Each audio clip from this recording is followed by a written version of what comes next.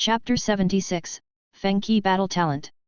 Is this what they call being born at someone else's finish line? Du Ji looked at Xiao He in the air and was speechless. This damn simulation field is really taking unfairness to the extreme. Xiao He's hair was white, and his clothes had already been torn apart due to the passage of time and the vibrations when he emerged from the ground. Perhaps because he had drunk so much blood, he didn't show any signs of aging. His muscles were sleek and shiny, like a sculpture carved by an artist, with just the right amount of excess and deficiency. At this moment, Xiao He landed lightly on the courtyard wall, completely exposed. He looked at Du Ji and the others arrogantly. Didn't expect this, did you? You calculated and schemed, but in the end, you made a wedding dress for me. I always thought that I would have to stay underground for half a year before giving you a surprise. Who would have known that you actually released me ahead of time? With over 100 years of accumulated power and unparalleled martial arts, what does it matter if I'm only in the top 10 of the simulation field? Let me tell you directly, my keyword is slaughter, and I am currently ranked last in the simulation field. He pursed his lips and swept his gaze over Du Ji and the others, but don't worry, soon that won't be the case. I will let you witness what it means to be unrivaled in the world, what it means to be the genius of this world. Then, he turned his gaze towards Du Ji. Let's start with you, the first in this simulation field. As he spoke, his figure flickered and a residual image flashed by. In the next instant, he was already standing in front of Du Ji, his speed not much slower than when Du Ji sprinted at full speed. Du Ji, the number one in attributes in the world. While others only saw Xiao He as a blur, Du Ji could clearly capture Xiao He's movements. The moment Xiao He arrived in front of him, Du Ji's golden glow sword had already been raised and stabbed towards Xiao He. Xiao He flicked the golden glow sword away with his fingers and then struck Du Ji's chest with a sudden palm strike. Bang! A tremendous force came, and Du Ji was sent flying 4 or 5 meters away, feeling a piercing pain in his chest. Feng Zhong and Wang San were also sent flying to the sides. Xiao He was somewhat surprised that he didn't kill Du Ji with that strike. Damn, it's only been a little over a month, how did your attributes increase so much? Du Ji looked at him without saying a word, urgently thinking of a countermeasure. Xiao He's speed was similar to his own, and with the boost of internal energy, his strength seemed to be slightly higher. But Xiao He's understanding of martial arts had reached a profound level, while Du Ji had hardly had any time to practice martial arts. The speed he relied on before was almost useless in the face of martial arts. So, the only way he could win might be to launch a sudden attack from behind, focusing on this skill. Your reaction is good, and your ability to withstand attacks is strong, but unfortunately, every move and action you make is full of flaws. Xiao He looked at Du Ji, grinned, and said, once I kill you, your attributes will be mine, and there will be no one in this simulation field who can match me. He reached out his hand. The long sword that had fallen in the courtyard earlier flew into his palm in an instant. Can you withstand my palm strike? Can you block my sword? Xiao Pingzhong and the others on the tower seemed to be dead, looking at Xiao He below without any reaction, and there was no sign of them releasing Wang San from his language restriction. It seemed like they were waiting for Feng Qi and Xiao He to fight each other to the death. You idiot! Du Ji looked at him and suddenly cursed. There are several people in the top 10 of the simulation field here, but you chose me, the strongest and hardest to kill. You should have killed them first, taken their attributes, and then come to kill me. Wouldn't that have been more certain? Who knows, you might even awaken an advanced skill or something.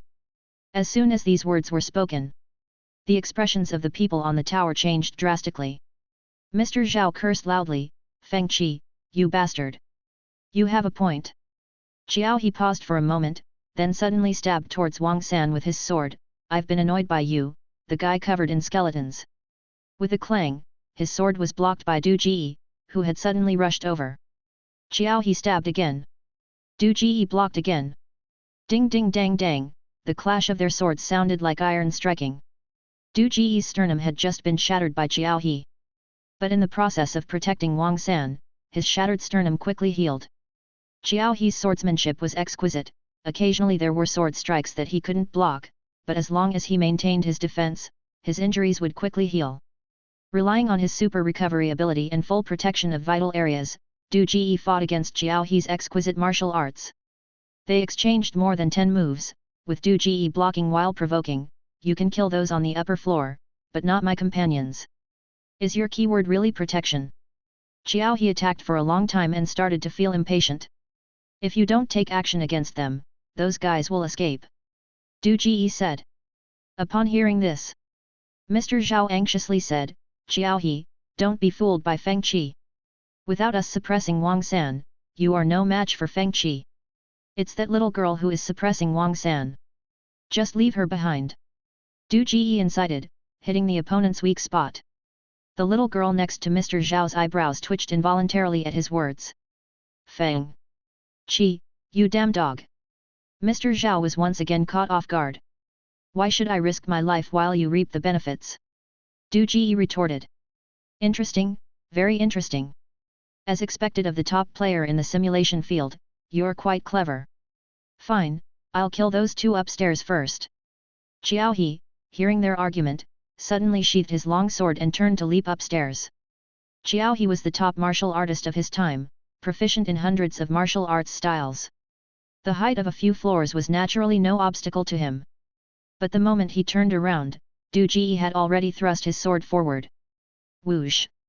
A sudden backstab, coupled with attribute bonuses and Xiao He's complete lack of defense. Du Ji's sword easily slid into his buttocks. With a scream of agony, Xiao He slapped backwards with his palm, sending Du Ji flying. Du Ji spat out blood, regretting that Xiao He had flown too fast. Otherwise, his sword would have pierced his heart. Even so, Xiao He was seriously injured, with a hole in his left buttock gushing blood. If Du Ji's sword had been a little more accurate, it would have pierced his anus. The intense pain made Xiao He's face twitch. He pressed a few points on his body to stop the bleeding, then turned back in fury and pounced on Du Ji again. Feng Qi, I want you dead.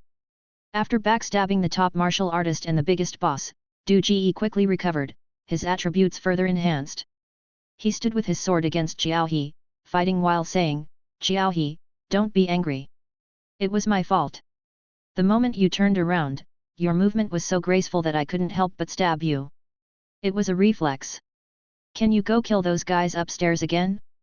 This time, I promise I won't stab you. I don't believe you. The furious Xiao He would not believe Du Ji's words. His sword danced so fast that it was impenetrable. In the blink of an eye, Du Ji's arms and legs were covered in wounds. Upstairs. Mr. Zhao and Xiao Pingzhong suddenly fell silent. Having had a close brush with death, they looked at Du Ji with complex expressions, especially Mr. Zhao. He hadn't expected Du Ji's provocation of Xiao He to be a calculated move. Thinking about it, if Xiao He really killed them, his attributes would skyrocket, and Feng Qi would be no match for him. Both emotionally and logically, Feng Qi couldn't let Xiao He succeed. Mr. Zhao, why don't we let Xiao Shui release Wang San? Xiao Pingzhong hesitated for a moment, then said, if Xiao He wasn't a candidate, it would be fine. But under the current circumstances, if Du Ji is killed by him and he inherits the top attributes of the simulation field, with double bonuses, we're done. Let's wait a bit longer. Mr. Zhao showed a hesitant expression. Xiao He, you can face me and kill them. You can even fly diagonally. My frontal attack isn't fast. If you kill them, the wound on your buttocks will heal. It hurts so much to fight like this. Du Ji heard their conversation and continued to provoke Xiao He, forcing Mr. Zhao to lift the ban on Wang San. Xiao He. Mr. Zhao. Xiao He was tempted. He was the last in the simulation field. And his attribute was indeed slaughter, but since he entered the simulation field, he had been hiding underground and hadn't even killed a chicken. He had no derived skills or keyword attributes, and his fight with Du Ji relied entirely on his martial arts and internal energy. But Xiao He was immortal, and no matter how high his martial arts were, it still hurt to be stabbed. If he could kill someone, not only would his injuries heal, but he could also inherit their attributes. It sounded tempting. Before Xiao He could act, Du Ji shouted again, Brother Zhao, Xiao He already knows how to get upstairs. Aren't you coming down yet? I can't protect you upstairs. If you don't come down, when they kill you, we'll run away. After Xiao He kills everyone else, we'll still be in the top 10 of the simulation field. One sentence. Mr. Zhao almost bit his teeth to pieces. This Feng Qi, why was he such a bastard? Some people were dead, but not completely dead. Chapter 77, No plan is left unconsidered. Qiao and Feng Qi were itching to hate each other. The keyword of this one is actually instigation. If it weren't for the fact that he couldn't take down Feng Qi, he really wanted to kill this hated guy first. Although he knew that Feng Qi was using him, Qiao had to admit that Feng Qi's reasoning was sound. Killing the people upstairs and controlling the silent girl was indeed his best solution. Mr. Zhao, should we seal Feng Qi's mouth again? Qiao Pingzhong, who had just decided to release the restriction on Wang San, changed his mind in an instant. He felt that Feng Qi's trash talk was stronger than his actual combat power. It's useless. Mr. Zhao shook his head. If we silence Feng Qi at this time, he will turn around and leave. Who can escape from Qiao's hands? What should we do then? Qiao Pingzhong asked. Go down. Seeing Qiao's attack slowing down, Mr. Zhao knew that they couldn't drag it out any longer. He gritted his teeth. If Feng Qi dares to attack us, we'll just die together with Qiao. We'll drag Feng Qi down with us. Qiao had originally planned to follow Feng Qi method and go up the tower to kill people, but when he heard this, he stopped. He felt fortunate that these people had 800 tricks up their sleeves. Otherwise, with his intelligence, he would probably be killed by them in this simulation field. No. He wouldn't even know how he died. If he had known earlier, he wouldn't have been so arrogant and exposed his keywords. But it's also good now. With the two groups fighting each other, he would always find a breakthrough. As long as he seized the opportunity to kill one person, the rest would be finished. Xiao Shuat, stay upstairs. Old Qiao and I will go down. Feng Qi, we'll help you kill Qiao and hope you keep your word. Mr. Zhao instructed the silent female contestant and signaled to Qiao Pingzhong. The two of them used their lightness skills and jumped down from the tower. In the instant they came down, Qiao retreated and faced Du Ji, immediately rushing towards them. The faces of several people changed drastically. Turn around! Du Ji shouted immediately. Qiao Pingzhong and the others didn't move. But Feng Zhong immediately understood Du Ji's meaning and quickly turned around, exposing his back to Du Ji. Swish! Du Ji instantly stuck to Feng Zhong's back, gently pushed him with a palm, and then used a sudden thrust to flash behind Qiao, stabbing at his back with a sword, aiming for his heart. Qiao was shocked and quickly gathered his energy, leaping up, but he still couldn't dodge Du Ji's sudden thrust. He screamed in pain as a hole was opened in his right buttock. After 2 consecutive backstabs, Du Ji's wounds caused by Qiao's sword were healed once again. After being hit in the buttocks twice, Qiao was going crazy. Why did this bastard have so many cheap tricks? Mr. Zhao and Qiao Pingzhong were dumbfounded and suddenly remembered Feng Qi's move of piercing through the corpse in the courtyard. They admired Feng Qi's talent for battle even more. Brothers, be more coordinated, move around. Du Ji's strategy worked, and he remained calm. Stick to the previous plan, kill Qiao and end the simulation field. Feng Zhong and Wang San were Du Ji's staunch supporters. Upon hearing this, they immediately started moving, circling around behind Qiao, acting as Du Ji's relay station. As long as Qiao rushed towards them, they would unhesitatingly expose their backs to Du Ji. With the help of the sudden thrust, Du Ji could appear behind them in time and block Qiao's attacks.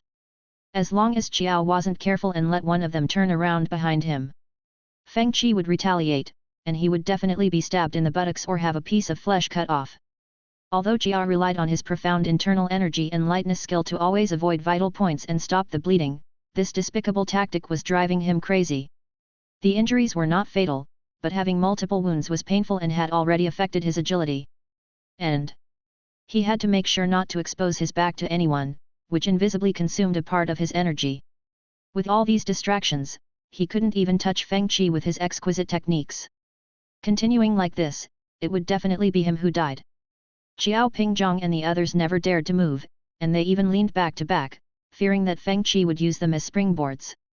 After all, they were different from Feng Zhong and Wang San. They were comrades, while they were enemies.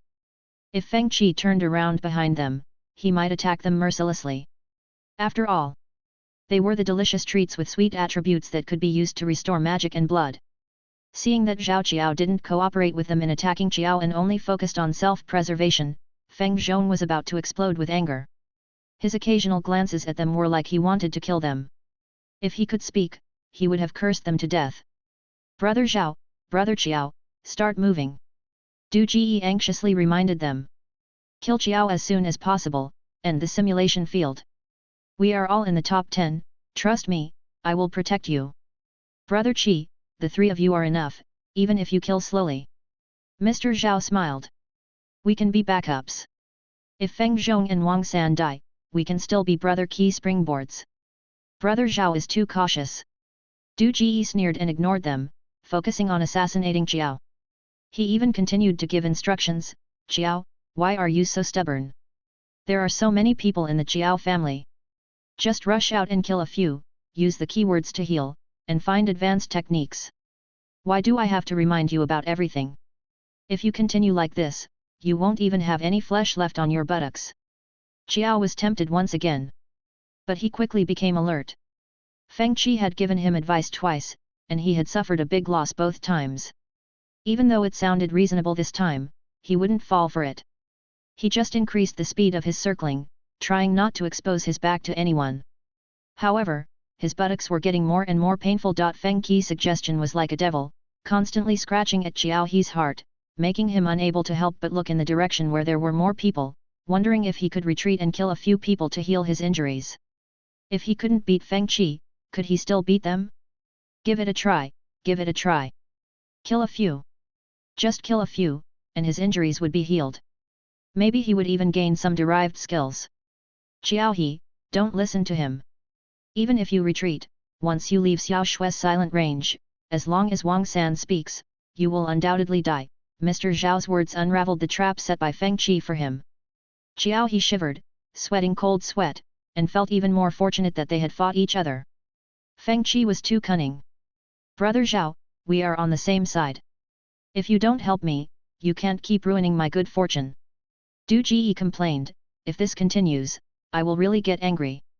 Brother Qi, I'm helping you. Brother Qi plan is too risky. If it backfires and Qiao He really kills someone, who among us can still defeat him? We will all be wiped out. Mr. Zhao said. Qiao He was confused again. Why did these guys have so many ulterior motives? Which statement was true?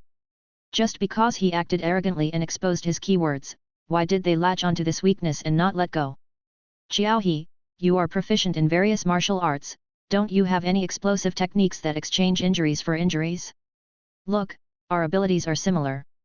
If you have an explosive martial art, you can endure injuries and assassinate one or two people. Even with multiple injuries, you can still recover. Why are you so stubborn? Fighting requires using your brain. Du Ji kindly suggested to Qiao He again. Feng Qi, have you gone crazy? Qiao Pingzhong was shocked. The Qiao family really has explosive martial arts that can increase power threefold. Mr. Zhao was also stunned. This time, he didn't know what Du Ji was planning. He frowned, could it be that his keyword was chaos, the more chaotic the stronger? After careful consideration, Qiao He also felt that Feng Qi's suggestion this time had no disadvantages for him. He hesitated for a moment and also used a strategy. Feng Qi, you are too excellent. If I really succeed, I won't kill you. There's no need for us to fight to the death. There are 10 spots in the top 10 of the simulation field. If we kill them, we can both be in the top 10. It's a deal. Du Ji readily agreed, but turned to Wang San and said, Saner, when Qiao He uses the explosive technique later, don't worry about anything else. Just run outside the range of Xiao Shui's silence. Wang San nodded without hesitation and turned to run outside. Feng Qi, you can't do this. You have tormented Qiao He so much, he won't let you off. Mr. Zhao and Qiao Pingzhong became anxious. It's too late, Yin Yang Infinite, explode. Qiao He grinned and suddenly reversed his meridians. His eyes instantly turned red, blood flowed from his 7 orifices, and he spat out a mouthful of blood, aiming at the running Wang San and grinned, no one can escape. At the moment Qiao He exploded, Du Ji's figure suddenly disappeared in front of Qiao He. Qiao He instinctively turned around, but all he saw was Feng Qi and Mr. Zhao face to face, with a sword in their hands, piercing through both Qiao Pingzhong and Old Zhao. Qiao He hesitated for a moment, then pounced on Wang San. Mr. Zhao didn't expect Du Ji to suddenly kill him. He looked down at the long sword that pierced through both of them, his eyes filled with disbelief. Front. Back, you didn't block it completely. Du Ji smiled, uttered a few words, and slid his long sword horizontally, pulling it out forcefully. He took away their lives and also took away all their tricks. With the fourth and fifth attributes of the simulation field, Du Ji's attributes soared again. Without hesitation, he threw several flying knives directly towards Xiao Shui, who was using silence on the tower. Xiao Shui might really not be good at fighting, or maybe she didn't expect the situation below to change so quickly, so she had no reaction when the flying knives came. One knife hit her right between the eyebrows. With innocent big eyes, she didn't understand what had happened until her death. Under the various hints from Du Ji and Mr. Zhao, Xiao He's subconscious had long planted the seed of killing Feng Qi and Wang San first. Seeing Du Ji going to kill Zhao Qiao, he hesitated for a moment and rushed towards Wang San, planning to kill Wang San first at the fastest speed, and then rush out to kill the others. Killing 3 of the top 10 in the simulation field, one of them was a genuine backstab. Du Ji's attributes further increased, and he aimed at Xiao He, launching a sudden backstab. In the moment when Xiao He's sword stabbed Wang San, Du Ji's stab hit Xiao He's back. Sensing that something was wrong, Xiao He instinctively jumped up, intending to sacrifice his butt again to save his life. But he didn't expect that Du Ji's stab this time hit his back. With a jump, the sharp golden sword from chest to hip almost split him in half. Blood splattered. With a thud, Xiao He fell to the ground. Before he died, he looked at Du Ji, his eyes full of confusion. He tried to raise his hand and gave Du Ji a thumbs up, then fell heavily. Then, right before Du Ji's eyes, Xiao He's body instantly withered and turned into a mummy-like state. At the same time, the personal information in front of Du Ji flickered for a moment. He opened his interface, where a line of bold text clearly displayed, "Main mission completed, simulation field closed, current candidate, ranked first." At this moment, Ying Long, who had been riding hard towards the Qiao family all night, abruptly pulled on the reins. He opened his personal information interface, looked at his rank of 13, and let out a desperate howl. His figure then dissipated, leaving the simulation field with a face full of unwillingness. Of course, there were also 3 lucky ones who were added as replacements. Looking at the interface, they saw that they had suddenly entered the top 10. They laughed heartily as they exited the simulation field. Chapter 78, Return to Reality. At the moment when the simulation field ended, Du Ji felt a strong suction as if the world was spinning around him. When he regained his senses and opened his eyes again, his personal interface disappeared. Before him was a crystal clear water surface. He was submerged in the water without any protective measures. However, his breathing was smooth, just like in the air, without any discomfort. It was warm and comfortable. On the water surface, a technologically advanced hatch slowly lifted, accompanied by a repetitive mechanical sound. "Assessment completed, please leave the simulation pod. Assessment completed, please leave the simulation pod." Indeed, he did not return to his body on Earth. Ignoring the mechanical voice, Du Ji lay in the assessment pod, contemplating the future. At this moment, he didn't know whether to rejoice or be sad. After experiencing such a wonderful life in the simulation field, to be honest, he would definitely be unwilling to return to Earth. But facing an unknown world, he felt a bit uneasy in his heart. This is true time travel. The sad part is that he also does not have the memories of the host in this world. However, Du Ji quickly calmed down. He had worked so hard to compete in the simulation field, just for this moment, right? Since he was already prepared, what is there to worry about? Just face it bravely. In a situation where he knows nothing, if he can achieve first place in the simulation field, why fear the real world? With a stable mindset, Du Ji sat up and began to observe the surrounding environment. The scene of the assessment field was clear at a glance. There were at least hundreds of assessment pods, most of which were empty. There were only 3 people, including him, who had just sat up from the assessment pods. The 3 people were of similar age, appearing to be around 17 or 18 years old. At this moment, the 3 young faces wore the same expression, a mix of disappointment and anger. Du Ji didn't need to guess. They should all be eliminated contestants, none of them made it to the top 10. No, those empty assessment pods should all be eliminated by himself. Gulp. Du Ji swallowed lightly and thought to himself, the first place should have some protection measures from the school, right? Everyone is competing for rankings. If you were eliminated, it's your own fault. You shouldn't blame him. However, the opponents turned out to be a group of 17 or 18-year-old kids. This discovery made Du Ji suddenly feel a bit unsportsmanlike.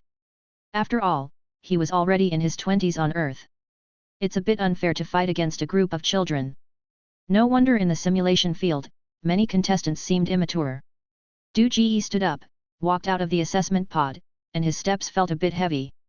He had gotten used to the keen senses and strength in the simulation field. Returning to his real-world body, he felt a bit uncomfortable. But purely comparing physical fitness, this body should be much better than his Earth body. It should be regularly exercised. Suddenly, Du Ji froze. No. Why could he see all the scenes in the assessment field? Du Ji subconsciously touched his face. Both eyes were in front, and his features were normal, exactly the same as an Earthling. There was hair on the back of his head, and no extra eyes. There's an eye on the back of his head. He brought the skills from the simulation field to the real world. What about self-sacrifice? What about the sudden stab from behind? Did they also come along? Could others also bring the skills from the simulation field to the real world? A series of questions rushed into Du Ji's mind, and he didn't dare to make a hasty decision. After all, this is a world he completely doesn't understand. Creating such a realistic virtual world in the simulation field has already surpassed Earth's technology. It's not impossible to bring skills from the simulation field to the real world. What if the simulation field is not only used for assessments but also for learning? Let's go, Du Ji, stop daydreaming. We're back in reality. The simulation field is over, we're done. The three people came to Du Ji's side, and one of them lightly patted his shoulder. There's nothing to be sad about. We, the students from the civilian academy, have always been cannon fodder. We can't compete with those elites from the prestigious academy. Just accept it. Indeed, they were from the civilian academy. Du Ji sighed inwardly and followed them out, pretending to look lost. In the real world, he couldn't be so conspicuous. He had to be cautious. The school must have his personal information, so he could check it later and deal with this group of ignorant classmates. It's all Feng Qi's fault. He flipped the table at the beginning. Who plays like that? It's impossible to enjoy a few more days in the simulation field. He's so annoying. A female classmate muttered and complained, you guys don't know, in Liuyang City, I saw Feng Qi stab the glutton to death with that sword. He chased after it and stabbed it all the way, targeting that spot. It was so brutal. At that time, I decided to just stay in the simulation field, eating and drinking, waiting for the time to end. But before a month had passed, I was kicked out. I didn't even get to enjoy the osmanthus cakes. Why was Feng Qi in such a hurry to end it? He could have let us play for a couple more months. Du Ji glanced at the girl, secretly thinking that there was still a contestant hidden in Liuyang City. Feng Zhong's announcement didn't draw her out, what a failure. It might not have been Feng Qi who ended the simulation field. This time, the simulation field ended too quickly, the rankings weren't even displayed. Feng Qi is so flamboyant, he would definitely be targeted by others when fighting the boss. The winner might not be him. The boy who had been silent all along said sourly. Do you have any idea how powerful Feng Qi is? Qi Rui said. The scene of Feng Qi stabbing glutton in Liuyang City had obviously left a deep impression on her. In less than a month, he conquered such a large territory. Can you do that? I bet you that Feng Qi will be the first this time. Do you dare to bet with me? Why would I bet with you on this? I'm not the first. The boy seemed unfamiliar with the others, he sneered and walked past them. You guys chat, I'm going back to the dormitory first. Qi Rui, were you in Liuyang City at that time? The boy who had started the conversation turned to the girl excitedly, pushing Du Ji aside and moving closer. Tell me about Feng Qi. I was in Beitong City, I just heard about Feng Qi and the Qiao family when the simulation field suddenly ended. I was completely in the dark, I didn't know anything. What's there to say, go watch the replay. The teacher will definitely focus on Feng Qi. Qi Rui said irritably, in less than a month, we were kicked out of the simulation field. We must be the most miserable batch of candidates. By the way, Guo Yang, what's your keyword? There's a replay? This time, I'm really going to be famous. Suddenly, Du Ji felt a twinge in his back teeth, but the two were so engrossed in their conversation that they didn't notice his discomfort. Cultured. Guo Yang said awkwardly, an external keyword, the growth rate is extremely low. What about you? Drag. Qirui said angrily, a super trash keyword. At least you can grow, where can I grow? If only Feng Qi hadn't found me. If he knew my keyword, I would have been the first one to be eliminated. That's really trash. Guo Yang stifled a laugh, then turned to Du Ji and asked, Du Ji, what's your keyword? Du Ji gave an awkward smile and said, if I tell you my keyword is maintenance, would you believe me? Guo Yang was stunned, maintenance? Are you Feng Qi? If he's Feng Qi, I could bite off a piece of the examination cabin. Qirui stubbornly defended the image of Feng Qi in her heart. Feng Qi is so fierce, even if you think with your heel, his keyword couldn't possibly be maintenance. She looked at Du Ji and shook her head, poor guy, your keyword was used by Feng Qi, but you didn't even make a splash. Du Ji just smiled and didn't say anything. At this moment, he suddenly felt that the world was quite harmonious, not as bad as he had imagined. Chapter 79, seems like becoming a public enemy. They're out, they're all out. No need to think, they must have been completely defeated. In less than a month, the simulation field is over. It should have set a record. It's all Feng Qi fault. Who knew he would flip the table? Once the keywords were exposed, no one could play anymore. After leaving the assessment field, a group of people surrounded them outside, pointing and discussing the early end of the simulation field and Feng Qi flipping the table. It was clear that everyone was full of resentment towards Feng Qi flipping the table. Being criticized by everyone, it ended without any result. Du Ji involuntarily shrank his neck, feeling a chill on his back. Du Ji, over here. A roundhead saw Du Ji and excitedly ran towards him, punching him on the shoulder. You did well, lasting until the end. Tell me, where were you hiding? You have no idea how exciting the final battle was. Mr. Zhao set a trap for Feng Qi, and even the final boss was a player's body possession. It was a thrilling power struggle. Guess if Feng Qi managed to get first place. He did. Du Ji said. He looked around at the environment. It seemed like an ordinary school here. There were students of similar ages wearing neat school uniforms. The school uniform had the name of number 42 middle school printed on it. The blue sky, white clouds, and green trees provided no indication of an apocalyptic world. The construction materials of the buildings seemed to be bricks and stones, giving no hint of advanced technology. You guessed right. The roundhead snapped his fingers and put his arm around Du Ji's shoulder. We can only watch the replay tomorrow. Do you want me to tell you about the final battle process? Sure, let's talk in the dorm. There are too many people here. Du Ji smiled and naturally gathered information. He needed to understand Du Ji's social network at least. All right, I'll tell you as we walk. The roundhead said. By the way, what's your keyword? Maintenance. Du Ji said. No way. The roundhead widened his eyes and then laughed. Well, Feng Qi is so fierce. There's no way the keyword could be maintenance. But you're really unlucky, actually colliding with Feng Qi keyword. No one believed that he was Feng Qi. It seemed that the original owner of the body didn't have good grades. With such outstanding results suddenly, would it raise suspicion? Du Ji pondered to himself. What about you? What's your keyword? Vengeance for every grievance. The roundhead said. Not bad, Longzi. Du Ji was stunned for a moment and asked, with such a cool keyword, how did you get eliminated? The person I possessed was a weakling who was constantly bullied in a small mountain village. His health was not good, and he had a weak personality. Anyone could step on him. He couldn't take it anymore and jumped into the river, but someone saved him. However, he developed a high fever and was on the verge of death. The roundhead shook his head and sighed. What a great start! The whole village was the enemy. With the help of the keyword, I could have taken revenge one by one and grown rapidly. But then Feng Qi flipped the table, exposing all the candidates' details. And I happened to fit the conditions he mentioned, so the villagers discovered me, and I was eliminated. It's really an undeserved disaster. Another person offended. Du Ji muttered in his heart. What about you? How were you eliminated? The roundhead asked. I wasn't eliminated. Du Ji said. Almost forgot, you only came out after the simulation field ended. The roundhead laughed. You're stronger than me. At least you enjoyed a few more days inside the simulation field. Who did you possess? A companion from a small family.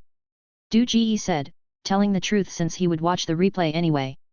Having the identity of a maintenance worker and a companion is not bad for a start. No wonder you managed to survive until the end. The roundhead didn't associate Du Ji with Feng Qi at all. As they spoke, the two arrived at the dormitory. Du Ji looked at the door number 106.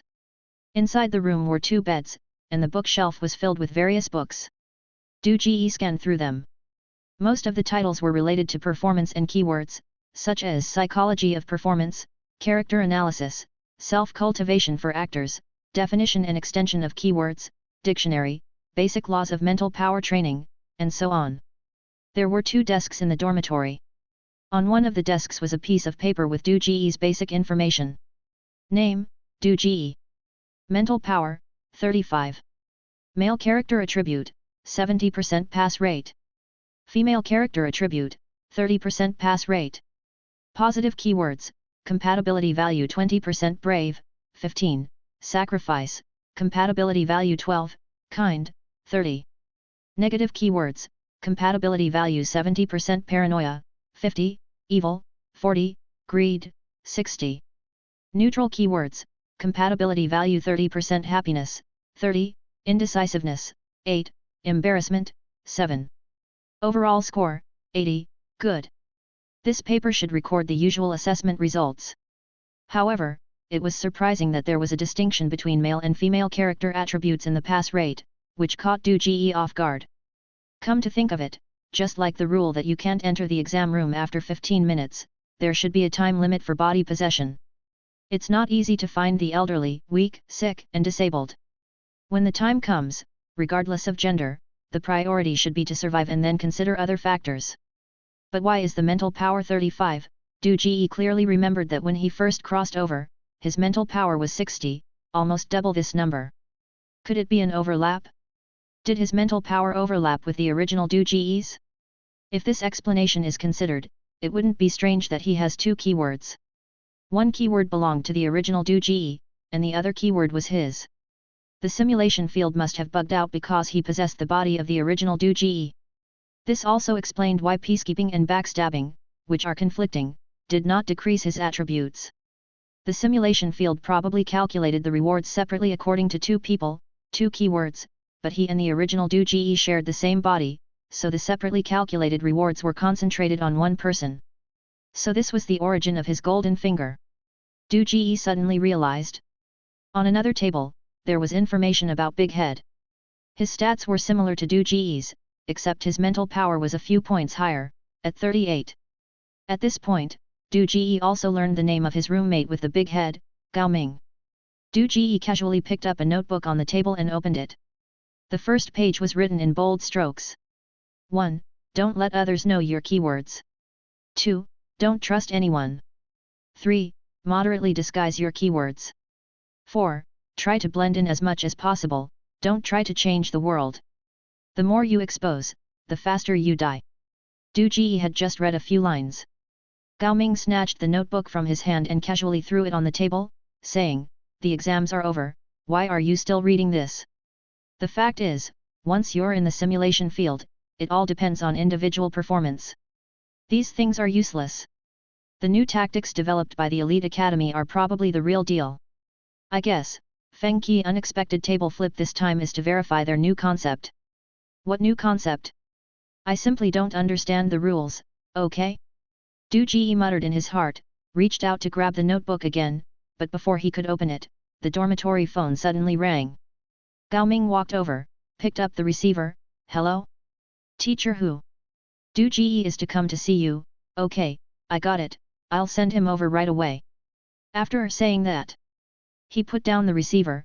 "Old Du, Tiger wants you to go see him, about the grand finale, we'll talk when you come back." "Who the hell is Teacher Hu?" Du Ji was stunned for a moment, looked at Gao Ming, and said, "Gao Ming, come with me. Tiger asked for you, not me, I don't want to see Tiger's stinky face." Gao Ming climbed onto the bed, impatiently said, "The whole class has been eliminated, he has been nagging for several days, I guess this time he wants to ask about your situation in the simulation field." Du Ji said, "Old Gao, this time might be different, I'm a bit nervous." "Why are you nervous? He's not a real tiger." Gao Ming said, "At most he'll nag you a bit." "Gao Ming, I am really Feng Qi." Du Ji said seriously, "This time I might have messed up." Thump. Gao Ming fell off the bed. Chapter 80, Simulation. How did SS die? Gao Ming asked as he got up from the ground. "I used the explosive seed to lure him, led him to chase after Wang San, and then took the opportunity to harvest Mr. Zhao and Xiao Ping Zhang. I used the surgeon attributes to split him in half from behind," Du Ji explained concisely. "What the hell? Feng Qi, it was really you?" Gao Ming exclaimed in shock. "No doubt about it," Du Ji nodded. "You bastard, you ruined my simulation career," Gao Ming shouted angrily, rushing towards Du Ji and grabbing his neck, shaking him back and forth. "Was it easy for us? We've been eating synthesized food for 18 years, and finally had the chance to enjoy the simulation field for a few days. But as soon as we entered, you kicked us out, return my simulation field." "Stop it," Du Ji pushed away Gao Ming's hand. "I didn't expect it to escalate that much either.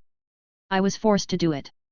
I was ambushed right from the start, without even the host's memories.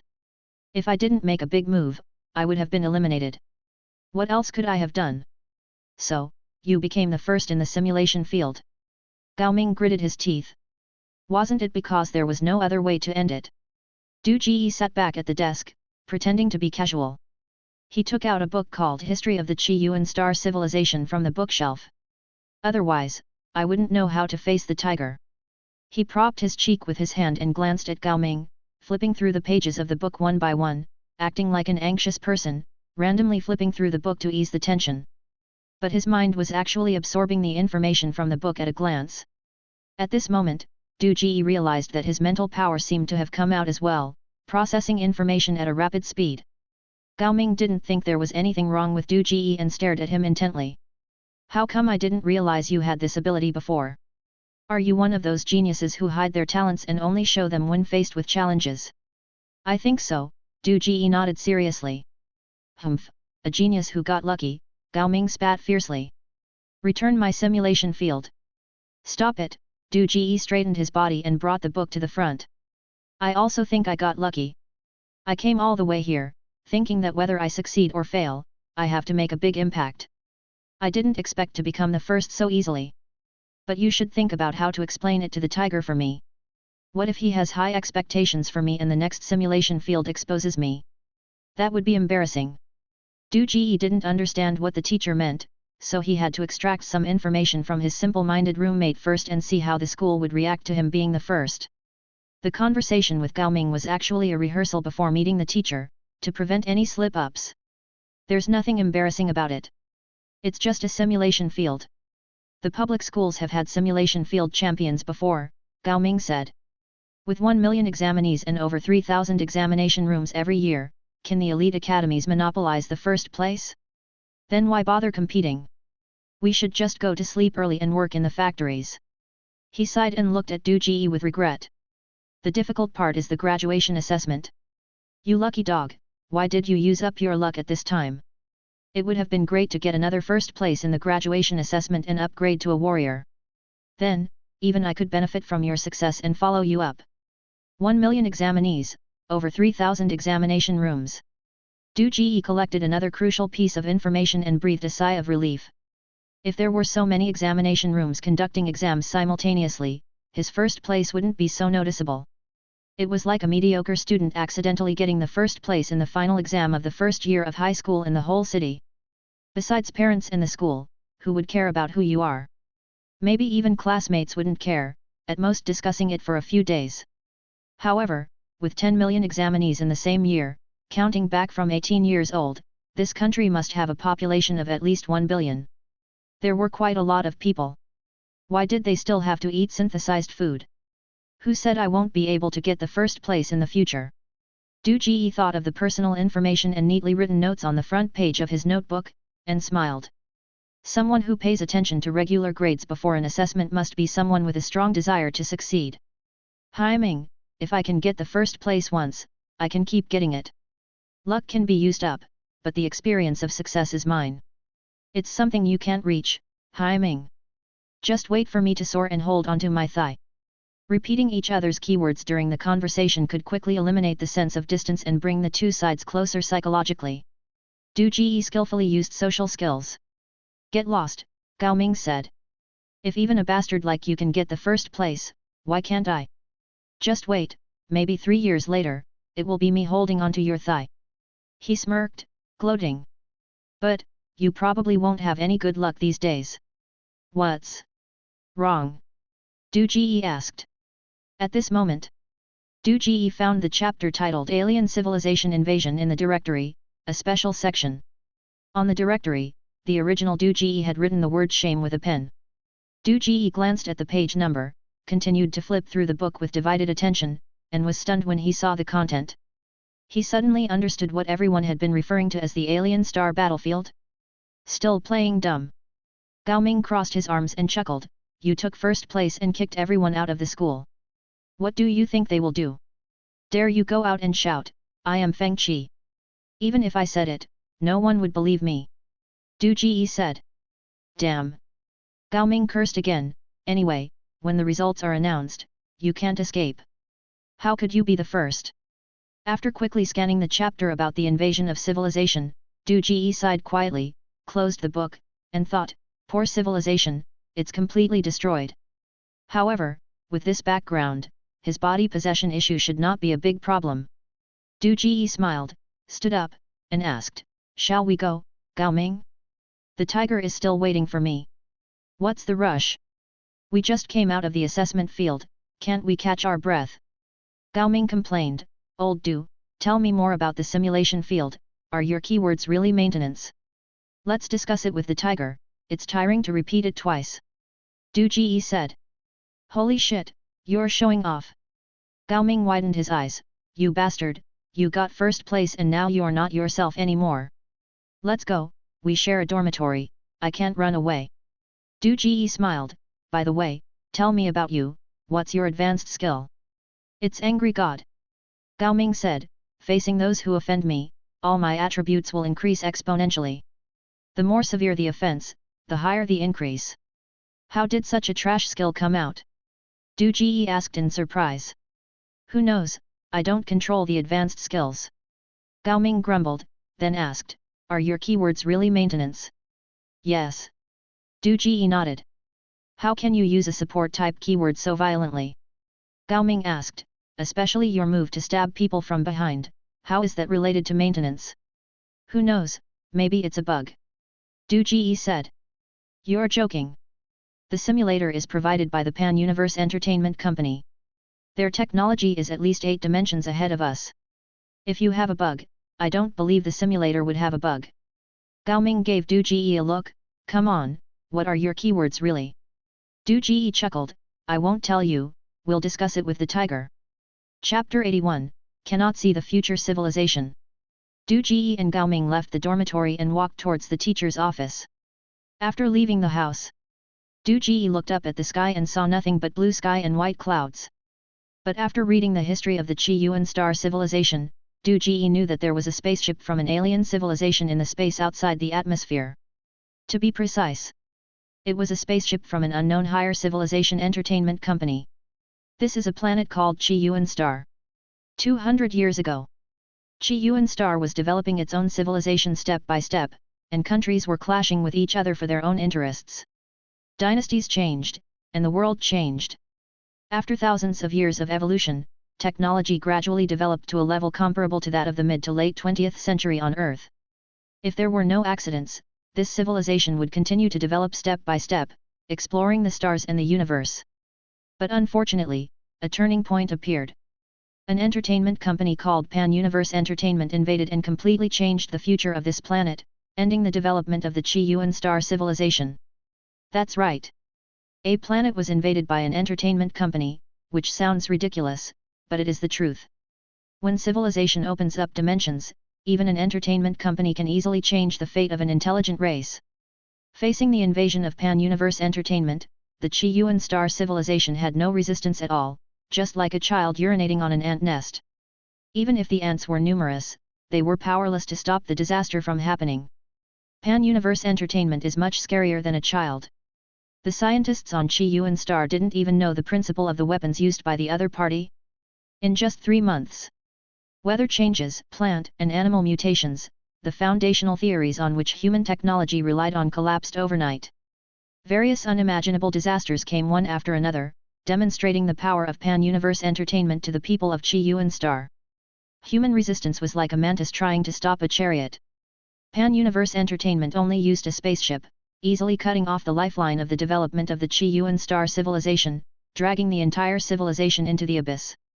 Civilization stagnated. The technology of the Chi-Yuan star civilization had not developed to the point of exploring the universe beyond the planet.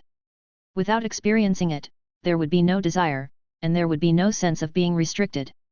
The biggest dilemma faced by the people was the toxins produced by the mutations of plants and animals, which led to the extinction of human food. The crisis came suddenly. At that time, the world's reserves of food could not last for a year. Food is the paramount necessity of the people. Losing food, the tragedy of racial extinction unfolded in an instant. Of course, the lofty pan-universe entertainment also provided a solution. Chi-Yuan star only needed to send people to participate in the annual Alien Star Battlefield game organized by Pan-Universe Entertainment, compete with other worlds in the game, and achieve a good ranking to obtain resource rewards. The resource rewards include non-toxic grains, meat, and so on. Agreeing to this condition meant that the entire world became a plaything of the higher civilization, becoming slaves to please others in the arena. Not agreeing meant the extinction of the entire civilization in hunger. There seemed to be no choice. Faced with the insulting oppression of a higher civilization, the Chi-Yuan star couldn't even resist. The most powerful weapon on the planet couldn't even destroy the protective shield of the spaceship of Pan-Universe Entertainment outside the atmosphere. Even if they really won, it would be useless. It wouldn't solve the problem of food. With the food on the planet exhausted, they would still face the extinction of civilization.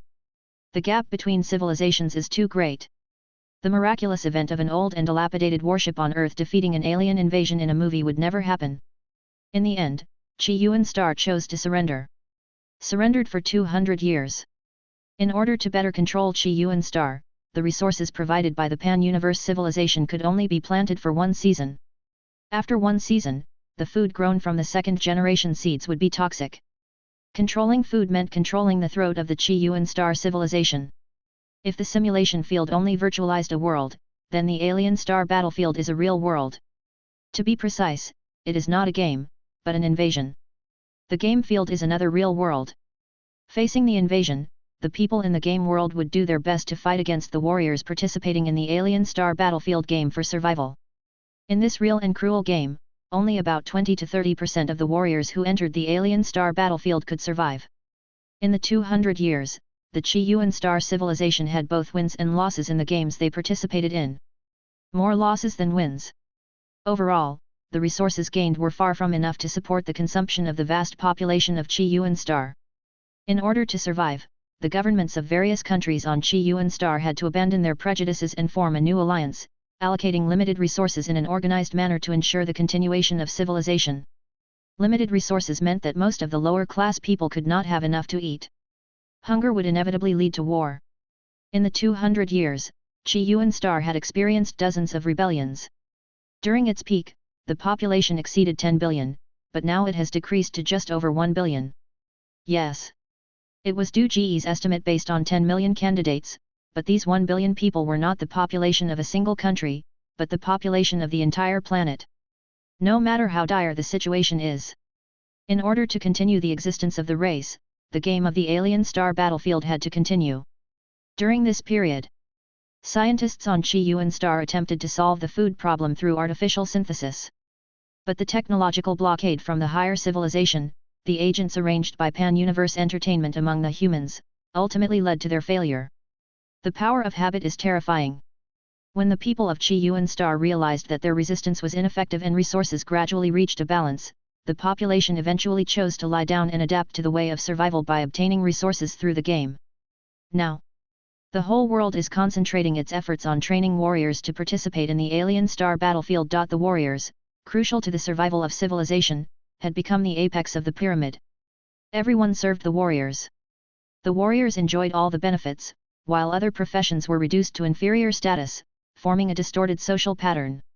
What the warriors needed to master most for the alien star battlefield was not combat skills, not magic, not leadership, but the keywords that Du Ji had used in the simulation field. In such a world without a future, the warriors participating in the alien star battlefield were the hope for the continuation of civilization. Therefore, Du Ji was sure that even if the secret of his 2 keywords was discovered, there wouldn't be any major problems. He might even be treated as a trump card, given special training, and fight for the entire race. But Du Ji was somewhat conflicted at this moment. Because the alien star battlefield was different from the simulation field. In the simulation field, the worst case scenario was elimination, but in the alien star battlefield, people could really die. Death could come from a failed body possession, or being killed by others. The only chance of survival was to win the alien star battlefield, or to hold on till the end. However, no one would hold on till the end, because that would mean a year-long resource cut off for the planet, which would really cause deaths. If one managed to survive and return, the military court of Chi Yuan Star would still sentence them to death. The fate of the warriors, who were the privileged class, was already so cruel, let alone the fate of the civilians. Time was limited. Du Ji had learned so much, but it was enough to make him feel troubled. This damn world was not beautiful at all. Why did he have to cross into such a world? If he could choose, he would rather cross into that pan-universe entertainment company above his head, be on a spaceship, and be a supreme ruler. Lost in his thoughts, Du Ji and Gao Ming arrived at the teacher's office. At the office door, 2 or 3 people were standing guard. The moment Du Ji and Gao Ming appeared, a middle-aged man with glasses immediately came up, grabbed Du Ji's arm, and said with a smile, "Du Ji, you're finally here. Come, follow me quickly.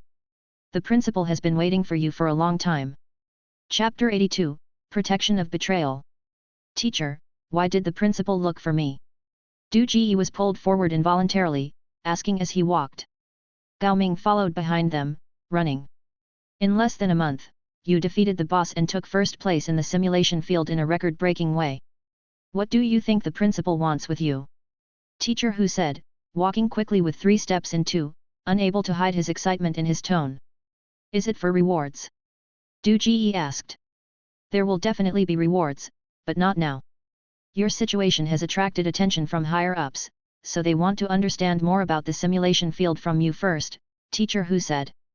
"Oh," Du Ji responded and asked again, "Teacher, if I break the record, is it possible for me to become a warrior and go to the alien star battlefield earlier?"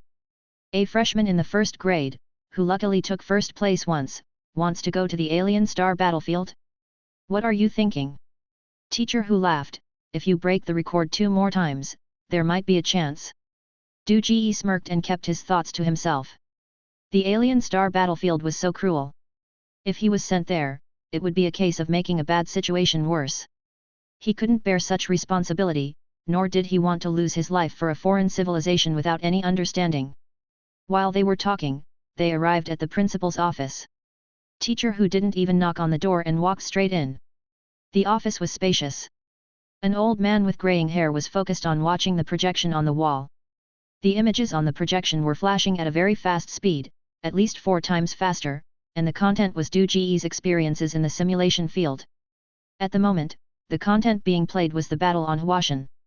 The principal looked at Feng Qi's swift attacks in the video and didn't seem as excited as Teacher Hu. Instead, his brows furrowed, and he had a serious expression. Seeing the group enter, he pointed to the chairs over there. "Sit first, I'll finish watching before I say anything." Teacher Hu nodded, motioned for Du Ji and Gao Ming to sit down, and watched the playback together. Gao Ming had withdrawn before the battle on Huashan, so he had already seen this content. But when he found out that one of them was his roommate, watching it again felt different. He secretly gestured to Du Ji and gave him a thumbs up. As soon as Du Ji entered the room, he took a quick look around the office. In an instant when he approached the principal's desk, he had already seen the contents of the documents placed on the table. They were his usual grades and an exam form with his name, number, spiritual power value, and his ranking, among other things. There was only one keyword in the column maintenance, with no derived skills. There was no betrayal. Du Ji breathed a sigh of relief. It was just as he had guessed. Pan-Universe Entertainment did not have access to view the data of the simulation field on Chi Yuan Star. This situation was normal. It was like selecting a group of ants from an ant nest, putting them in a paper box, and letting them fight. It was impossible to tell the detailed data of each ant to the ant kingdom, even the folding principle of the paper box wouldn't be told to them because it was unnecessary. This was a civilization that looked down upon others beyond class and didn't require respect. When it came to trivial matters, the principal would increase the playback speed until Ge defeated the boss and ended the simulation field. Only then did he press the pause button and give his evaluation, taking advantage of opportunities. Teacher Hu's smile froze on his face. Principal, what did you say? The principal glanced at Ge and said, I said taking advantage of opportunities, using unorthodox methods. Gao Ming widened his eyes and said defiantly, Principal, Ge took first place. How can you say that about him? Ge, on the other hand, didn't care at all. After understanding the operating mechanism of this world, he no longer wanted to stand out. The principal's evaluation was exactly what he wanted. Life is short, so just find ways to enjoy it. There's no need to rush into battle, especially when he had no emotional attachment to this world. Did I say something wrong? The principal said, Teacher Hu, you supervised the whole process and watched his entire performance. Let me ask you, as soon as he came up, he overturned the table and forced everyone to take sides, almost making enemies with the world. Do you not know the consequences of such actions when going to the alien star battlefield? Teacher Hu opened his mouth but couldn't say anything. Why have we always emphasized not to expose our keywords and not to try to change the world? The principal tapped the table with his pen, because that is the experience countless predecessors have summarized with their lives. What makes you think you have entered a certain kind of world? Yes, this simulation field is just a simple martial arts world. Perhaps you can temporarily rely on your skyrocketing attributes, fight quickly, and grow to the pinnacle of the world at the fastest speed, not giving others time to develop and ultimately win. But what if you enter a world of immortals? Or the heavenly demon? Once the whole world becomes hostile and everyone comes out to exterminate demons and devils, do you still want to grow? Moreover, by flipping the table, you've pushed everyone to the opposing side. Not only do you have to deal with the indigenous world, but also the onslaught from other competitors. You've made the world your enemy. You should know that once you enter the alien star battlefield, you carry the fate of an entire race. I ask you, who would feel safe letting such a person onto the alien star battlefield? Was I wrong to say he was opportunistic? Who knows what kind of rules you guys have? Besides, the world of immortals has its own way of fighting. Who would be so stupid as to use the same strategy for everything? Ge muttered under his breath, stood up, and defended himself with a dejected look on his face. Principal, you're right. At that time, I was cornered by Fengju. His skill is glutton, and I couldn't grow as fast as him. The thought of possibly being eliminated by him made me act impulsively. I didn't expect my attributes to increase so quickly, and once I tasted the sweetness of it, I couldn't stop. To be honest, I was quite surprised when I ended up in first place. It's good that you recognize your mistakes. The principal was pleased with Ge's sincere apology and nodded. I watched your entire assessment. You have many shining points. You're quick-witted, good at controlling the situation, and excellent at understanding human nature. Moreover, your understanding of the keywords is very thorough, and your thinking is clear. From protecting yourself, to your family, to your beliefs, many people can't do this. He paused, then said, Ge, I understand that young people are proud and arrogant. Don't take it personally when I point out your shortcomings. It's for your own good. Correct your faults, play to your strengths, and you have every chance of becoming an excellent warrior. Thank you, Principal. I know I was lucky this time, I won't do it again. Ge scratched his head and said sheepishly. Haha. The principal shook his head and laughed. Regardless, you've broken the record in the simulation field, bringing glory to our 42nd middle school. You won't miss out on any rewards or treatment you deserve. Thank you, Principal. Ge's eyes lit up, and he thanked him again, trying his best to act like a boy who had just received praise from an elder. Ge, there's no need to be so formal, sit. The principal gestured for him to sit down. Rewards aside, we still have to follow the procedure. The main reason I called you here today is to clarify what kind of advanced skills you developed in the simulation field. Now, the higher-ups are very interested in this issue. The fact that you turned a defensive keyword into an offensive skill has special reference value. Principal, I developed 2 advanced skills. Du Ji leaned forward, straightened his back, and said, the first one is sacrifice for justice, which I developed when I was feeding Fengju my blood. Anyone I protect will have their guard against me lowered by 30%. That's normal. The principal wrote down the name and effect of the skill on Du Ji's file. Without this skill, you wouldn't have been able to persuade so many people. What's the next skill?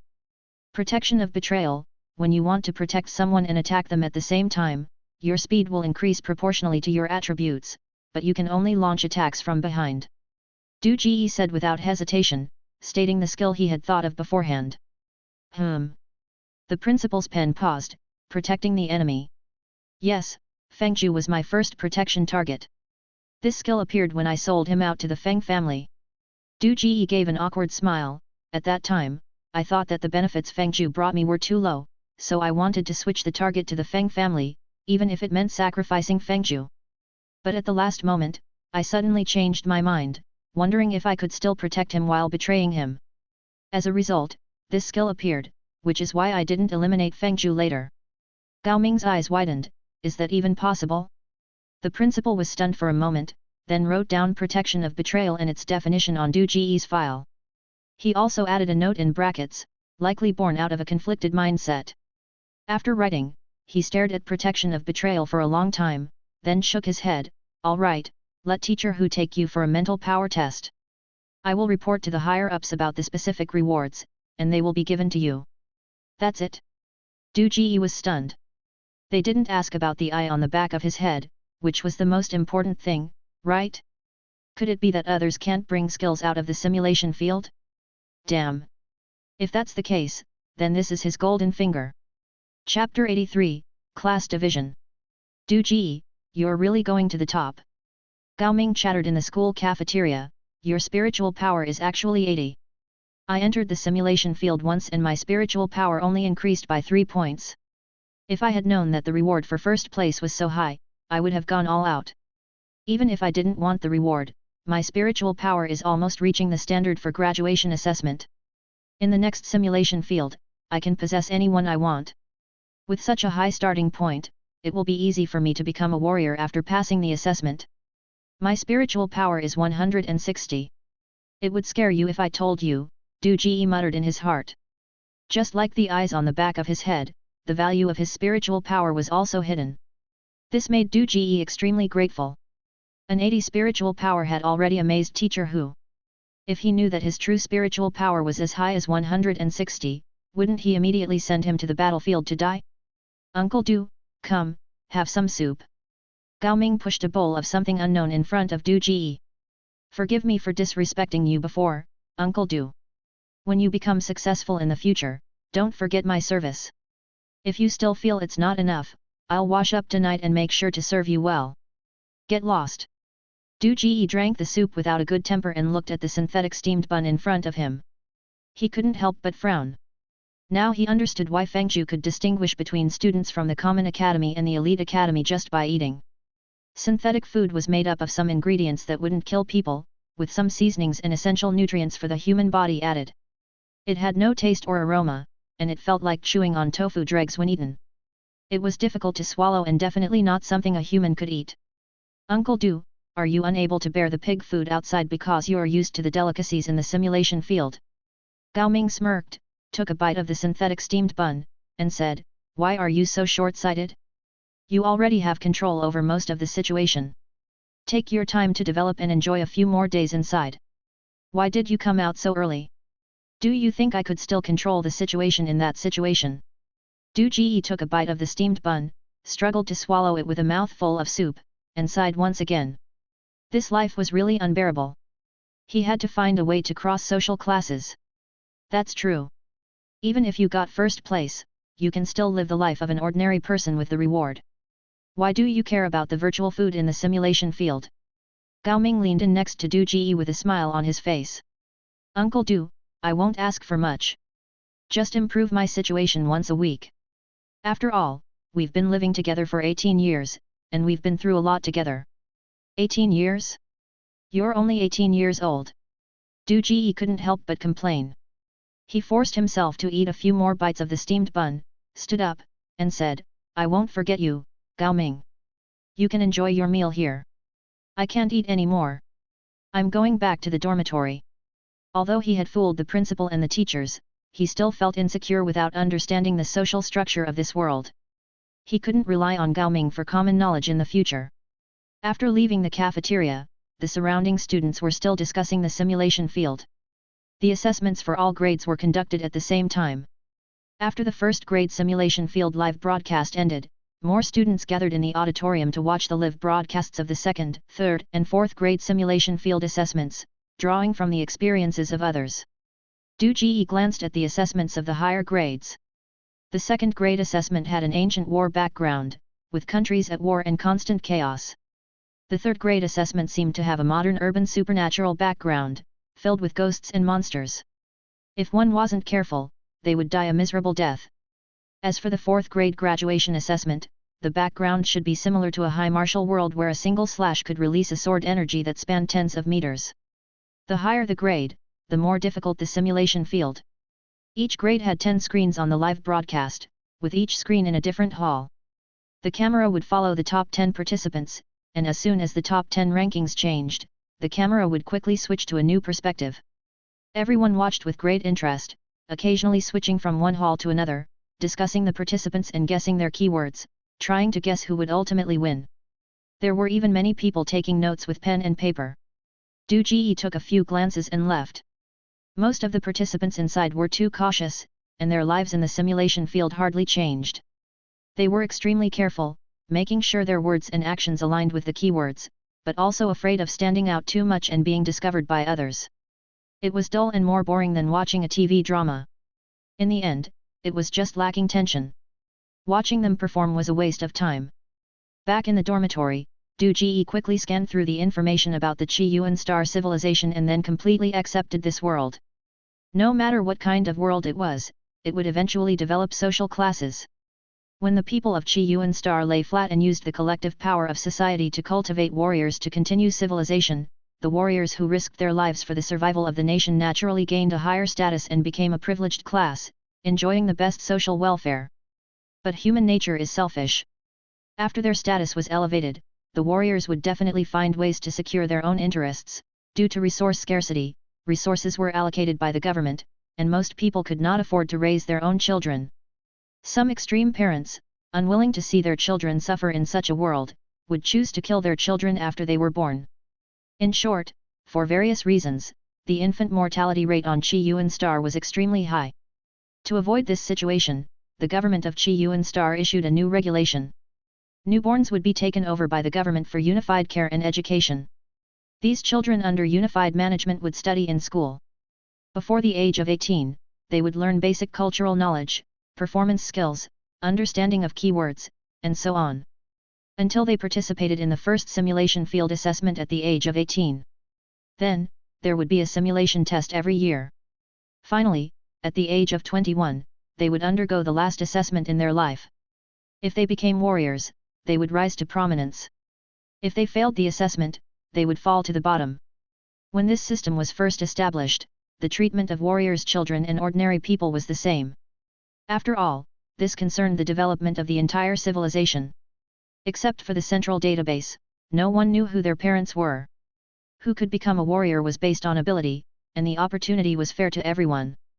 But 100 years ago, Hua Guiyun led the team from Qi Yuan Star to win the championship for 3 consecutive years, winning a large amount of resources for the world. Relying on his own achievements, the super warrior Hua Guiyun proposed the Bill of Excellent Genes to the winning rate of Alien Star Battlefield. The main content of the bill was about the different cultivation of the offspring of warriors and civilians. Hua Guiyun believed that the excellent genes of warriors were more likely to produce excellent offspring than ordinary people, and warriors would be more dedicated when cultivating their own offspring. Letting warriors cultivate their own offspring could potentially produce more elites. An increase in elites meant a higher probability of victory on the alien star battlefield, which would help to obtain more resources, be more beneficial to the continuation of human civilization, and could even feed more people. As soon as this bill was proposed, it immediately received the response and support of the majority of the warrior class. Among ordinary people, there were wise men who opposed privilege, but their voices were insignificant at the bottom of society. Moreover, during the 3 years of Hwagu Yun's victory, the lower class people had filled their stomachs unprecedentedly, which was a solid achievement. Ordinary people who were hungry all day were already satisfied with a full meal, let alone, they didn't even know who their children were. They were already at the bottom, and they didn't even know who to fight for rights. So, the proposal was quickly passed. From then on, the children of warriors enjoyed privileges. They could be raised by their biological parents and could enter elite academies with stronger teaching staff. From then on, warriors had their own family system, completely separating them from civilians. Having a family meant maintenance and inheritance. The older generation of warriors, in order to ensure that their status was not replaced by the new generation of warriors, mobilized a large amount of resources to favor the elite academies. Family inheritance and better education led to the emergence of elites in elite academies, occupying most of the places in the alien star battlefield. However, in order to give the lower class people a glimmer of hope, the Chi-Yuan Star government retained the civilian academy, ostensibly to give everyone a fair chance to compete. The government-run civilian academy, no matter what, could not compare with the elite academy. In academies like the one Du Ji attended, it was already a cause for school-wide celebration if 3 or 4 students passed the assessment and entered the warrior system in one class. The fate of most students would be to fall to the bottom after graduation, like cattle and horses, dedicating their strength to the operation of the world. Therefore, the 4 simulation tests after the age of 18 were referred to by the students of the civilian academy as the last welfare of life, to be enjoyed if possible. Of course, more students still held the illusion of becoming warriors, hoping to stand out in the simulation field. After all, this was their only chance to turn their lives around and change their fate. Chapter 84, True or False Feng Zhong. Good news. No parents, no worries about family issues. Bad news. This is a completely distorted world, where the elite class monopolizes resource allocation. No wonder the students from the civilian academy resent the students from the elite academy so much. Du Ji closed the history of the Chi-Yuan Star civilization and sighed deeply. It seems that in order to live well in this world, one must become a warrior. Once you become a civilian, there will be no hope for advancement. In the entire Chi-Yuan Star, there are about 30,000 reserve soldiers selected each year.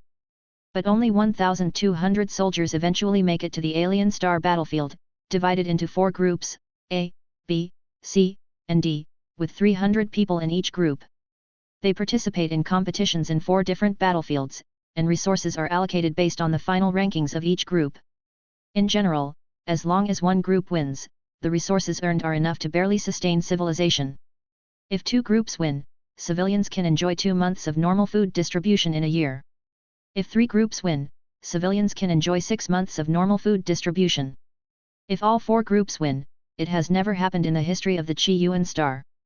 As for the situation where Du Ji brings out skills from the simulation field, there is a detailed explanation in the book Overview of the Alien Star Battlefield. The simulation field can enhance the mental power of the examinees, but skills cannot be brought out from it. However, the warriors who survive in the Alien Star Battlefield have a certain chance of bringing back derived skills. But this probability is extremely low. And those who can bring back advanced skills from the Alien Star Battlefield are all high-level individuals from the Chi-Yuan Star. Du Ji speculated that the simulator should also have the function of allowing players to bring out skills, but it was blocked by the pan-universe entertainment industry, and his crossing caused a bug in the simulator, perhaps due to data overflow or other reasons, creating his unique golden finger. 30,000 reserve soldiers, 1,200 soldiers. Du Ji didn't plan to reveal his golden finger. He lay back in his chair, closed his eyes, and brainstormed by himself. In other words, as long as I can pass the warrior exam without appearing too outstanding, I can enjoy the high-quality resources of this world without having to go to the alien star battlefield and risk my life. This is the optimal solution for survival in this world. Most people should have the same idea. Pass the warrior exam without appearing too outstanding. What will be the consequences for such a person in the alien star battlefield? The principal's reprimand suddenly flashed through Du Ji's mind. Du Ji suddenly opened his eyes and suddenly understood. Flip the table, act like a rascal, let those above want to use him but dare not use him. He can be a warrior without having to go to the battlefield. Isn't this the most reasonable way to survive? Ding-ling-ling. The phone in the dorm suddenly rang. Gao Ming was not there, and Du Ji didn't know the social relationship between the two. He didn't want to answer the call, but after hesitating for a moment, he still picked it up. If he didn't answer the call, it would be more troublesome if someone came to find him later. Du Ji asked, "Hello, who is this?" A strange voice came from the receiver. "Is this Du Ji?" Du Ji asked, "It's me, who is this?" The voice on the other end suddenly became excited. "Brother Qi, it's me, the sky covers the earth." Feng Zhong? Du Ji reflexively responded with the password, "The pagoda suppresses the river monster." But as soon as the words came out, Du Ji realized that something was wrong. The top 10 scenes of the simulation field were always broadcasted live. If those people who were eliminated by him paid attention to him, theoretically, everyone would know the password they agreed upon. Whether the person on the other side was Feng Zhong was still uncertain. "Brother Qi, the password leaked." Feng Zhong's voice came from the receiver, crying and laughing. "At that time, I forgot about the live broadcast. Why didn't you remind me? Who knew that playing in the simulation field would be broadcasted in real time? It was my first time in the simulation field. At that time, all my energy was focused on dealing with the beggars sect. I didn't think about this." Du Ji casually found an excuse. "I didn't expect that you are actually a student from the civilian academy, and the keyword is really maintenance." Feng Zhong said, "I didn't see through it at all. Your acting skills are amazing, I'm impressed. The privileged class is indeed amazing. Their school is still waiting to announce the results before others can know their identities. On the other hand, a student from there has already called his dormitory." Du Ji sighed inwardly and asked, "What's the matter? Let's meet." Feng Zhong said, "The password has become a clear sign. I estimate that many people will impersonate me and cause trouble for you. That's why I called you immediately. Let's meet and change the password. Who knows if you are the real one?" Du Ji said, "Okay, come find me. I'll be waiting for you at the school." "Brother Qi, just kidding, how dare I go to your school?"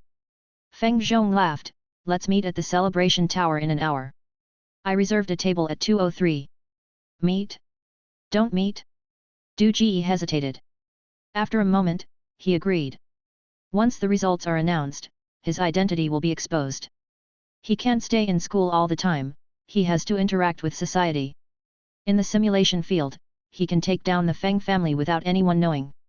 There's no reason why he can't handle a little brat. Just as Du Ji put down the receiver. Ding ling ling. The phone rang again. Du Ji picked up the receiver again. "Hello. Is this Du Ji?" the person on the other end asked. Du Ji said, "Yes, it's me." The person on the other end said, "Brother Qi, the sky covers the earth. The pagoda suppresses the river monster." Du Ji raised his eyebrows. This elite academy guy is really different. Gao Ming only thinks about clinging to powerful people and using their connections, while the guy on the other end is already queuing up to scheme against him. They caught him with occasional loopholes. "Who, Brother Qi, it's me, Feng Zhong." The person on the other end breathed a sigh of relief. "I was really stupid. I discussed the password with you in public. Now everyone knows." "Okay." Du Ji nodded, "Let's meet and change the password." "No. Wonder it's Brother 7, we think alike." The person on the other end paused for a moment, then laughed, "It's good to see you. I've brought you something nice. You have no idea how surprised I was when I found out you were a student at the civilian academy. I immediately wanted to transfer you to the elite academy.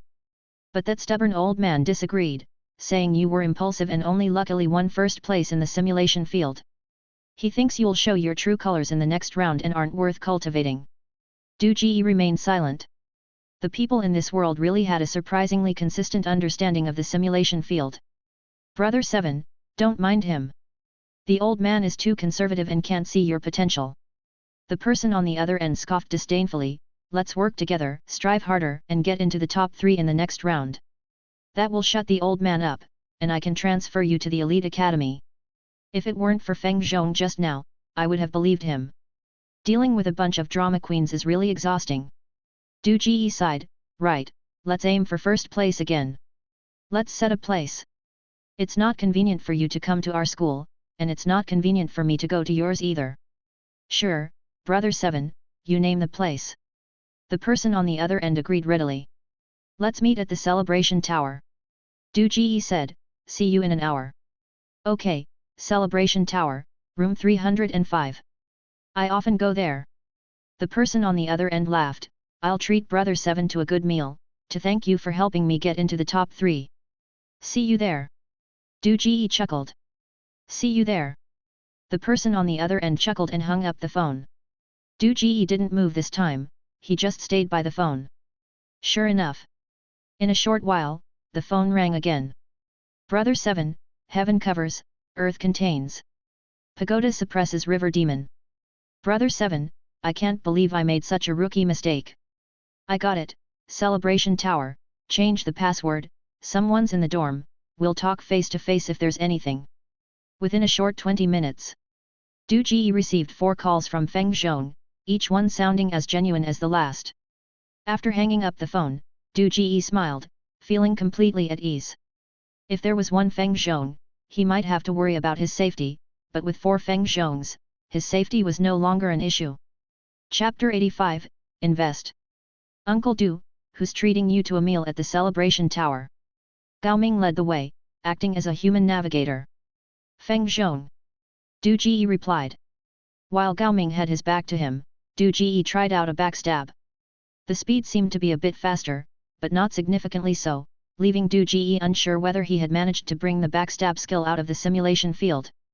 After all, in the real world, there were no keywords. Even if he had brought the backstab skill out, there were no attributes to enhance it. Given his current physical condition, the skill was rather useless, far less noticeable than the effect of the third eye. The skills brought back from the alien star battlefield couldn't all be auxiliary skills like the third eye. The officials must have advanced skill training methods. He would have to look into it when he had the chance. So it's that guy. You brought him into the top 3, he's trying to win you over. Gao Ming, completely unaware that he had just been backstabbed, continued, there's not a single good person in the elite academy. Let's fleece him this time. The backstab didn't have much effect, Du Ji was a bit disappointed. He responded perfunctorily, observing the environment outside the school. On such a large planet, only 1 billion people remained. There weren't many pedestrians on the street, mostly elderly people with expressionless faces, like walking corpses, devoid of vitality. Occasionally, when they looked at them in their school uniforms, a glimmer of light would appear on their faces, a mix of nostalgia and a hint of pity. The streets were lined with entertainment facilities like casinos, game halls, and video halls. These should be provided by the officials to add some fun to the lives of these pitiful people. I knew there was a reason you only ate a few bites. Did you guess someone was treating? You should have told me earlier, I ate a belly full of junk. Gao Ming rubbed his stomach and complained, Du Ji, after one trip to the simulation field, you seem different. Old Gao, I'm still the same me. It's just that you've been blinded by my number 1 ranking in the simulation field, that's why you think I've changed. Du Ji turned to look at him, giving him a psychological hint. Soul replacement might fool others, but it wouldn't fool this man who had lived with him for 18 years. Really? Gao Ming was skeptical. Ever heard of the idol effect? Du Ji smiled, in the simulation field, I did manage a large territory, I'm a man who's done big things. And, the people I'll be dealing with in the future will be different from before, so it's normal for my thinking and actions to change. Once you've experienced what I've experienced, you'll understand. I know the simulation field can make people grow quickly. Gao Ming sighed, looking at Du Ji with a grievance, I want to experience what you've experienced too, but you kicked me out early and didn't give me a chance. Du Ji was taken aback, suddenly realizing that his worry was unnecessary. Each entry into the simulation field was equivalent to a time travel, it was normal for one's personality to change. He looked at Gao Ming and smiled, do you think I brought you out to meet Feng Zhong just so you could mooch off a meal? Old Gao, our friendship from childhood, I'll never forget you. I knew Uncle Du wouldn't leave me behind. Gao Ming grinned, came over, and raised his orchid finger, Uncle Du takes me flying during the day, and I take Uncle Du flying at night. Get lost. Du Ji scolded. The Celebration Tower was the largest entertainment venue in Yong'an City, open to all, offering dining, gambling, bathing, and other services. They would regularly introduce some discounted dishes, and ordinary people could also have a chance to improve their quality of life here after saving up some money. But most of the time, it was the elite class that frequented the place. Of course, This so-called elite class referred to those students from the elite academy who had not obtained the qualification of warriors, the servants attached to the warrior families, and the stewards in charge of managing the family business. The real upper class had their own places of leisure and would not come to such a mixed place. From a distance, Du Ji saw 4 young men standing at the entrance of the celebration tower. They occasionally chatted and looked around the street corner.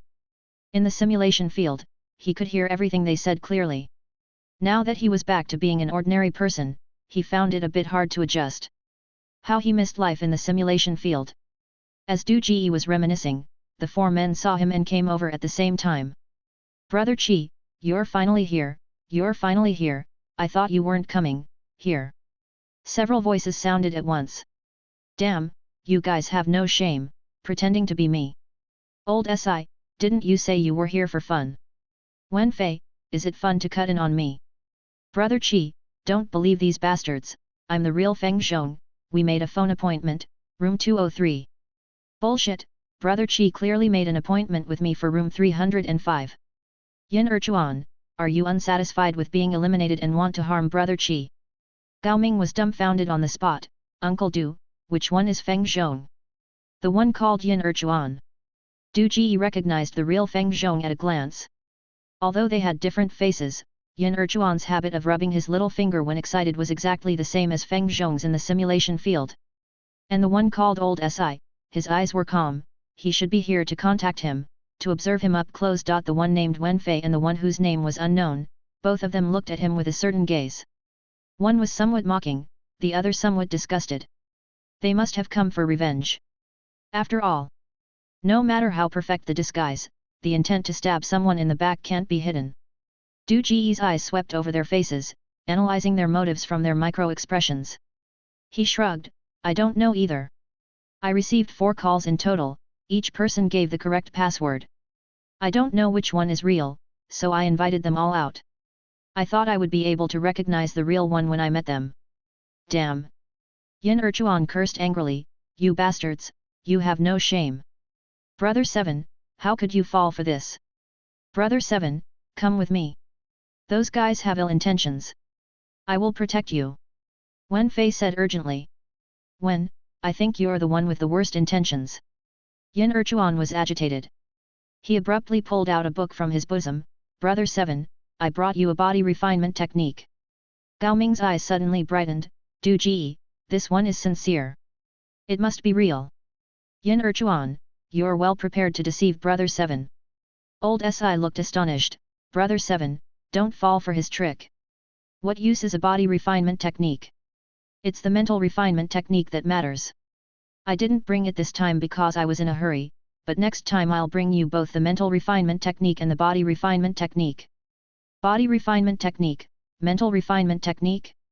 These must be the techniques to increase attributes in the real world. Du Ji's eyes sparkled slightly. "I know there are real and fake ones among you, but why can't all of you be Feng Zhong?" The 4 of them were stunned. "Brother 7. Yin Erchuan looked at Du Ji in surprise, seemingly not expecting him to say such a thing. "Feng Zhong came to me for cooperation in the next simulation field. But there are 10 spots in the top 10 of the simulation field, and we are only 5 people in total.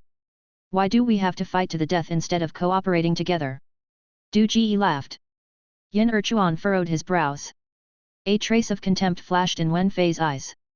"Of course, some of you must think that I, who luckily got the first place, am getting ahead of myself.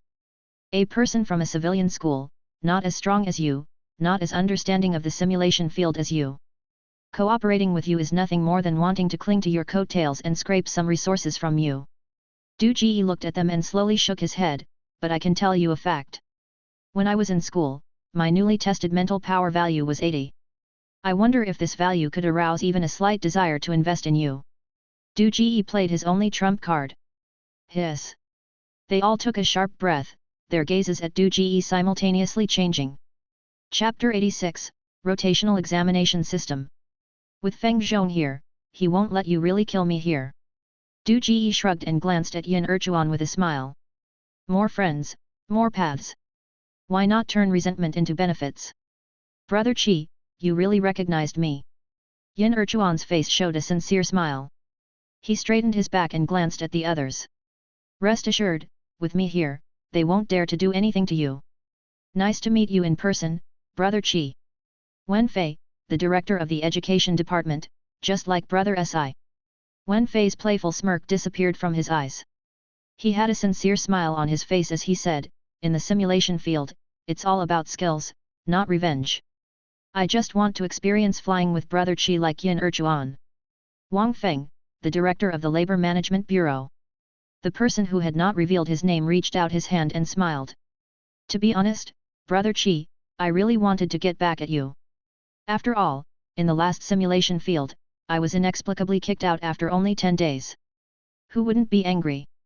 But now, I've changed my mind. People always have to move forward, right? A group of second-generation officials. Each one could determine his future destiny. Gao Ming had long stopped talking. In front of this group of second-generation officials, he couldn't be as calm as Du Ji. Thinking about Du Ji's dominance in the simulation field, Gao Ming sighed. The simulation field was really a great training ground. All acting and psychology. This transformation? This look? This rhetoric? You don't know if they are real or fake. Each one of them is an actor on Earth. Du Ji smiled and shook hands with Wang Feng. Brother Feng is joking. Revenge is not revenge if it's not carried out. There are many people who want to fight me. I can't make enemies with everyone just because of their thoughts. I only believe in one thing, there are no forever friends, only forever interests. Well said. Zhu Shijia said, being able to say this proves Brother Qi broad-mindedness. Let's not stand here anymore, let's go inside and talk while eating. Please, Brother Si. Du Ji gestured with his hand. The group of people walked towards the celebration building side by side, as if they were old friends who had known each other for many years. Damn! Yin Erchuan muttered with a black face, looking at the group of people with annoyance. He felt like his beloved toy had been snatched away. Seeing Yin Erchuan's expression from the corner of his eye, Du Ji put his hand behind his back and made an okay gesture to him. Yin Erchuan was stunned for a moment, then smiled and followed along. Gao Ming silently followed. Not to mention that he had already eaten a stomach full of junk food, even if he hadn't, seeing Du Ji effortlessly dealing with these elite children, he lost his appetite. They randomly found a private room and sat down. Zhu Shijia ordered the food. While waiting for the food, he poured a cup of tea for Du Ji. Brother Qi, is it true that your spiritual power has reached 80? If I say it's fake, I can deceive others, but I can't deceive you guys, right? What benefit would I get from lying to you? Du Ji smiled and took a sip of tea. Smelling the refreshing tea fragrance, he regained a sense of being human. This further strengthened his determination to become a soldier. To become a soldier, if he couldn't go to the alien star battlefield, at least he could secure a management position on Qi Yuan star. No wonder Erchuan didn't find you a mental training method. It turns out Brother Qi doesn't need it at all. Wen Fei said, I really didn't expect that a junior simulation field could train such high spiritual power. Erchuan, what's your spiritual power at? Zhu Shijia asked. 58. Yin Erchuan said, normal value. That's probably because of breaking the record. Wang Feng said, no one has ever finished the simulation field in 1 month. I think Brother Qi's situation might be promoted as a special case. No, the assessment content of the simulation field is random. Qi Yuan Star wants to cultivate more talents and won't frequently open the simulation field just to boost one person's spiritual power and let a group of people accompany him. Moreover, Brother Qi's simulation field experience is unique and cannot be replicated. If there is a mistake in any part, it will be impossible to succeed. Zhu Shijia said, so, Brother Qi 80 spiritual power is unique. So, with 80 spiritual power, Brother Qi will have a great advantage in the next simulation. Let's all play big and secure the top 10 in the simulation field. The rewards for the top 10 in spiritual power alone are worth it. Wen Fei said. Otherwise, why would you all turn enemies into friends with me?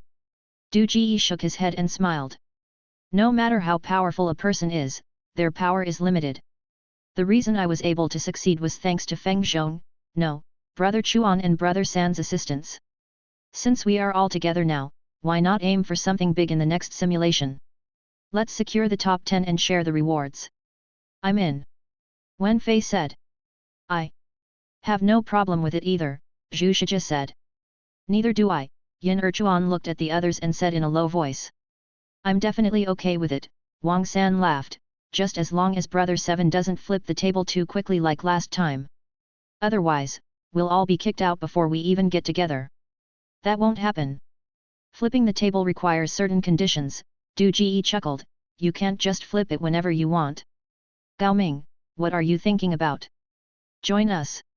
The keywords are too random, don't underestimate yourself. Who knows, yours might be useful. Gao Ming forced a smile, all right, count me in. No one cared about the addition of Gao Ming. The fact that Du Ji could bring him to such an occasion was proof enough of their good relationship. Moreover, what Du Ji said was not wrong. Who knows whose keyword might be useful? All right, our offensive and defensive alliance is established. Zhu Shijia stood up and raised his teacup. Just us, no more additions. Too many people will complicate things. There's also Wang San, Yin Erchuan said, he's second in the simulation field, his mental power should be similar to mine. Adding him would be beneficial to us, and he's a familiar face. All right, count him in, Wang San said. We need to establish a charter in advance, so no one gets kicked out of the team because their keyword is trash, Wen Fei said, my keyword last time was benevolent, and that's why I lost.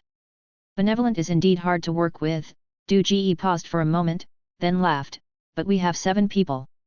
As long as 4 of us have useful keywords, we can team up and take down the rest.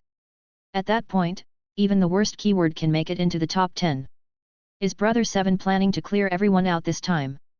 Zhu Shijia asked with a smile. Is it that hard? At the end of the last simulation, there were only about 30 people left, right? Du Ji chuckled, looking at Yin Erchuan. 34, Yin Erchuan provided an accurate number. If we control the main storyline and find ways to kick people out, it should be doable, even if it takes a bit more time. Du Ji looked around at everyone, we have so many people, we definitely have an advantage. I'll possess someone with social status and try to gather you all. We need a new code, Yin Erchuan gave up on monopolizing Du Ji's attention and said. We'll still use Tian Wang covers De Hu, Du Ji said. Brother 7, you must be joking. Everyone knows that code, Wen Fei said. That's the point, Du Ji chuckled, we can turn it into a trap for the examinees. Anyone who responds with Bayota Town River Monster will be killed. Anyone who responds with Cat Catches Mouse is one of us. I like that, Wang San gave a thumbs up. But this way, Brother 7 will be under a lot of pressure at the beginning, Yin Erchuan frowned, looking worriedly at Du Ji. Once the code is leaked, Brother 7 will become a live target again. Fortune favors the bold. Last time, with a mental power of 35, I made myself a live target and ended up first in the simulation field, Du Ji said confidently. This time, with a mental power of 80 and your help, what do I have to fear? You're right, Zhu Shijia looked at Du Ji and gave a thumbs up. No wonder Brother 7 was able to rank first in the simulation field. Truly impressive. Finding Brother 7 early is our good fortune. Wen Fei laughed, didn't Erchuan bring a body refinement technique for Brother 7? I've contributed a mental refinement method. The next simulation field starts in half a year, any increase in mental power is a gain. Half a year.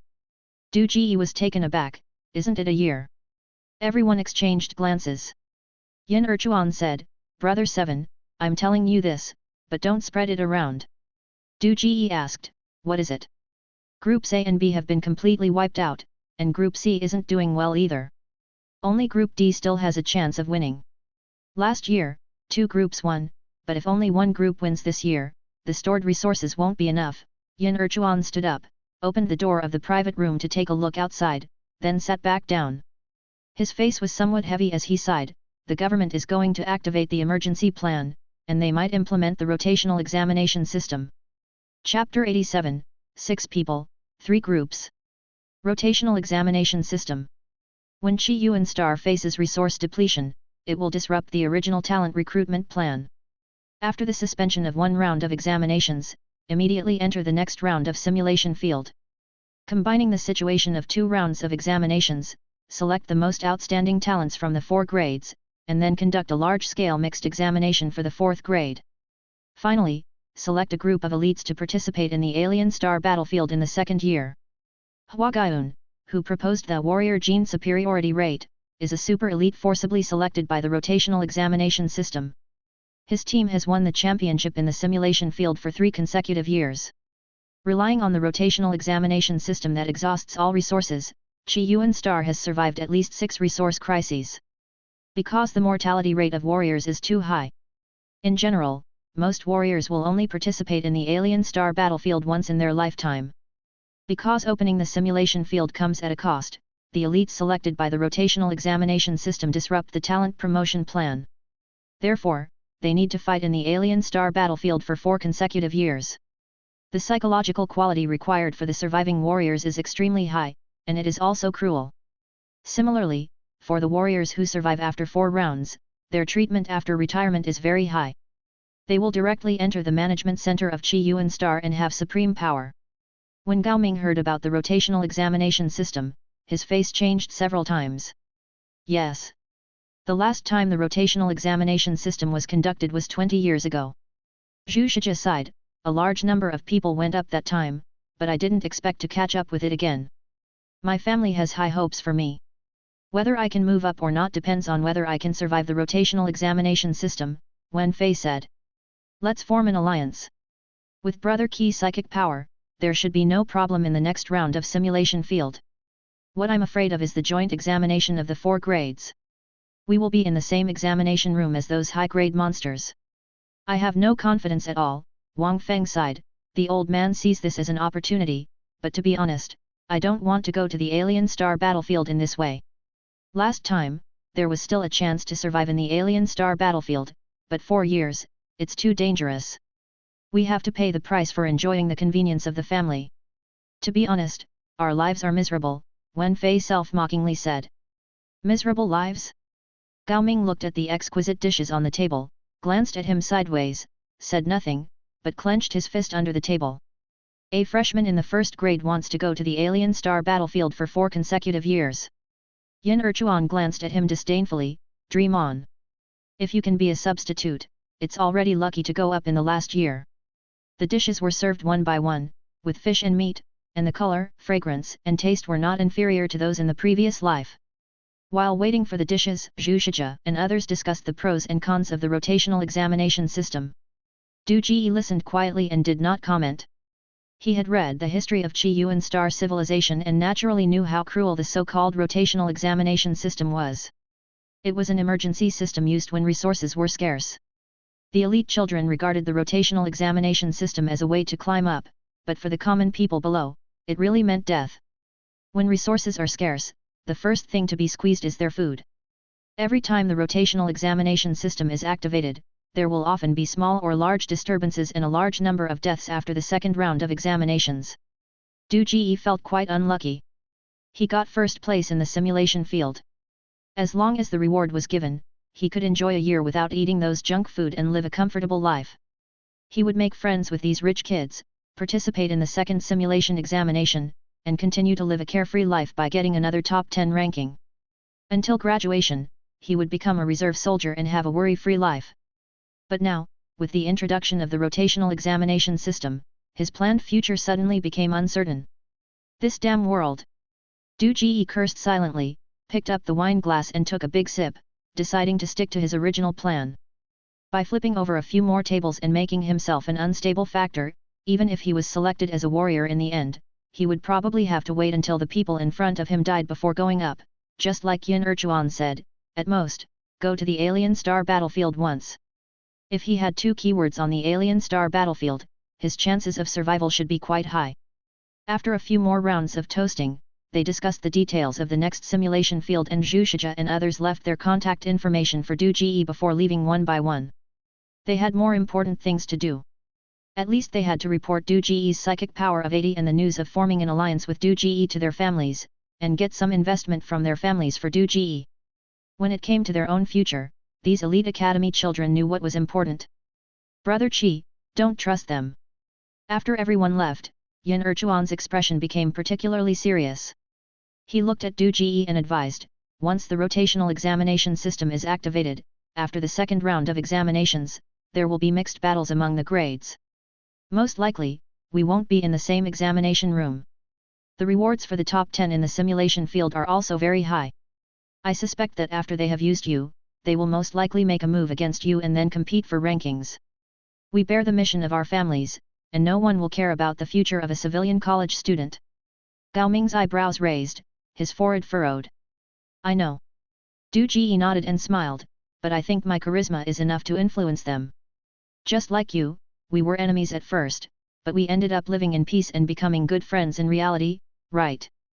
Brother Qi, don't take it lightly.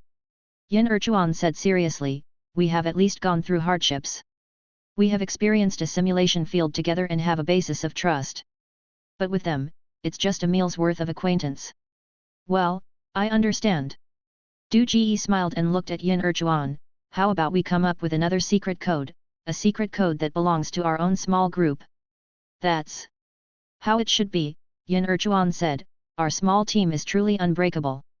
He glanced at Gao Ming, of course, now we have to include Brother Gao, our 4-person team is unbreakable. Gao Ming smiled at him. Let's use chicken stew with mushrooms as the code. Du Ji laughed, Erchuan, when you get in touch with Wang San, tell him this code. Anyone who knows chicken stew with mushrooms is one of us. Gao Ming's eyebrows raised again, looking at Du Ji, a simple phrase turned into 3 different contact methods, was this still his familiar roommate? Did the simulation field really train people this much? No problem, once I get in touch with Wang San, we'll gather again. Yin Erchuan snapped his fingers and laughed. As he spoke, he handed the body refinement technique to Du Ji, Brother Qi, it will be at least 3 or 4 months before the next simulation field opens. Practice the body refinement technique diligently, try not to take such risks again, not everyone is willing to cooperate with you. Mr. Zhao, Xiao Ping Zhang, they were kicked out of the simulation field by you at the last moment, who knows how much they want to kill you. Alright, I will. Du Ji naturally took the body refinement technique, not being polite with Yin Erchuan. In this strange alien world, he urgently needed various resources to arm himself, refusing would only harm himself.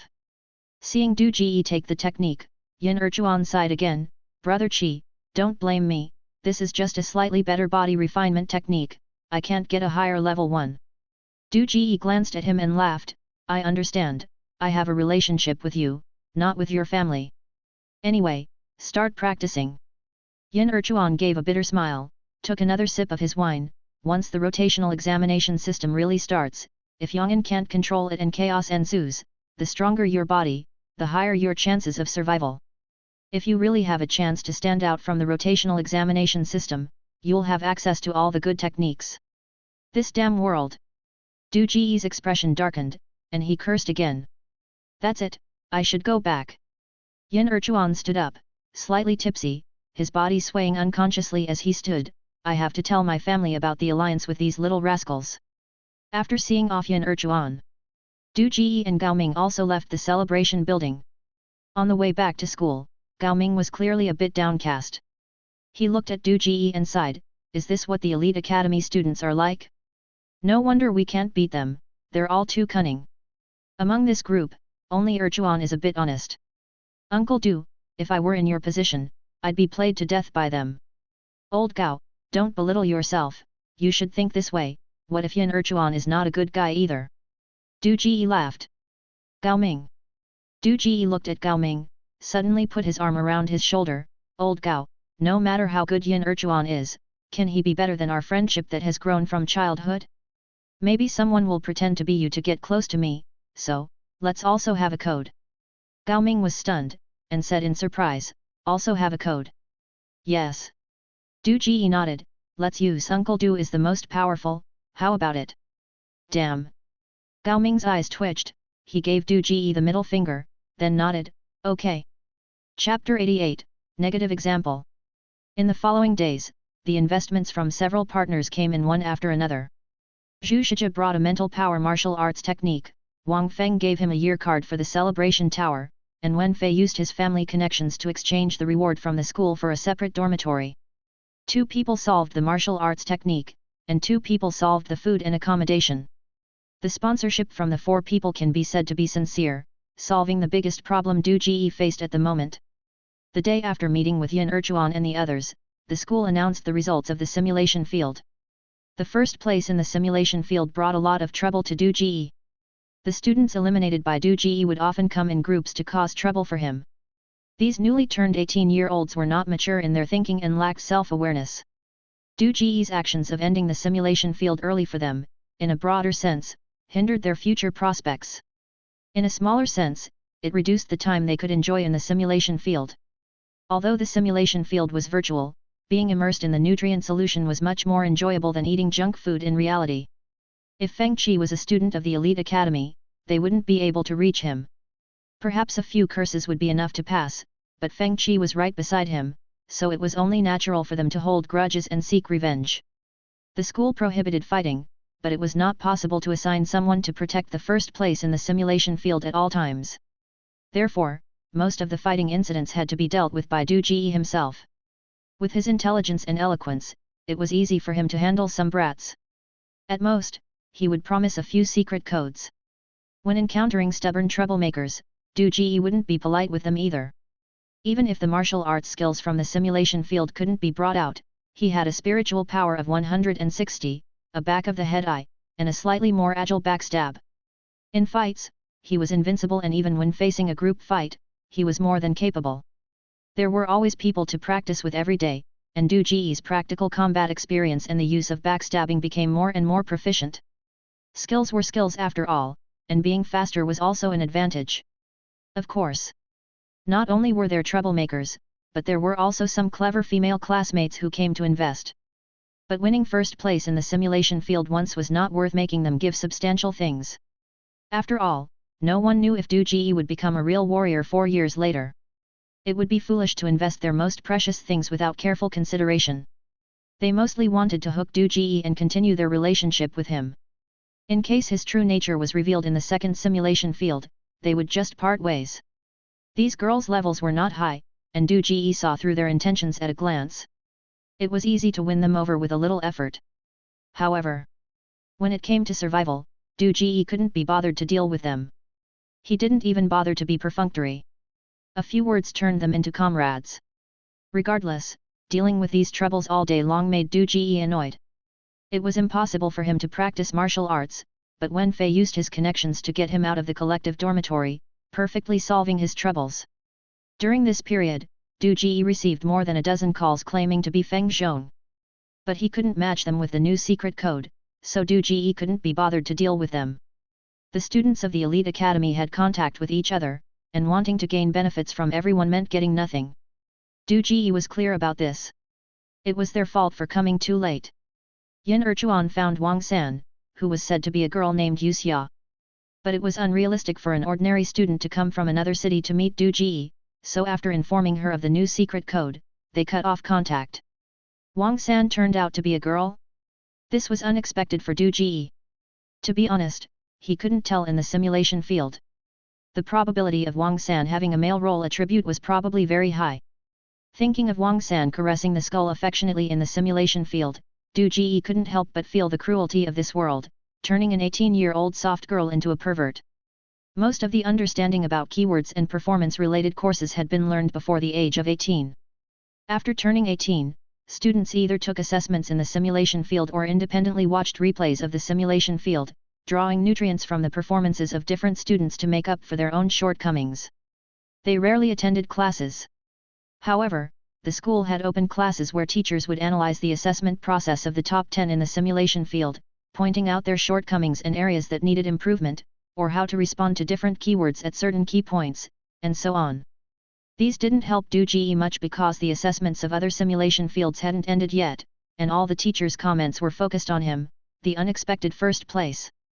And then, every teacher's evaluation of Du Ji was the same, possessing irreplicability, not to imitate, not to learn. In short, they completely treated Du Ji as a negative example and didn't give him any corresponding glory. After attending such a class once, Du Ji never went again. The teachers didn't understand anything, and even guessed his psychological analysis wrong. Occasionally, they would pull him up to the podium to confirm, listening to their classes was simply torture. It was better to read books on his own or watch the boring performances of the guys in the simulation field in the auditorium. Therefore, after having his own separate dormitory, Du Ji spent most of his time practicing martial arts. As Wen Fei said, the cultivation of spiritual power was no longer effective for him. A normal adult's mental strength is around 30, with little variation, and it fluctuates with the health of the body. To increase the success rate of body possession, children on Chi Yuan Star start training their mental strength at the age of 12, continuing until they are 18. Over 6 years, due to the different aptitudes of each student, their mental strength usually increases by 5 to 10 points. Like Du Ji's initial mental strength of 35 and Gao Ming's initial mental strength of 38. Students at elite academies may have better techniques, but the increase in mental strength is only a few points higher than that of ordinary students, with initial mental strength usually ranging from 40 to 45. Body possession means competing with a stranger for control of the body, a risk that can be said to be extremely high. Therefore, most students, when they first enter the simulation field, choose to possess the bodies of the old, weak, sick, and disabled to increase their success rate. For people like Zhu Shijia, mental strength is obviously more important than the body. After all, no matter how strong the body is, it can't be brought into the simulation field. Even if 1 point of mental strength is increased, the success rate of body possession will be a few points higher. Du Ji's mental strength has already reached 160. The technique Zhu Shijia gave him could only increase his mental strength by 1 point in half a year, which is almost as useless as chicken ribs. Wasting this time, he might as well get first place in the simulation field. Therefore, he gave the mental strength training method to Gao Ming, did a favor for his buddy, and Du Ji put all his energy into body refinement. Body refinement is similar to the techniques in the Wuxia world, which also involves basic movements combined with breathing methods. Du Ji's extremely high mental strength made his training twice as effective, and his physical fitness improved rapidly. And he guessed right, body refinement and using keywords to increase physical attributes in the simulation field are equivalent, and can indeed increase the speed of a backstab. With things to do, time flies. Unconsciously, 5 months have passed. Second and third year students have been eliminated one after another. Apart from Du Ji, there is no one else in the 42nd middle school who has achieved impressive results. And time will dilute everything. Plus, the students of the 42nd middle school have been brainwashed by their teachers into thinking that Du Ji is a lucky guy. They gradually shifted their focus from him and put all their energy into preparing for the next simulation field. Except for those who particularly hate Du Ji, such as Feng Zhu, Mr. Zhao, and Xiaoping Zhang, most people have already forgotten him, and even the girls are unwilling to approach him. As expected, the struggling Group C eventually failed, and the rotational examination system has become a foregone conclusion. Zhu Shijia and others are also rushing to improve their strength, and basically have not had much contact with Du Ji. The news of the failure of the 3 groups on the alien star battlefield was tightly sealed, but some rumors still leaked out among the public. After all, even the synthetic food in the school cafeteria has become increasingly rough, and the common people can't help but notice. On the streets, hostility is spreading, and quarrels and disputes can be seen everywhere. The security team is dispatched more and more frequently. During this period, the outside environment has become worse and worse. Du Ji's meals are basically solved in the school's small cafeteria. He hardly goes to the celebration tower to improve his meals. Although most teachers and students do not recognize his first place in the simulation field, it is enough for him to avoid the hard-to-swallow synthetic food in the cafeteria. Chapter 89, Enter the simulation field again. I have some unfortunate news to share with everyone. The situation in the alien star battlefield this year is very bad. The Alpha, Beta, and Gamma groups from Chi Yuan Star have been completely wiped out, and the Delta group is still holding on, but the outcome is unknown. I believe everyone knows what this means. Yes, it means that the allocation of resources will become even tighter. If we cannot guarantee victory for the 3 groups next year, it means that many people from Chi Yuan Star will die. The school has just received a notification from above that the emergency rotational examination system will be activated in 3 days. This may be cruel for all of you, but it is also a stroke of luck. Because this is the biggest opportunity in your lives. If you can stand out in the rotational examination system and survive in the alien star battlefield, you will become heroes like Hua Gaiyun, saving Chi Yuan Star and leaving your names in history. Now is the time that truly determines your fate. At the school assembly, the principal announced with a solemn expression that the rotational examination system was being initiated. The students below didn't care about the world's misery. When they heard that the rotational examination system was starting, they exploded with excitement. Damn, is it true? Can we still catch up to the rotational examination system? If we can rank in the simulation field during the rotational examination system, does that mean we have a chance to enter the center of power? What are you dreaming about? Your best score didn't even make it into the top 400. It will take 10 years of the rotational examination system, and you still won't have a chance. Who said that? My previous rankings were not good because I didn't encounter good keywords. With a good keyword, I can soar in minutes. I don't care about ranking. I just want to enjoy more years in the simulation field. I thought I would have to wait another half a year, but I didn't expect to be able to enter now. It's truly a pleasant surprise. If only we could pass the rotational examination system. I heard that when you become a substitute, the country will provide you with the best quality of life. Whatever you want, they will give it to you.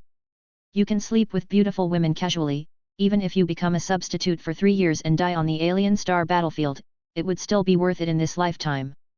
After the rotational examination system, the simulation field will be closed for at least 2 to 3 years. That's when the real hard times will begin. Why are the people in the alien star battlefield so disappointing? Be content. Being in school during the rotational examination system is better than being outside. Outside, people really starve to death. Do you think Du Ji has a chance to pass the rotational examination system? Chance my ass. He's just a lucky guy. If he dares to cause trouble again, who knows how many people will target him? Just wait and see. After this round of simulation exams, he will have to move out of the single dormitory in embarrassment. That bastard, we'll deal with him then. What do you think the background of the next simulation field will be? The first year level shouldn't be too difficult. I hope it's a modern city background. After all, the laws are sound, and the danger level will be lower. Plus, there will be a lot of delicious food.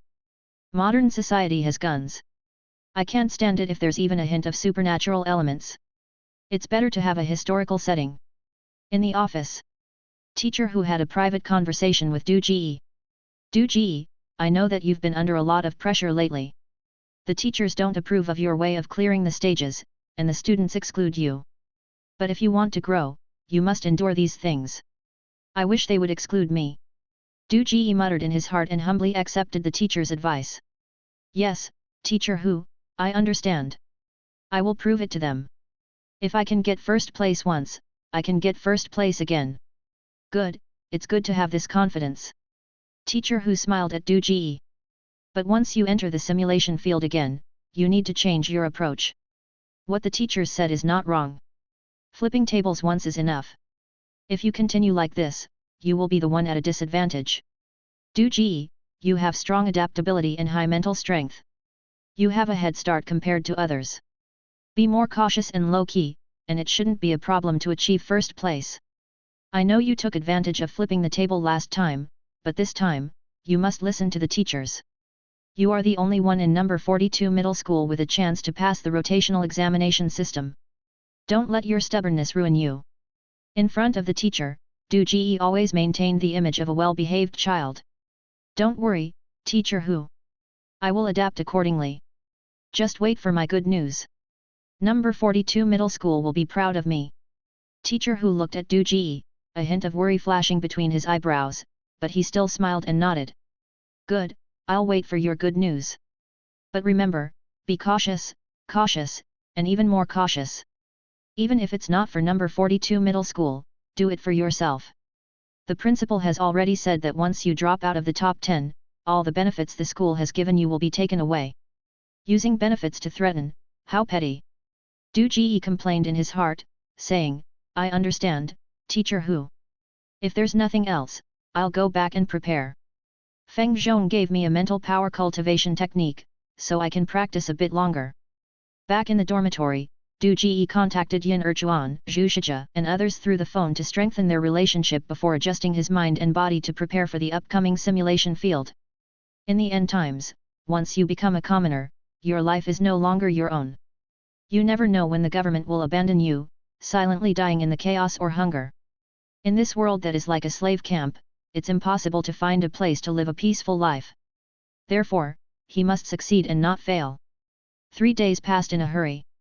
With everyone's anticipation, the assessment began again. All the candidates entered the simulation field, and the school was eerily quiet.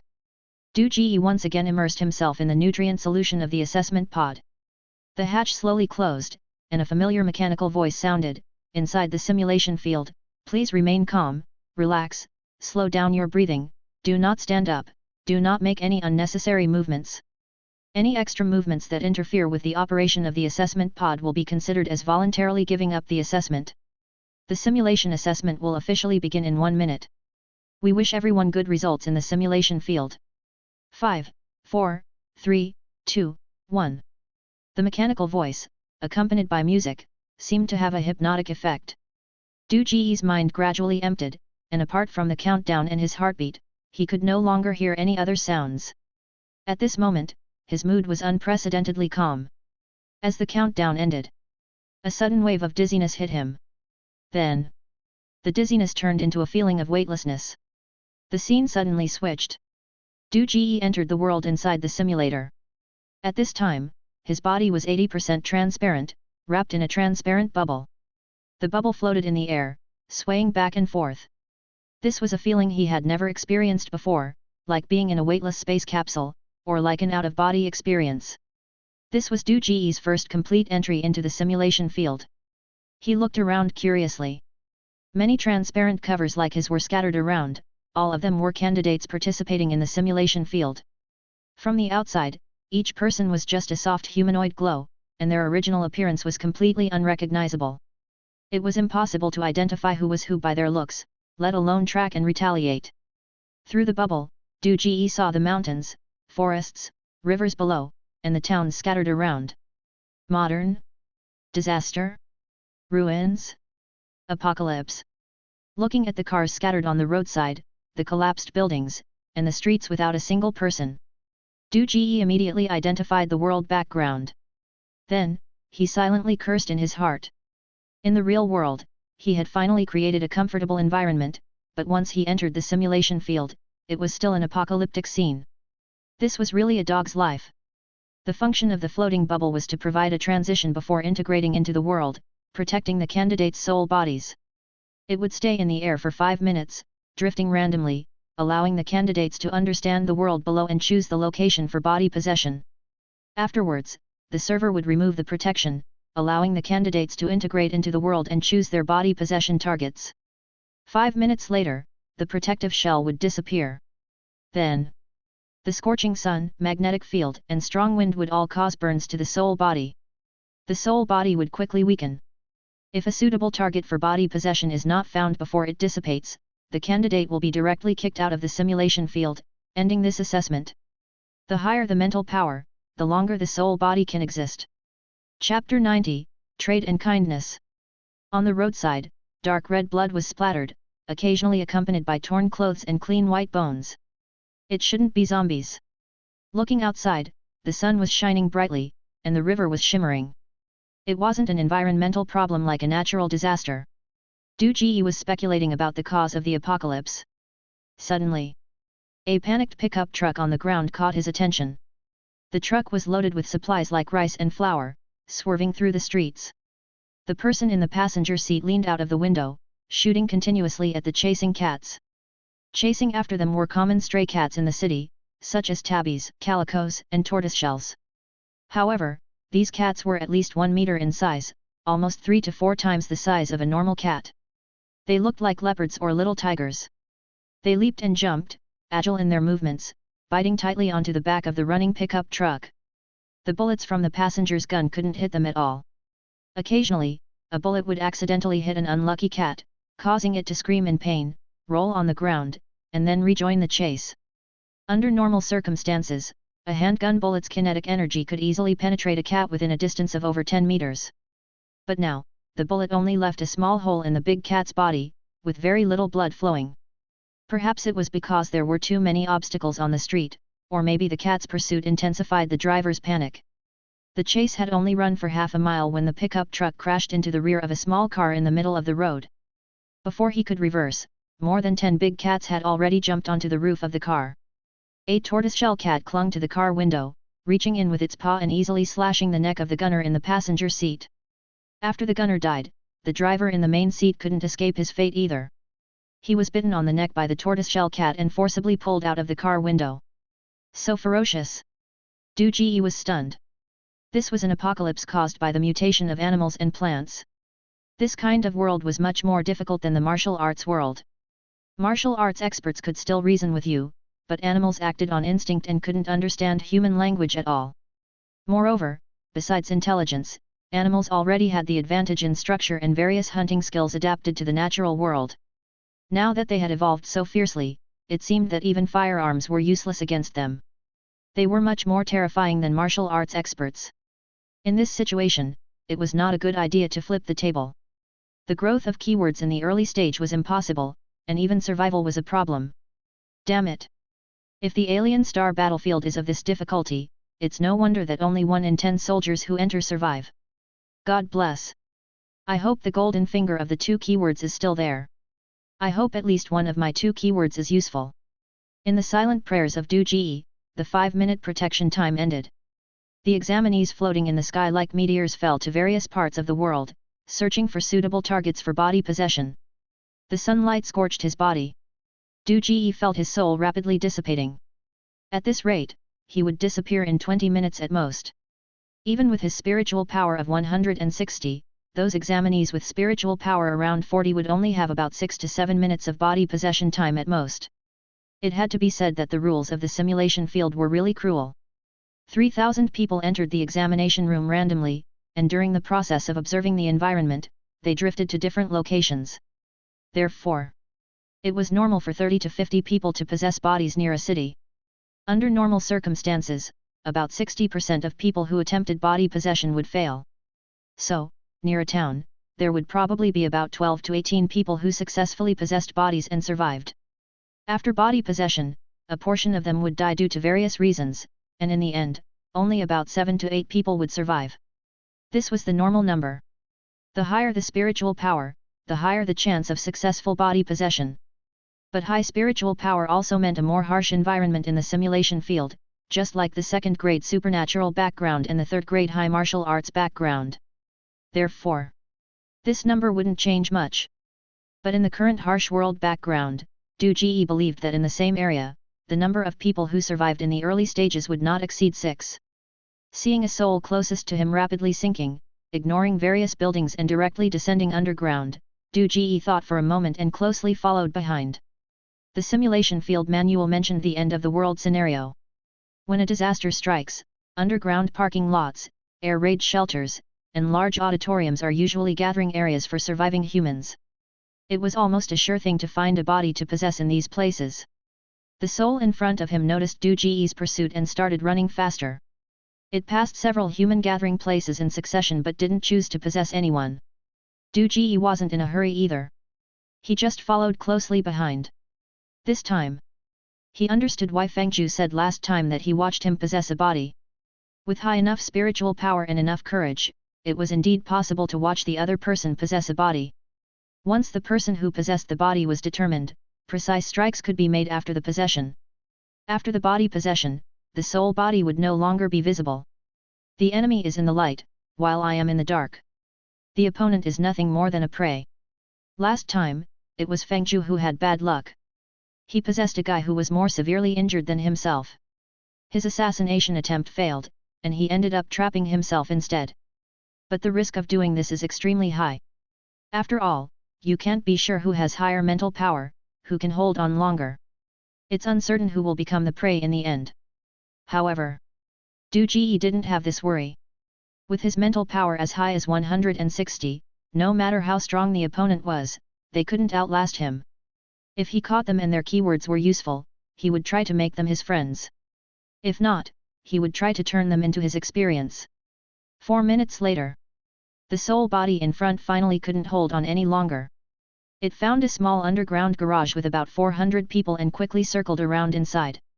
It found a teenager of about 18 or 19 years old, lying on the ground groaning in pain with a broken leg, and plunged right into him. The teenager convulsed violently for a dozen seconds, then quickly opened his eyes. He sat up abruptly, scanning his surroundings with alertness. His eyes were filled with anger, constantly lingering on the old, weak, sick, and disabled, trying to find the one who had been relentlessly pursuing him. Strike first and gain the upper hand. Even if he didn't strike first, he at least needed to know who his opponent was, right? Once he had locked onto his target, Du Ji didn't bother to watch him anymore. He had plenty of time. He leisurely circled around this survival point at high speed a few times, finally locking onto a manned basement. In this room, a young man in his 20s was sound asleep. Beside him was a handgun, and under his pillow was a machete. And on the floor in front of his bed, there was a pile of various kinds of food and drinking water. Obviously, this guy was the actual manager of this survival area. Du Ji hovered in front of him for a moment, then lay down on his body. A huge resistance came from the man's body, as if he was trying to squeeze into a huge balloon, and there was someone inside the balloon pushing him out with all their might. The man's power was obviously not as great as his own. With a little effort from Du Ji, the man collapsed in disarray. It seemed as if he heard a pop sound, the balloon burst. Immediately after, a huge suction force came from the man's body. Du Ji forcefully merged into the man's body. The feeling of being ethereal and light, which could dissipate at any moment, instantly disappeared and turned into heaviness and solidity. Du Ji's eyeballs moved a few times, he sat up from the bed. What came into his view was still the floating personal interface. Name, Du Ji. ID, 48699527. Mental power, 160. Current ranking, 3000/3000. Keywords for the round, trade. Keywords for the round, kindness. Advanced skills, none. Derived items, none. Chapter 91, Forced Buying and Selling. Trade, the general term for buying, selling, or trading activities, usually referring to all exchange activities or behaviors mediated by currency. Synonyms, transaction, buying and selling. Kindness, pure-hearted, innocent, without malice, kind, good-hearted. Synonyms, kind, loving, benevolent, friendly. As Du Ji pondered the meanings of these two words, his thoughts gradually stagnated. What the hell? In a world like this, where social order has already collapsed, it's obvious that whoever has the bigger fist gets to keep things.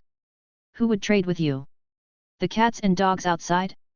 And kindness, in the midst of the apocalypse, fighting and grabbing has become inevitable. Kindness is equivalent to giving people vegetables. If I had known that the keywords were a trap, I wouldn't have expected to be trapped by them in only the second simulation. Even if he were assigned a keyword like killing, ferocity, or destruction, he could still dominate in this world. No one does business without deceit. Doing business with a kind heart may not even work in a peaceful world, let alone in a post-apocalyptic world where people would probably eat you alive. And also, Du Ji discovered two unfortunate things. First, he still didn't have the memories of the person he possessed. It seemed to be a side effect of dual soul possession. Second, all the skills he could use in the real world, such as the ability to see behind his back and backstab, were all ineffective in the simulation field. Except for his mental power, the simulation field wiped out all his original skills. But thinking about it, it makes sense. The Alien Star Battlefield is a universal amusement park. People who have been to the Alien Star Battlefield can bring their skills out. Allowing them to bring skills back in would contradict the fairness of the game. That assessment cabin should be designed to prevent such things from happening. Everything reset. He also randomly obtained two untimely keywords, which made Du Ji somewhat frustrated. The reason why he was so powerful last time was because he maintained a broad range, which could be applied to almost any situation. Trade is actually quite broad, but in this almost paralyzed world, how big does one have to be in order to expand their influence to the whole world or a few surrounding cities? Following the path of kindness is even more impractical. Kindness needs to have an edge. Given the current situation, it's obvious that flipping the table won't work anymore. He'll have to be more cautious and aim for the top 10. Indeed, he had underestimated the simulation field. However, Du Ji was only frustrated for a moment before he regained his composure. Last time, he didn't understand any of the rules and started with a severely injured body, but he still thrived. This time, he started with his own power and a strong body. The starting point is much higher than last time, there's no reason for it to be worse. Isn't it just trade? He can just start step by step. This starting point is not easy for him, and it won't be easy for others either. Du Ji checked the gun in his hand. The magazine was not full, there were only 8 bullets inside. The person he possessed relied on this gun to gain a leadership position in this survivor gathering place. Du Ji didn't understand the model of the gun, but the person he possessed had a large tattoo on his arm, with patterns of leopards, eyeballs, and faces, all mixed together and looking intimidating. Clearly, he wasn't a kind person. Du Ji rubbed his hand. The tattoo was not printed on, it was a real tattoo. He sighed, it was really difficult for him to make someone like this kind-hearted. He checked the safety of the gun, inserted the machete from under the pillow into his waist, and walked out of the door. Brother Hu, you're awake. The two people standing guard outside the door immediately smiled when they saw Du Ji, and habitually stood behind him. They took out a pack of cigarettes from their pockets and handed him one. Du Ji glanced at them and took the cigarette. How much? The underling was stunned. Brother Hu, what are you talking about? Aren't there not many cigarettes left? Du Ji said. Yeah, I've been smoking a lot lately.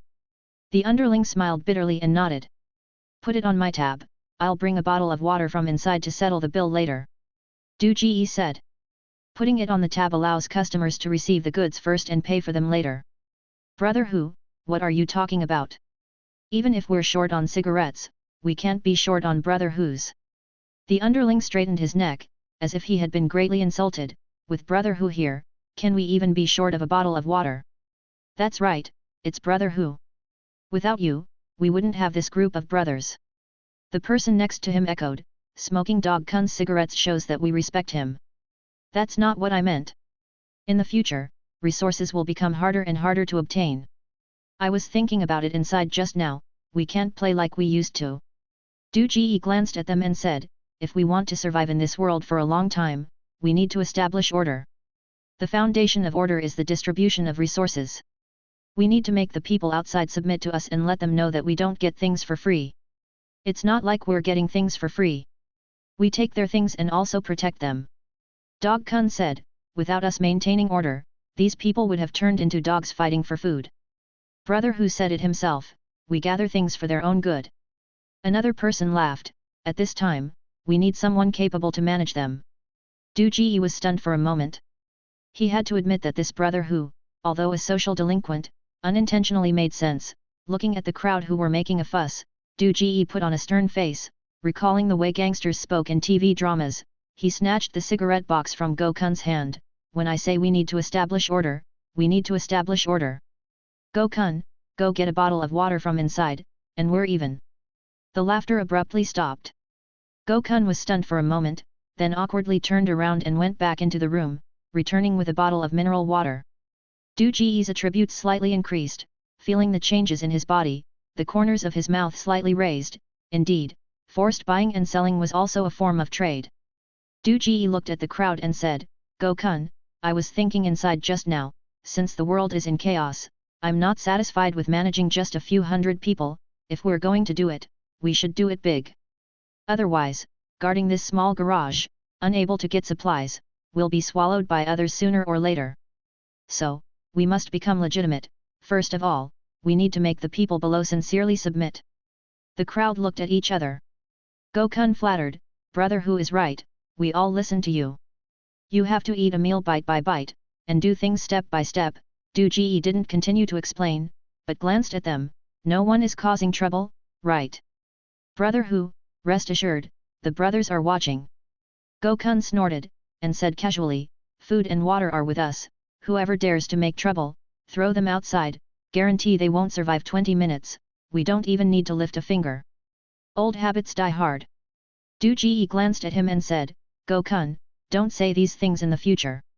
It's still the same sentence, we need to win people over with virtue. Supplies are getting less and less, we need to get food. If we kill everyone, who will go out to find resources, you or me? Change your way of speaking in the future. When they heard about finding supplies, a few underlings suddenly understood Du Ji's intentions. Go Kun chuckled, Brother Hu, I was just saying, how could we really push them out? Du Ji looked around the entire underground garage, lowered his voice, remember, win people over with virtue, so that others will work for us. Otherwise, if we push them too hard, we're the ones who will suffer. 4 or 5 underlings said in unison, yes, we understand. The sewer of the underground garage was sealed off, the light should be driven by a generator, the voltage was unstable, flickering. The air was filled with the smell of insecticide and sulfur, mixed with the smell of blood, and something rotting. Because of the enclosed space, the smell was unpleasant. Cars were transformed into beds by the survivors. Due to the shortage of food, most people curled up in the cars to sleep, conserving energy. Occasionally, those who didn't sleep also leaned against the car with a worried look. Even the children lost their usual liveliness, one by one huddled in their mother's arms, or sat on the car seats, looking around, their eyes dull, their expressions wooden. What kind of damned world is this? Even knowing that the simulation field was virtual, Du Ji still frowned. He walked forward, planning to find the companion who had possessed a body before him, to study what kind of keyword he was. Brother Hu. Brother Hu. Brother Hu was very intimidating. Wherever Du Ji went, everyone greeted him with restraint. Walking past them without expression, Du Ji didn't pay them any attention. Before determining the keyword of his companion, maintaining the original character of the host was always right. Too abrupt a change would arouse suspicion. After bypassing 2 pillars, Du Ji saw that little companion. At this moment, he was in a one-legged chicken stance, one hand raised high above his head, the other hand stretched out in front, and his tongue sticking out of his mouth, completely out of place with the people around him. The people around him looked at him, all with a look of astonishment. The gazes of a few underlings were immediately drawn to him. Gokun's eyes widened. This kid isn't crazy from too much stress, is he? What kind of keyword is this? Weird?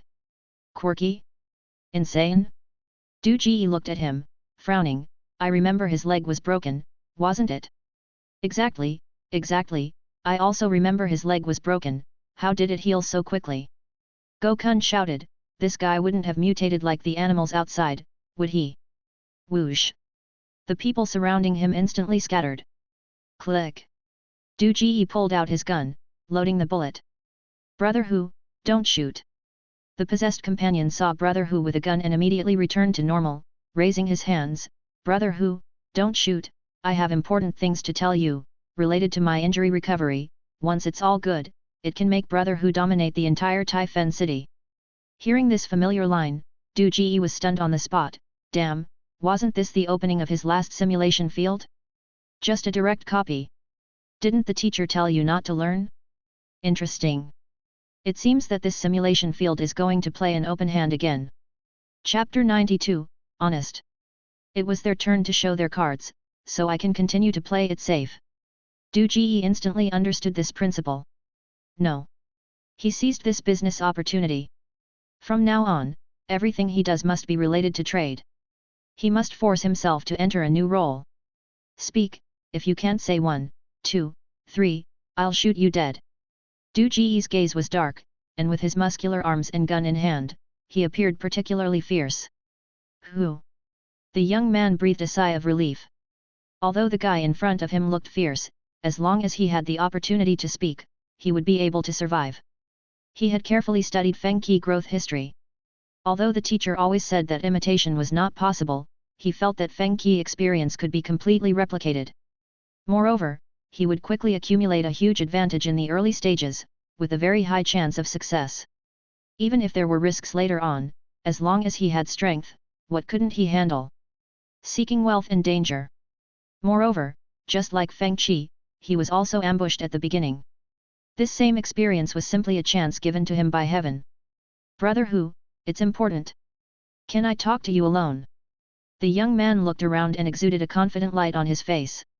These people are under my protection, but I don't have the authority to command them.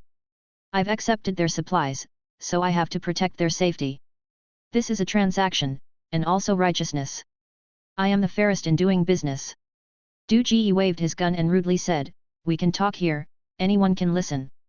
Security guards and bodyguards are service industries, and service is also a form of trade.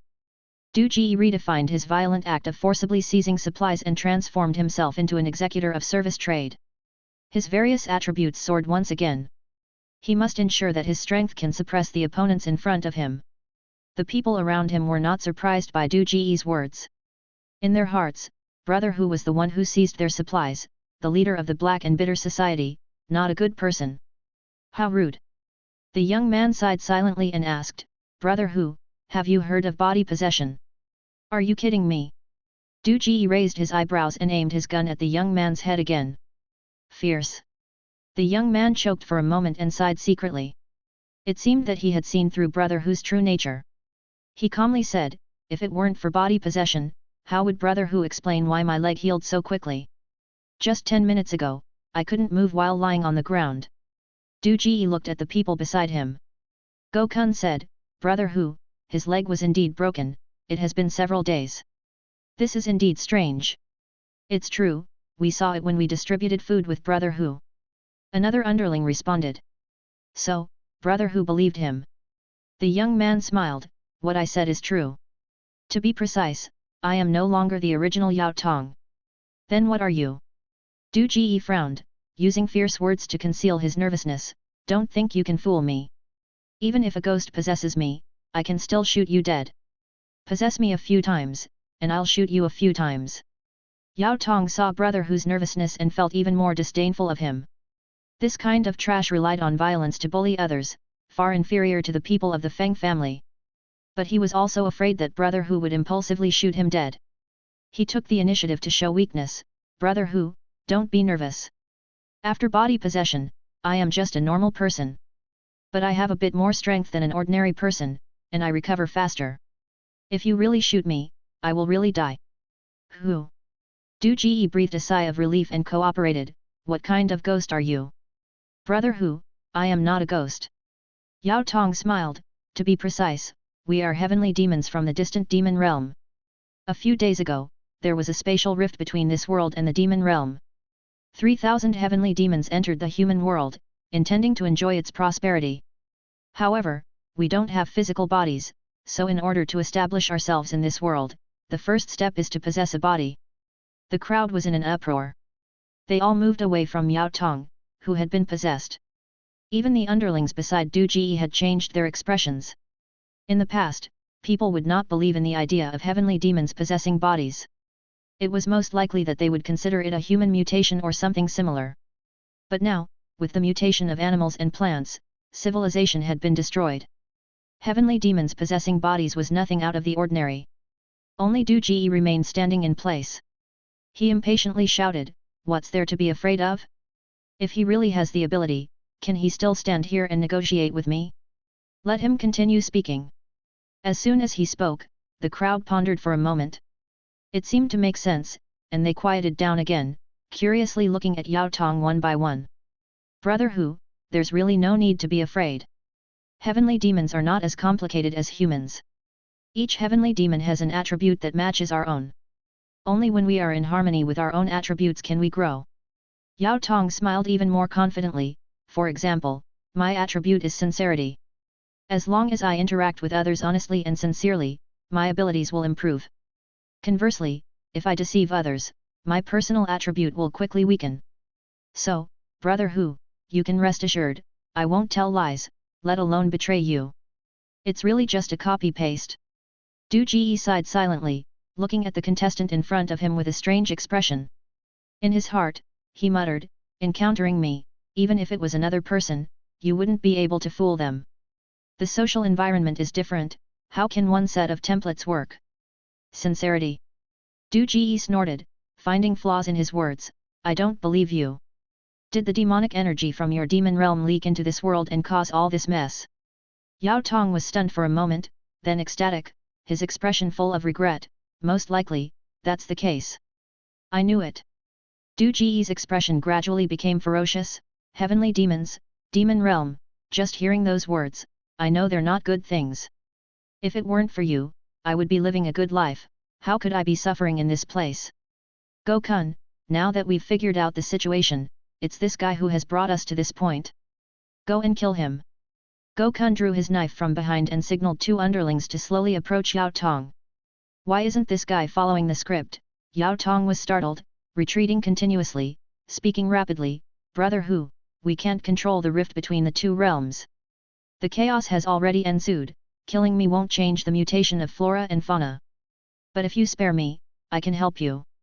I'm powerful, I recover quickly, I can go out and scavenge for food for you. Moreover, there are heavenly demons elsewhere, their attributes are different from mine, what if they are evil, murderous, or something? Brother Hu, you can't beat them with just a handgun. Du Ji frowned, calling back his two underlings, Go Kun, come back. Yao Tong sighed in relief. Go Kun and the others also sighed in relief. To be honest, Brother Hu asking them to hack a person possessed by a heavenly demon, they were genuinely a bit scared. After all, the supernatural beings in movies all have special means, and they, as underlings, are usually sent to their deaths. But now that the opponent seemed scared, their confidence greatly increased, giving rise to the thought that the heavenly demon was nothing special, even less than the cats and dogs outside. Brother Hu, let me assist you, in this chaos, it's not impossible for you to ascend to the throne of King of Taifen. Yao Tong looked at the persuaded Brother Hu, chuckled quietly, and continued to coax. With you? Du Ji snorted, just a few of my underlings scared you, and you're going to help me ascend to the throne of King of Taifen? Do I look like someone who's easily fooled? Honest, I don't think you're honest at all. Brother Hu, it's because I'm honest that I say what I think. Don't look at me as weak now, but as long as I continue to grow, I'll become more and more powerful. Yao Tong said. More and more powerful. Du Ji looked at him, still with a face full of disdain. You just said, healing a broken leg, is because of your powerful recovery. Yes, as long as I'm honest enough, any non-fatal injury can be healed, this characteristic is most suitable for going out to scavenge resources. Yao Tong said. Come here. Du Ji glanced at him and beckoned him. Yao Tong was stunned. You keep saying you want to help me, but you don't even dare to come to my side, is this what you call honesty? Du Ji sneered, once again pointing his handgun at him, I hate being lied to the most. I used to have reservations about killing, but now that the world has come to this, you don't think I'd hesitate to kill, do you? Damn! Vulgar bastard! I'll kill you sooner or later. Yao Tong's forehead vein was throbbing, he raised his hand, moved step by step, and explained, Brother Hu, you changed too quickly, I didn't react in time. Just as he came to Du Ji's side, Du Ji suddenly snatched the dagger from Go Kun's hand. With a plop, he stabbed it into his thigh. Chapter 93, Follow my example and perish. Ah! Yao Tong fell to the ground, clutching his thigh and screaming. The people around were frightened, and their eyes towards Du Ji were filled with fear. Some parents quickly covered their children's eyes. Heavenly demon, being honest. Du Ji spat on the ground fiercely, I spit on you. Do you think I'm a fool? I can't even beat a cat now. If you were a real heavenly demon possessing a body, would you be afraid of my underlings? Pretend to break your leg for a few days, then pretend to be a god and deceive me. Do you think I haven't seen this trick before? Come on, heal, if the wound recovers, I'll believe you are the heavenly demon. Brother Hu is wise. He saw through this kid's trick at a glance. If it weren't for Brother Hu, I would have believed it just now.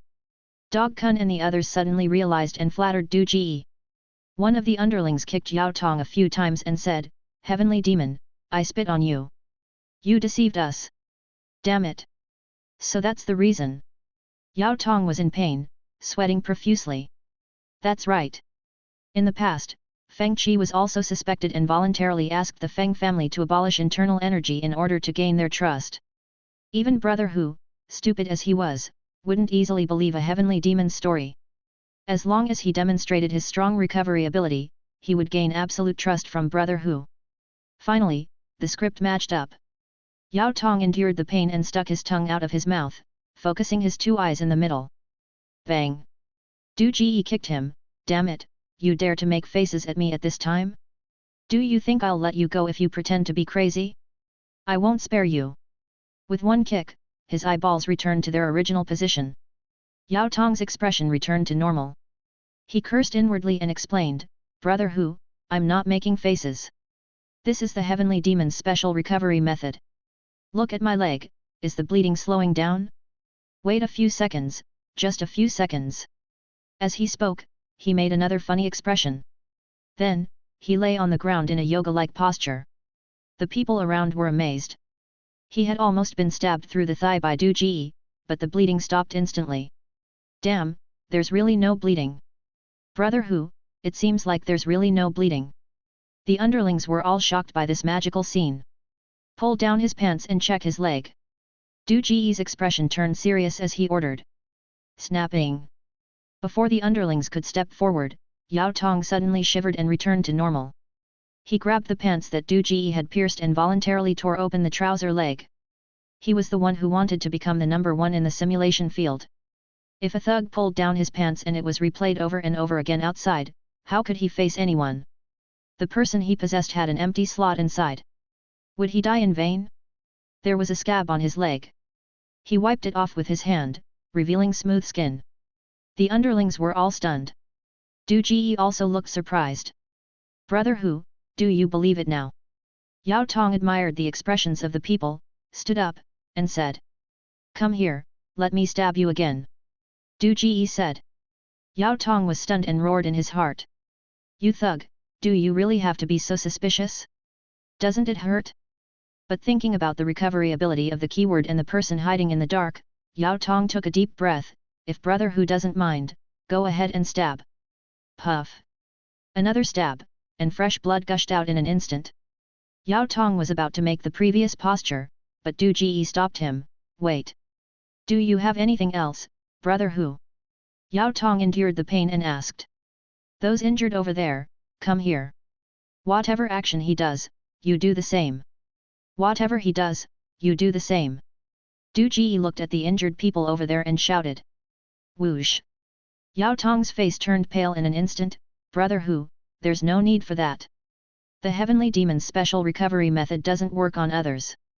How do you know if you don't try? What if it works? Weren't you being honest? I'll give it a try. What are you afraid of?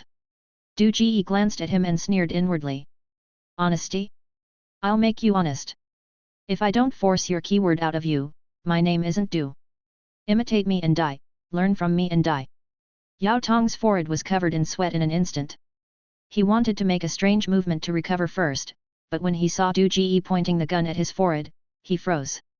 Brother Hu's underlings stared at him, their awe of him instantly disappearing because of his rapid recovery from his injuries. What heavenly demon?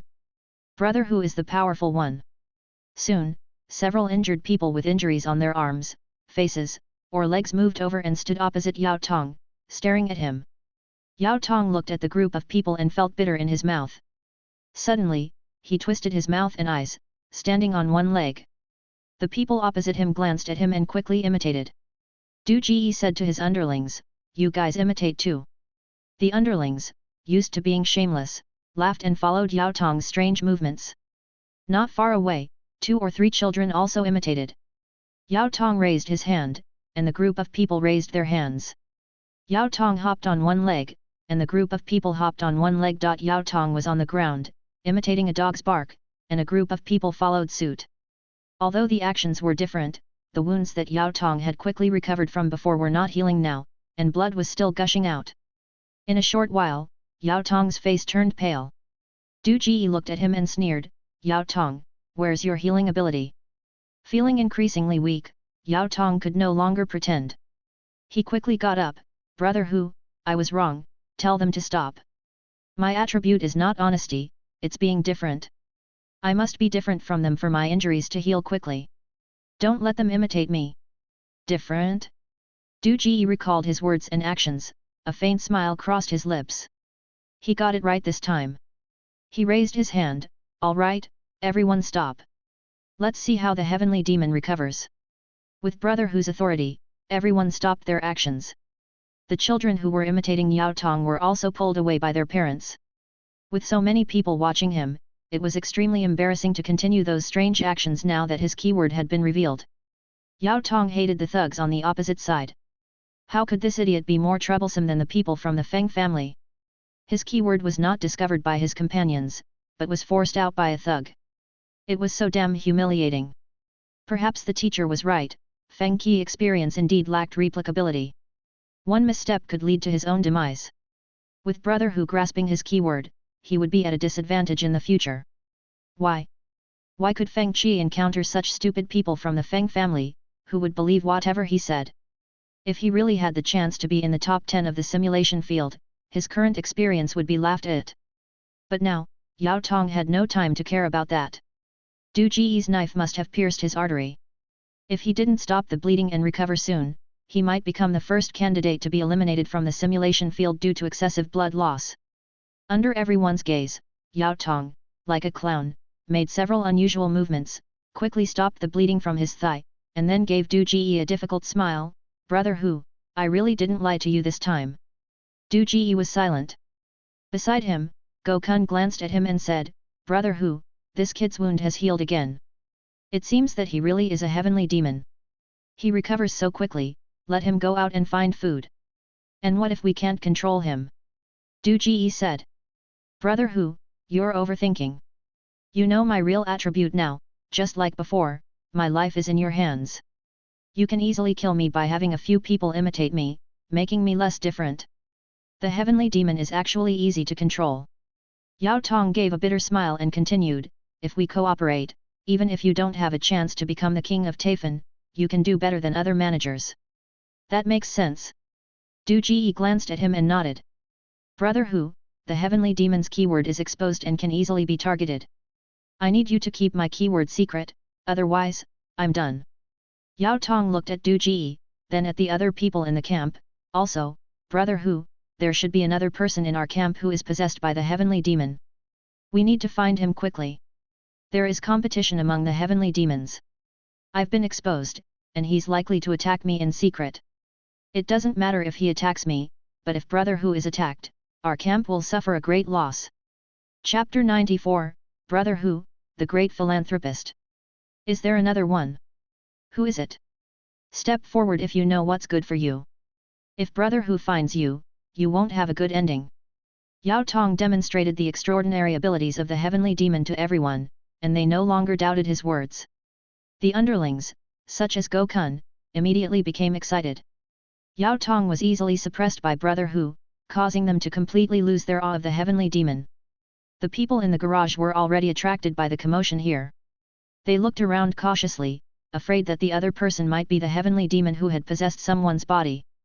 Brother Hu, the heavenly demon has distinct characteristics.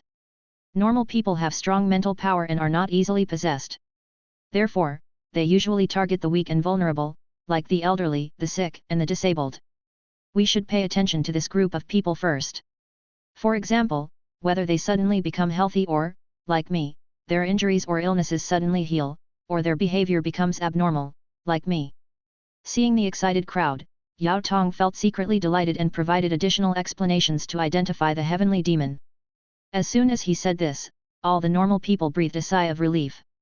Those who were injured, as well as the elderly and children, all defended themselves. Brother Hu, my injuries haven't healed at all. I haven't been possessed by the heavenly demon. I'm still not well, I haven't been possessed by the heavenly demon. Little treasure, don't be afraid. Mom will make a small cut on your hand.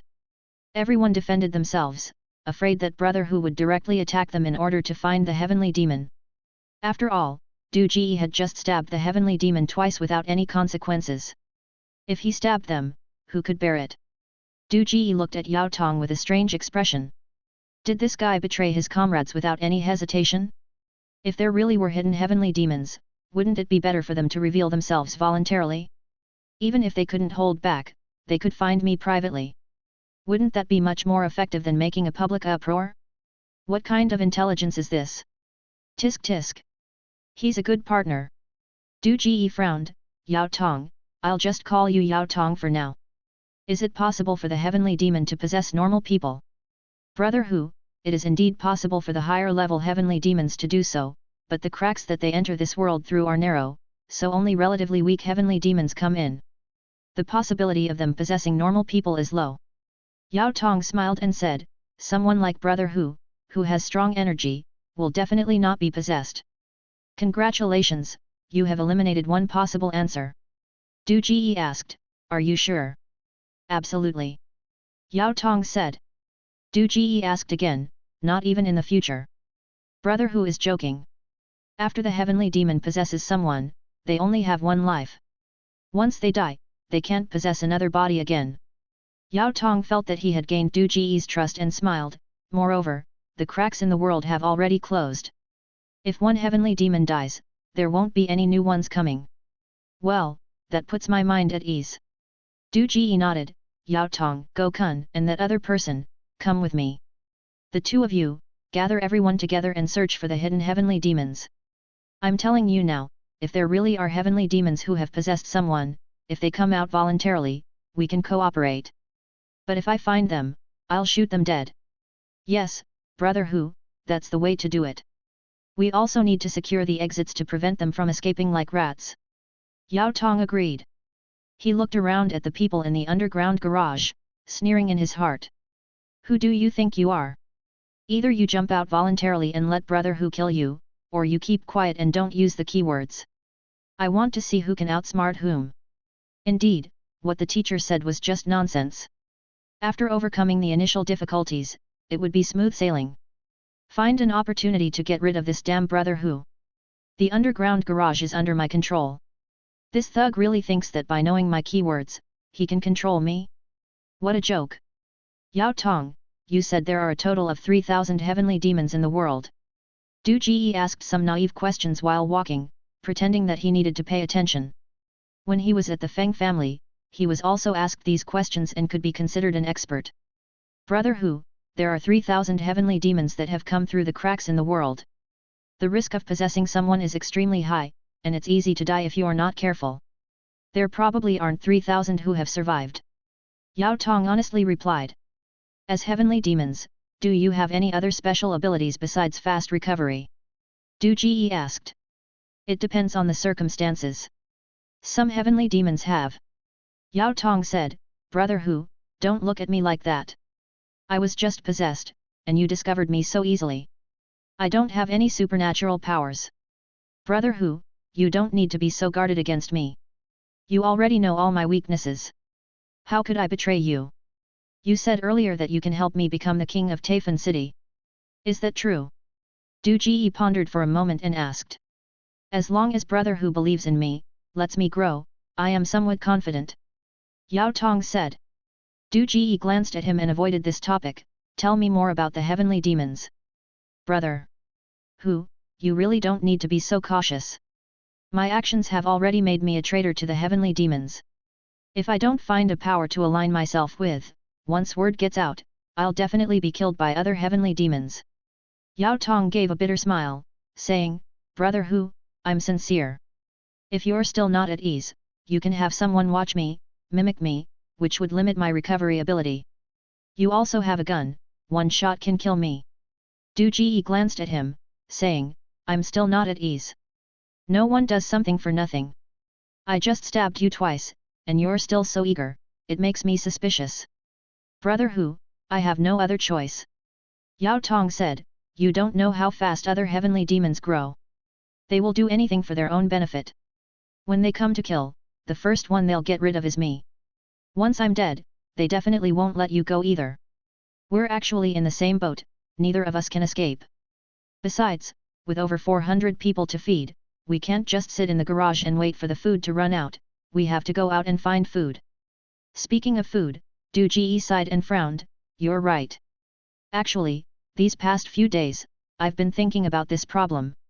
I just talked to Dog Kun about it. The world is in chaos now, no one cares about what's happening outside, should I seize the opportunity to rise, to make a big move? What you said about the king of Taiyuan, it really resonated with me. It's just that you're not trustworthy, which makes me hesitant to use you. Brother Hu, I swear by the heart of the heavenly demon, you can use me as you wish. If I ever betray you in any way, you can kill me at any time, I won't have any complaints. Yao Tong stopped walking, looking serious. You just saved my life by telling those people not to mimic me. I don't know about other things, but I must repay this life-saving grace. That's because I'm kind-hearted, I can't stand to see people die in front of me. Du Ji glanced at him, then turned to ask Dog Kun, do you think I'm a great philanthropist? Brother Hu, when others are in need, you generously lend a hand, saving countless lives and helping many families through tough times. When it comes to debt collection, you're always lenient, even accepting interest payments, never excessively pressuring them. You've personally intervened to help many who were addicted to gambling and prostitution, helping them change their bad habits and get back on the right path. Which of these deeds isn't a good deed? Dog Kun glanced at the underling next to him, saying, if anyone dares to say Brother Hu isn't a good person, I'll be the first to slap him. Right, Huang Mao. Huang Mao chuckled, right, Brother Hu is the top philanthropist in Taiyuan, who on the streets doesn't speak highly of brother who? Damn, you two have redefined kindness. What talents? Du Ji turned to look at them, affectionately putting his arm around Yao Tong's shoulder, saying, did you hear that? I, brother who, am a true philanthropist. Yao Tong, I don't care if you're a heavenly demon or not, but if you sincerely want to join me and help me do good deeds, I won't let you down. Right now, what I lack by my side is a general like you. I have ambition, you have ability, we're a perfect match. Scum! Yao Tong cursed inwardly, expressing his loyalty with fear and trepidation. Thank you for your trust, brother Hu. From now on, Yao Tong is your man. If brother Hu asks me to beat a dog, I won't chase a chicken. Whether it's climbing a mountain of knives or plunging into a sea of fire, if I even frown, brother Hu can take my life at any time. No need for that, no need for that, we're all brothers here, why would I want your life? Du Ji laughed heartily, patting his shoulder, come on, let's go inside. Let's discuss how to expand and strengthen our business, no, our charity, to save more people in this chaotic world. Chapter 95, Natural Transformation. Yes, let's make it big and strong, Yao Tong echoed with a smile. No one took Du Ji's words about opening a benevolent hall seriously. After all, brother whose identity was there, he was like a man-eating tiger. Suddenly becoming a vegetarian, no one would believe it if it was said. The four of them entered the room, and Du Ji asked more detailed questions about Heavenly Demon. Gokun and Doggy occasionally interjected. Yao Tong spoke without reservation. After understanding the characteristics of Heavenly Demon, everyone fell into silence. Brother Hu, if everyone outside is like these guys, we won't be able to survive. They are a group of unreasonable superhumans. Gokun worriedly took out a cigarette box and started to distribute cigarettes, but Du Ji glared at him and he put the cigarette box back. How about this? I just said, let's take the initiative and get rid of them one by one before they develop. Brother Hu, and even others, wouldn't want to be oppressed by this group of people. We need to find a way to spread the news about Heavenly Demon and make more people aware. Yao Tong said. Spread the news?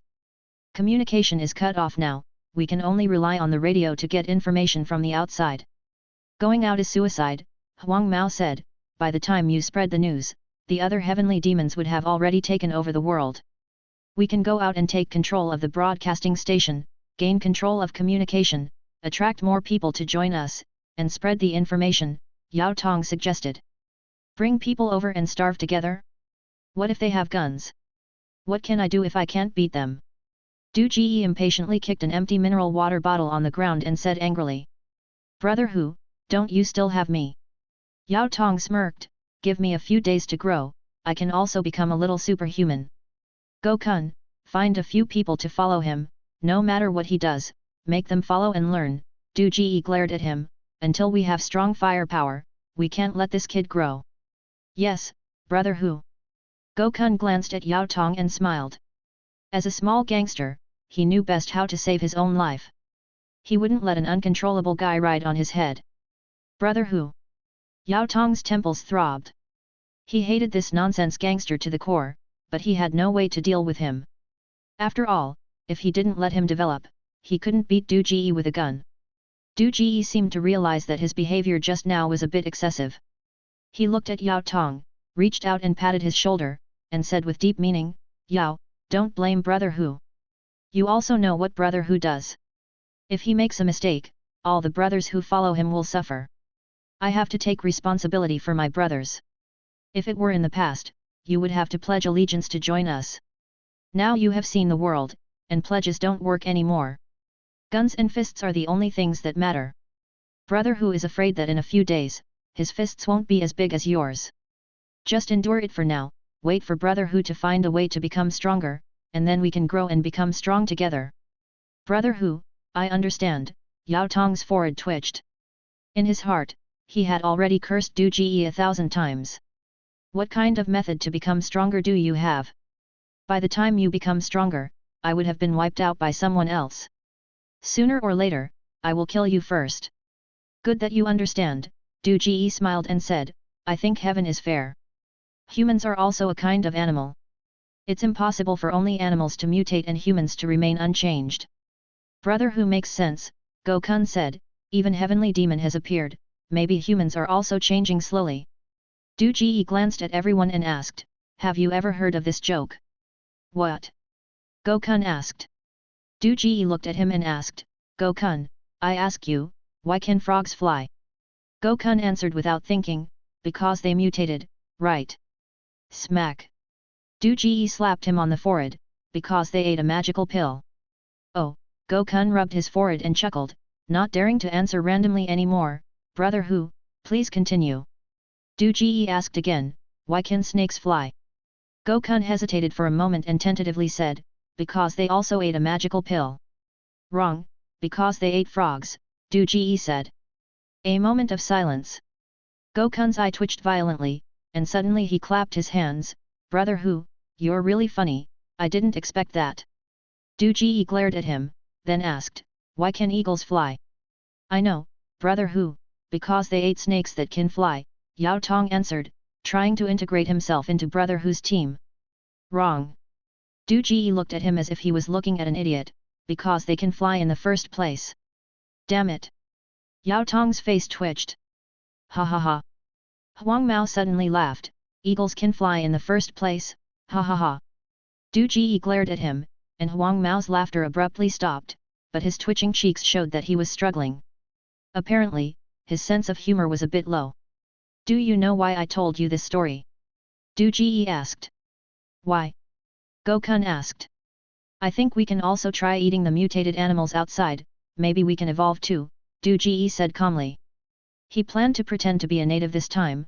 Naturally, he needed a cover for his own strength. Regardless of whether eating the meat of the outside animals worked or not, as long as he became stronger, it would work. Others couldn't become stronger, it was a matter of probability. He had to suppress Yao Tong. Otherwise, this kid would always be thinking about rebelling and seizing power, and the play couldn't go on. Gokun and Doggy looked at each other and said seriously at the same time, Brother Hu is right, let's try more animals. Even if they don't mutate, it can solve the food problem. Yes, that's exactly what I'm thinking, Du Ji said, but before that, we need to win people's hearts. Everyone knows what we've been up to lately. What if we don't mutate, but others do? What do you think would be the first thing they'd do? Kill us, Gokun admitted with a sense of self-awareness. Exactly, they'd kill us, Du Ji turned to Yao Tong. Brother Hu, I'm not from this world, I don't think like that, Yao Tong quickly defended himself. In the end, we're not winning people's hearts. We can suppress them now because we still have food. But once the food runs out, starving people can do anything. How many of the hundreds of people outside can I kill with one gun? Du Ji ignored him, sighed, and said, so, when I mentioned the charity earlier, I wasn't joking. I'm really planning to do it. I can't let them fear me, I need them to respect me. As long as they genuinely respect us, know that they won't starve if they follow us, and that we can protect them, even if they mutate and evolve, we won't harm them. How does that saying go? He who wins the hearts of the people, wins the world. The emperor isn't necessarily the strongest, but he is definitely the most supported.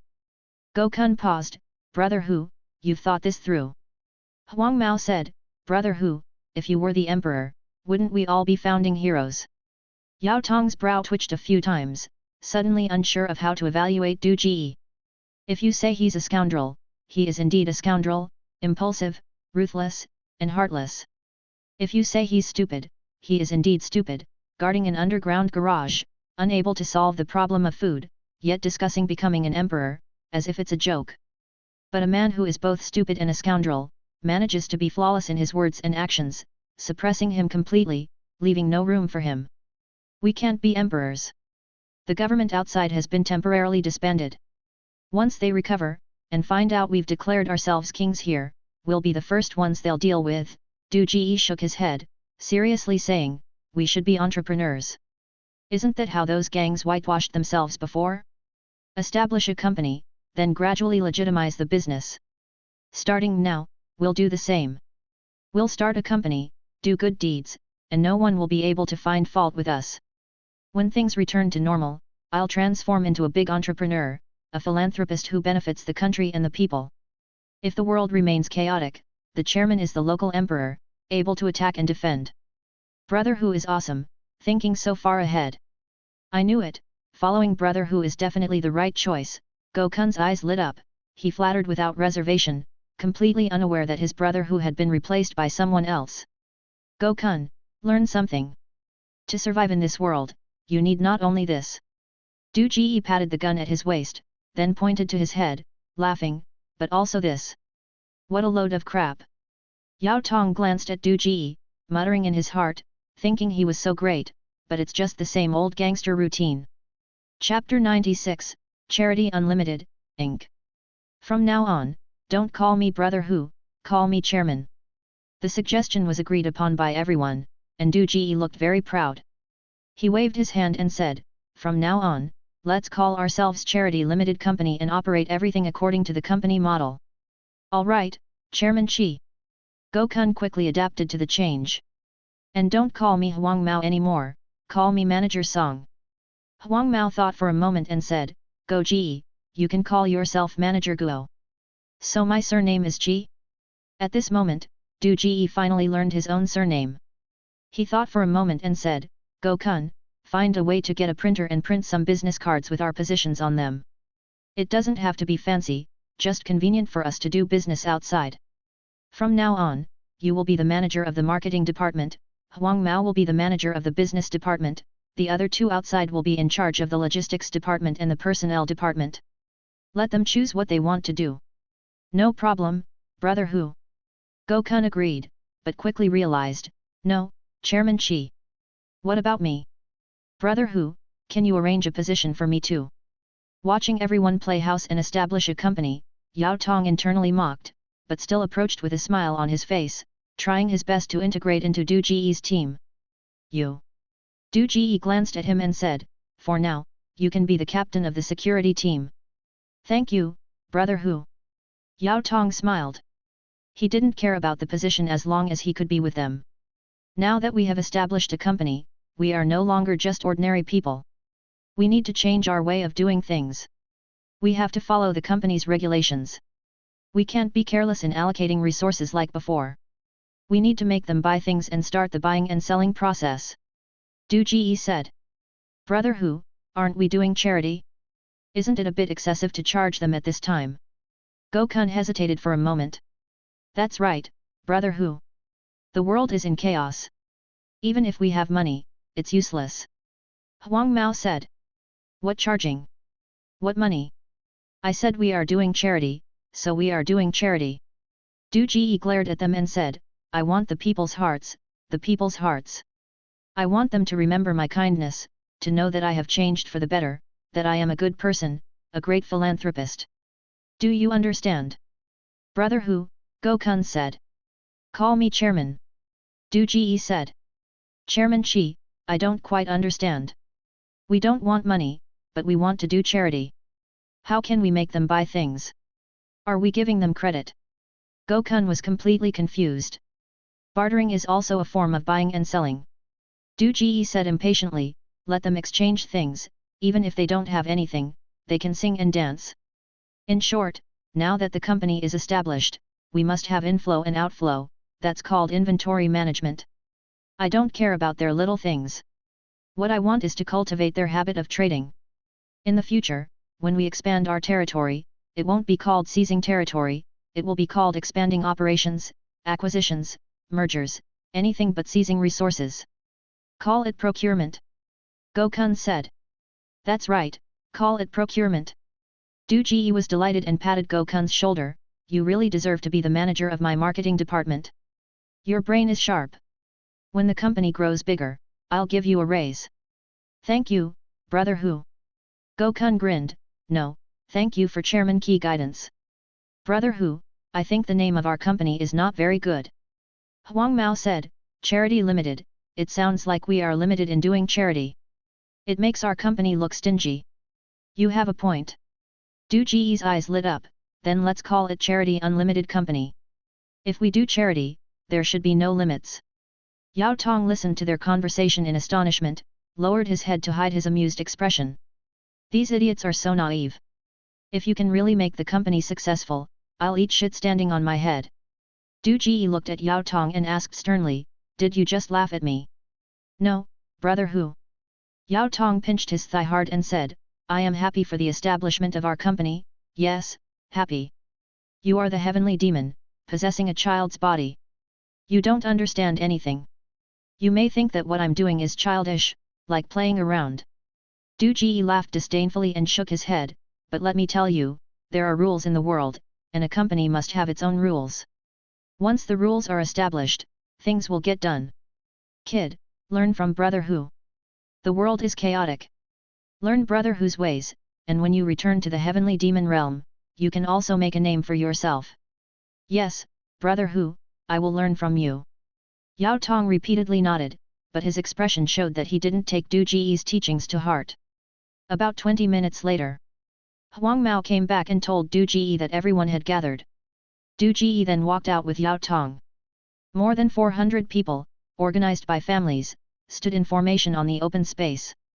In front of Gokun were piles of supplies, including mineral water, bread, ham sausages, steamed buns, biscuits, and more.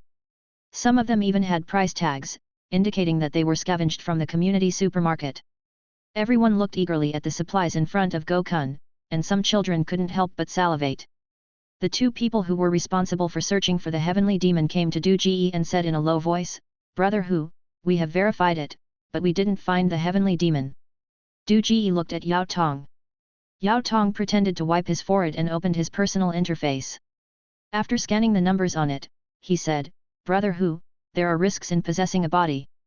It's possible that the heavenly demon's possession failed, or he is temporarily hiding and can't be found for a while. But we still need to be cautious. The more cunning a person is, the deeper they hide. Well, let's not worry about that now. We have more important things to deal with. Du Ji glanced at him, took 2 steps forward to the front of the square, coughed to attract everyone's attention, and then said, I gathered everyone here today to discuss something. We all know what's happening outside. Cats, dogs, insects, they've all mutated. Going out is a death sentence. But we can't just stay here either. After all, our supplies are dwindling. With so many of us, we'll eventually run out of food. So, if we want to survive, we must stick together. The people in the warehouse were visibly moved, and the younger, stronger ones changed color. Given Brother Hu's nature, it was likely he was going to send them out to find food. I know, I've done a lot of terrible things in the past, stolen your stuff, you hate me, fear me, wish I were dead. Du Ji looked at the crowd and shook his head, but I don't think I was wrong. In such chaotic times, people would kill for a bite to eat. Without me, the villain, to keep things in check, there would be a second Brother Hu. How many of you could keep your food safe? As he spoke, he looked at the few women in the crowd with children, don't blame me for being blunt. Without me here, you would have been taken advantage of hundreds of times over. No one would care about you. The women's faces drained of color in an instant. In a world like this, we need people like me to keep the troublemakers in check, so they don't dare to act out. Du Ji sneered, but now, I don't plan to continue as before. I don't want to be the villain anymore. As the saying goes, heroes emerge in troubled times. I, Brother Hu, am going to do great things from now on. I'm going to turn over a new leaf, be a hero, be a good person. There was an uproar in the warehouse. I know you don't believe me, but I will prove my change through my actions. Du Ji said, I've always understood that people like me are not popular. Before the chaos, you had families, jobs, various concerns, and didn't want to confront a scumbag like me. But now, with food becoming scarcer, people would risk their lives for a bite to eat. We all have one head and 2 arms, who would be afraid when risking their lives? I'm scared too, to be honest. These past few days, I haven't been able to sleep peacefully. I don't want to end up being stabbed in the back by you and killed. So, I'm changing. I want you to truly respect me, and more people to truly respect me. Only in this way can our territory expand. In this chaotic world, the more people we recruit, the easier it is to find resources and survive. The crowd was in an uproar again. People in the warehouse were discussing Du Ji's words like buzzing flies. Du Ji couldn't hear their discussions, he gestured for them to quiet down, then continued, I know what you're worried about. You're afraid I'm just saying nice things to trick you into going out to find resources. I can assure you here, I, Brother Hu, will personally lead the team to find resources. If I don't do this, may I be struck by lightning and die a terrible death. There was another uproar. This time, the people in the warehouse finally showed signs of being moved, realizing that the domineering brother who might be serious this time. Dog Kun and others also looked at Du Ji in surprise, seemingly not expecting him to say this. I'm a rough man, I don't understand those roundabout ways. I've managed to get to where I am now by sticking to 2 words: loyalty. Be ruthless to others, be ruthless to myself. Du Ji patted his chest, his eyes filled with murderous intent. I said I want to be a good person, a hero, and I will do it. To be a hero, you have to charge into the fray. I will lead you to fight our way out. He coughed, cleared his throat, rolled up his sleeves to cover his tattooed arm, trying to appear more refined, then said, Ladies and gentlemen, a prodigal who returns is more precious than gold. I want to turn over a new leaf and be a good person. From now on, you can't call me Brother Who anymore. I've just discussed with Dog Kun and others, and we've set up a company called Charity Unlimited. The reason for naming the company this way is to tell others, and myself, that I want to be a good person, a great philanthropist. The change starts today. From now on we will follow the company's rules. Chapter 97, Transparent Pricing. Is Brother Who really unable to play? It should be true. Otherwise, why would he say such a big speech? I guess the supplies are running low, and he wants to unite everyone to find food together. Like he said, when people are starving, they will do anything. But he said he would lead the charge. If he doesn't lead, do you believe that anyone else will? Without this group of people, he wouldn't survive in this chaotic world either. He has no choice but to come out and win people's hearts. But no matter what, being able to say these words, he is still someone. I actually think what he said makes sense. Without him overseeing things, this group of people would have fallen into chaos a long time ago. Let's wait and see. We don't know how things will develop in the end. We don't want this one to become a warlord and force others to serve him. Du Ji's attributes in this world didn't increase much. Hearing their discussion, Du Ji couldn't hear it clearly, but at this moment, he didn't care. His gaze swept over the crowd, and Du Ji continued, What is a company? A company involves buying and selling. Without rules, there is no order. So, from now on, these supplies cannot be given to you for free. You have to buy them from me. As soon as these words were spoken, the crowd became excited. The goodwill that Du Ji had just managed to build up disappeared instantly. Those supplies were originally theirs, and now they had to buy them back. This guy was truly despicable. Bang! Du Ji drew the machete from his waist and slammed it on the nearby table. With a stern face, he looked at the crowd. All the discontented voices disappeared in an instant. Gokun and the others realized a bit late, but one by one, they also drew their knives and menacingly pointed them at the people in the garage. The fierce and intimidating aura made the people in the garage retreat in fear. Those with children quickly held them in their arms. What are you all doing? Put away your knives. You scared the children, Du Ji shouted, didn't you hear what I said? Do you want to be good people from now on?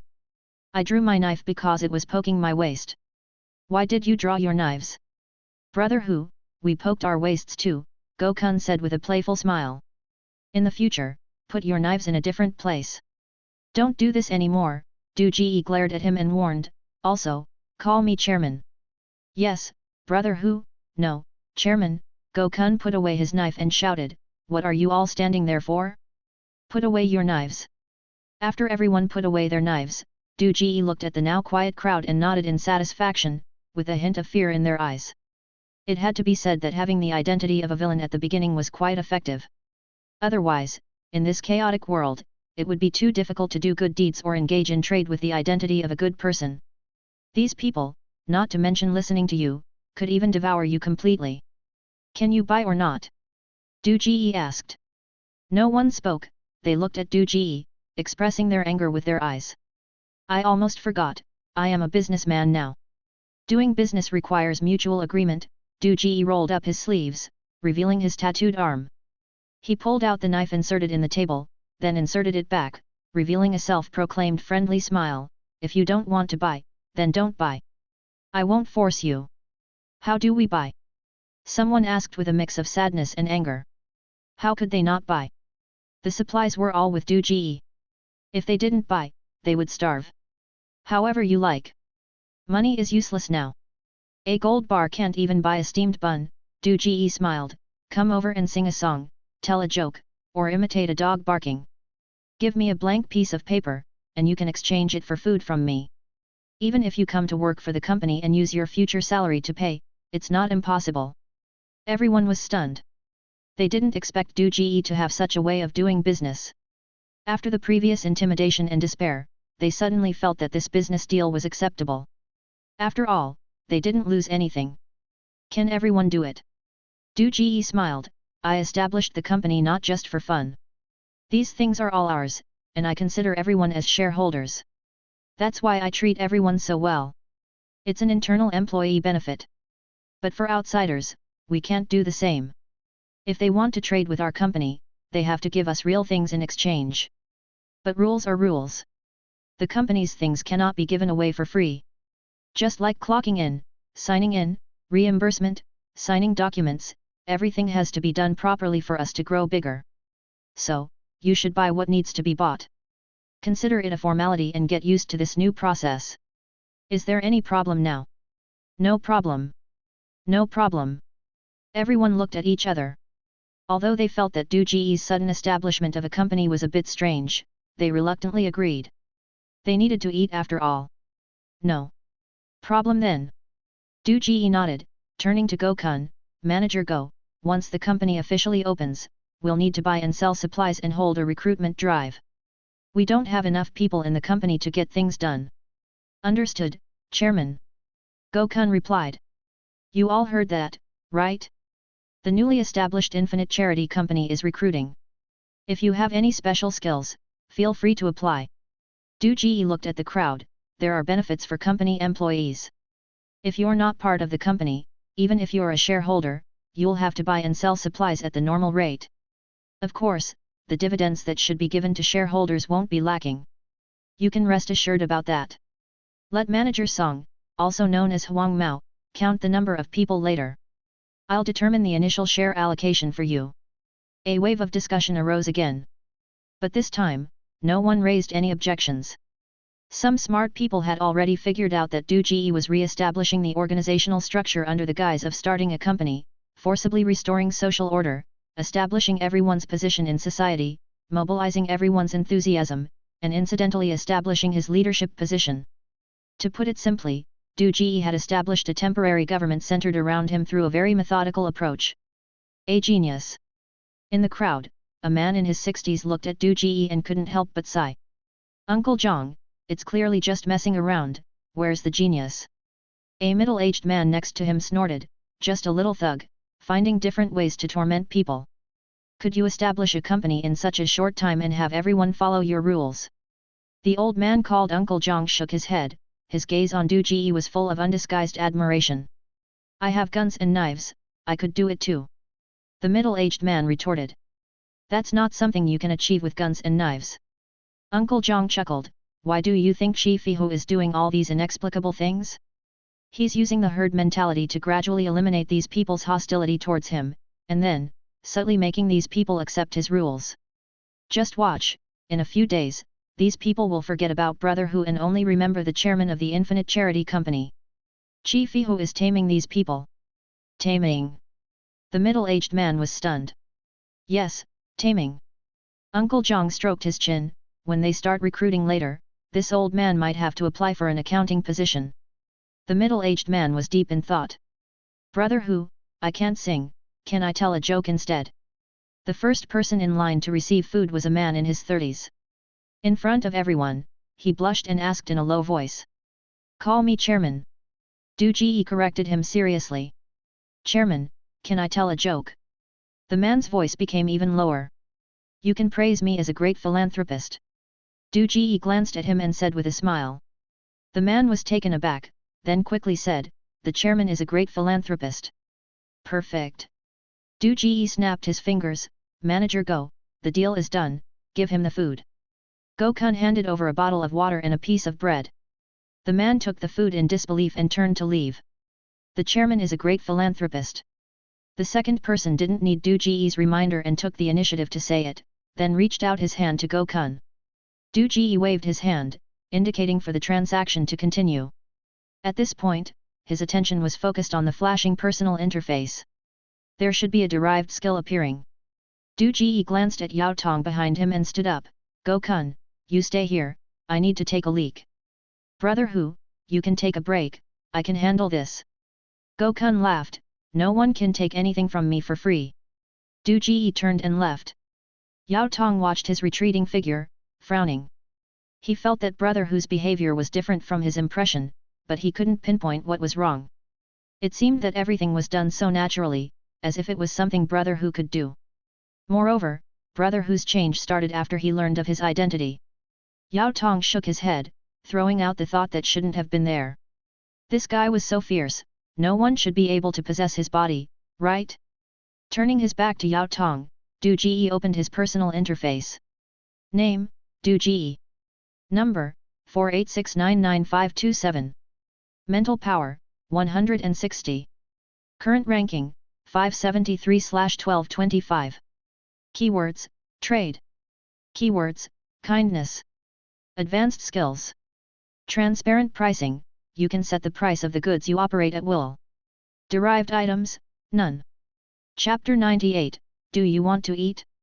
Exchange with loyalty. Clearly marked price? What the hell is this? Du Ji was stunned. In the previous simulation field, the descriptions of his advanced skills were clear and practical. But what does this clearly marked price mean? Does it mean that without this skill, he cannot price his own items? It seems useless. Du Ji already knew that even with the same keywords, because everyone's personality is different, the way they use keywords and the advanced skills derived from them are also different. This clearly marked price was most likely something he came up with when he traded supplies earlier, using singing and dancing to settle the bill. No, that's not right. If singing and dancing can also be considered a form of clearly marked price, then does that mean he has the authority to designate currency? In other words, he can forcefully harvest the most precious things from others using the clearly marked price method, such as their limbs, or even their lives or freedom. Still not right. He only has the power to set prices. If the other party feels it's inappropriate, they can simply choose not to buy. No one is foolish enough to use their life to purchase goods. Just like earlier, he priced singing and dancing, and the people in the underground garage bought the supplies because they urgently needed them and the cost was within their range. But once the price exceeds their range, the outcome may be different. Having power and control over pricing can indeed allow one to do as they please, but if one has power and control, why bother with pricing?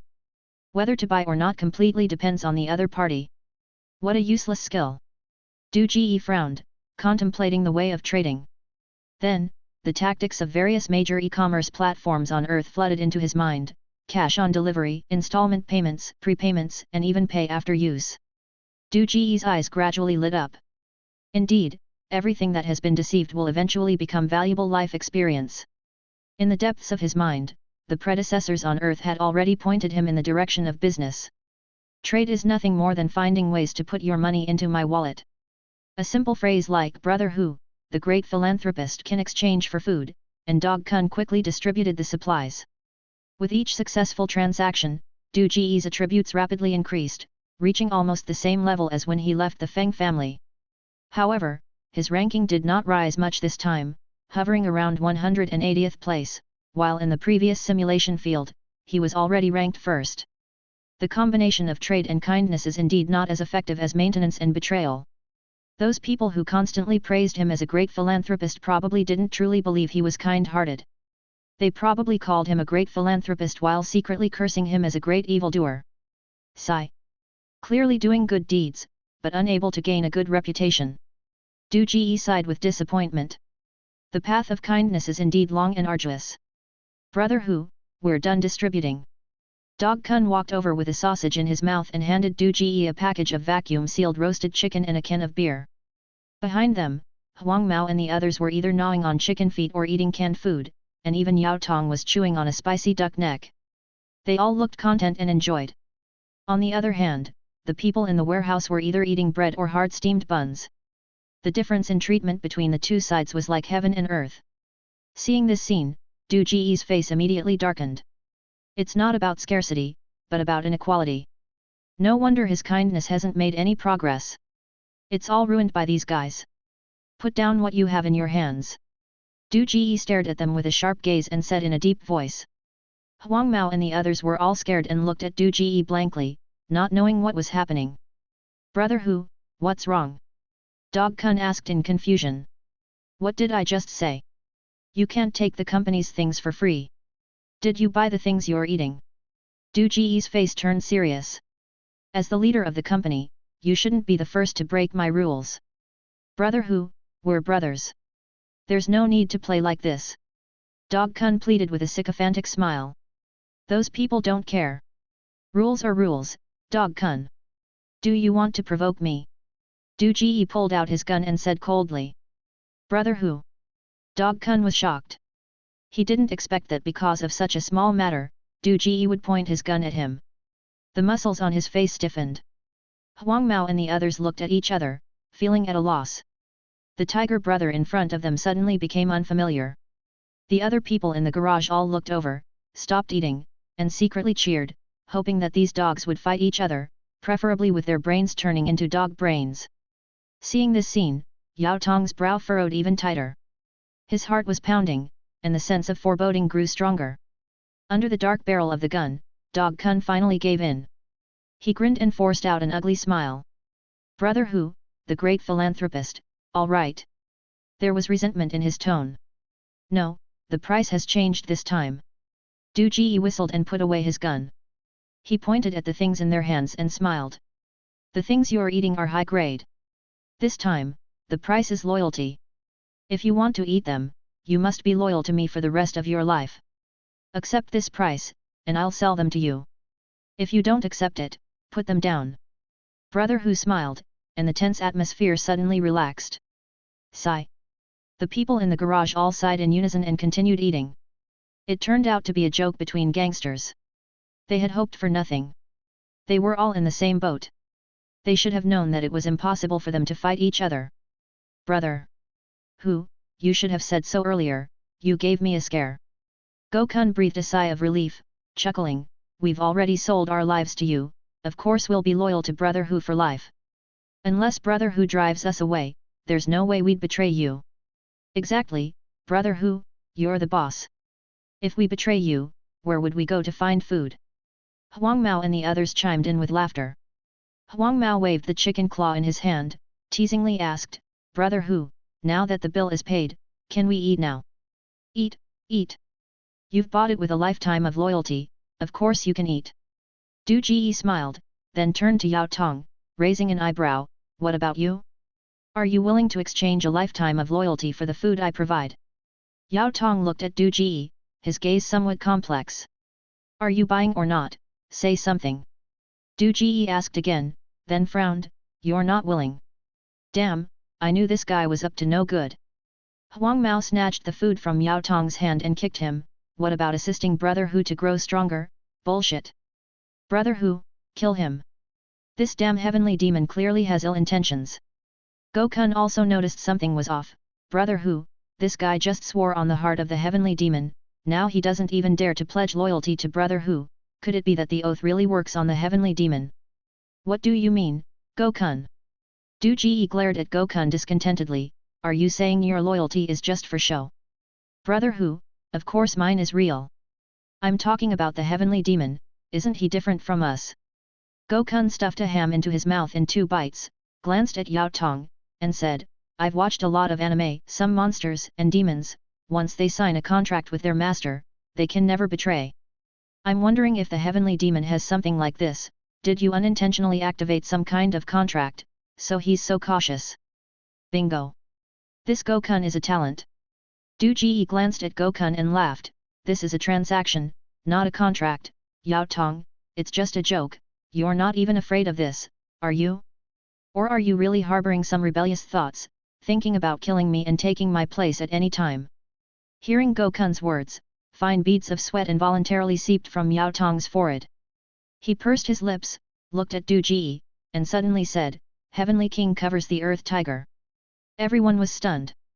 Gokun looked at Yao Tong in astonishment, has this guy gone mad? Heavenly King covers the Earth Tiger, covers your mother's head. Huang Mao said, he's responding to the code, isn't he? He can't think that our brother who has been possessed by the heavenly demon, can he?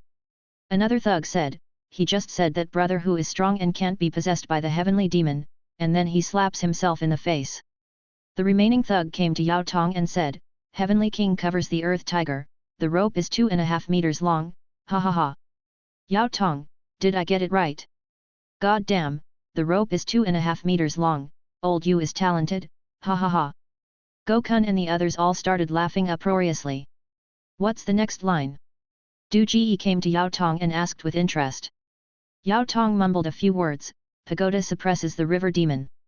Du Ji turned around, clapped his hands and said, guys, remember this code, from now on we'll use this code to bait the heavenly demon. Chapter 99, A Manifestation of Loyalty. Greed, stupidity and the mentality of relying on luck. Most people cannot escape these three things when they stumble. If brother who is a candidate, then the person who can directly possess brother who is so strong, must be someone extremely powerful in the previous simulation field. If he didn't kill me, he must be thinking of extracting greater value from me or using me. If brother who has advanced skills, then if I offer my loyalty in this situation, my safety will be guaranteed. Cooperation between two people in the simulation field is always stronger than fighting alone. Du Ji and his group relied on cooperation to pass the previous simulation field. Moreover, if my keywords are exposed, it would be very easy for the other party to restrict me. But this possibility is very slim. Even if it's a second-year candidate, when possessing a body, they mostly choose the old, weak, sick and disabled to increase the chances of success. Moreover, the person squatting next to me must have consumed a lot of mental power, so it's even less likely for him to possess brother who. Unless the other party's mental power exceeds mine by twice. But this possibility is even lower. If brother who is not a candidate, then his so-called loyalty is meaningless. If I decline, I won't suffer any losses and can even gain brother who's trust. After a mental struggle, Yao Tong convinced himself and smiled bitterly, brother who, what Kun Ji said is right. Heavenly demon is different from humans, and there is indeed talk of a contract. As long as I promise you my loyalty, I can never betray you in my lifetime. This is a great cost for me, so that's why I hesitated. But now, I have decided to give my sincerity and pledge my loyalty to brother who. Saying that, he took the food back from Huang Mao's hand and said seriously, brother who, I accept your price. He's quite quick-witted. He even knows how to adapt to the situation. Du Ji looked at him in surprise and looked at Gokun, damn, Manager Go, you really hit the nail on the head. We're going to make a fortune this time. Gokun looked proud, brother who, I told you, heavenly demon must have weaknesses. Congratulations, brother who, you've gained another powerful underling. Call me Chairman Du. Du Ji corrected him. Congratulations, Chairman Du, for gaining another powerful underling. Gokun quickly changed his words. Yao Tong looked at Du Ji and tentatively asked, Chairman Du, since we have signed the contract, can I cultivate my attributes now? Of course, but you can only cultivate for 1 hour a day. Du Ji said, firstly, I haven't found a way to become stronger yet, secondly, I don't know if the so-called contract is real, so we need to verify it. This time, Du Ji was telling the truth. He sold several portions of food using loyalty as the price, but there was no external change, making him a little doubtful if this skill had taken effect or not. Chairman Du, you will know soon. I will protect Chairman Du's safety with my life. Yao Tong smiled and agreed to Du Ji's conditions. After agreeing, he didn't feel any changes in himself. The suspended worry finally returned to its original place, and he laughed at himself for overthinking. Next. Du Ji held a recruitment fair for the Infinite Charity Company and recruited for various positions. The people in the garage enthusiastically signed up. Chi Feihu made it clear that he wanted to integrate them. Anyone who dared not join his company would probably be the first to be eliminated. The elderly and women mostly joined the logistics department, while the young and strong joined the business and marketing departments. As for the security department, Du Ji inserted a group of people who were neither good nor bad. The business and marketing departments needed to be responsible for expanding the market outside, so they naturally needed to have the strongest combat power. The security department was responsible for the security of the garage itself. After the business and marketing departments went out, they became the strongest group of people. In short, more than 400 people in the garage joined Du Ji's infinite charity company. When people knew their positions, their spirits were lifted, as if they had found direction in life. Under Du Ji's command, the employees used cars to separate one office area after another and put up signs for each department. Du Ji's permanent room was labeled as the chairman's office. At the entrance of the garage, a sign with the words Infinite Charity Company was written neatly with a brush. After everyone started moving, the lifeless warehouse regained its vitality in an instant. In the temporary meeting room surrounded by cars, Du Ji held the first high-level leadership meeting of the Infinite Charity Company. Du Ji, Go-kun, and others changed into suits and covered up their tattoos, looking like proper individuals. They went from being thugs to managers, having their own people to manage, and being called managers by others, with everything coming to them for approval. They had never experienced this sense of joy before. At this moment, these thugs who were despised by others suddenly felt different. Even when speaking, they began to choose their words carefully, trying not to curse. At this moment, they finally understood why Brother Hu insisted on starting a company. It feels great to turn over a new leaf. Going out with this identity, they no longer have to worry about being looked down upon or being scolded by their parents for being useless. Unfortunately, in this chaotic world, they don't know if their parents are still alive. How happy they would be to let their parents see their achievements now. Indeed, following Brother Hu was the right choice. Although the meeting was simple, it was formal. Each person had their name and position in front of them.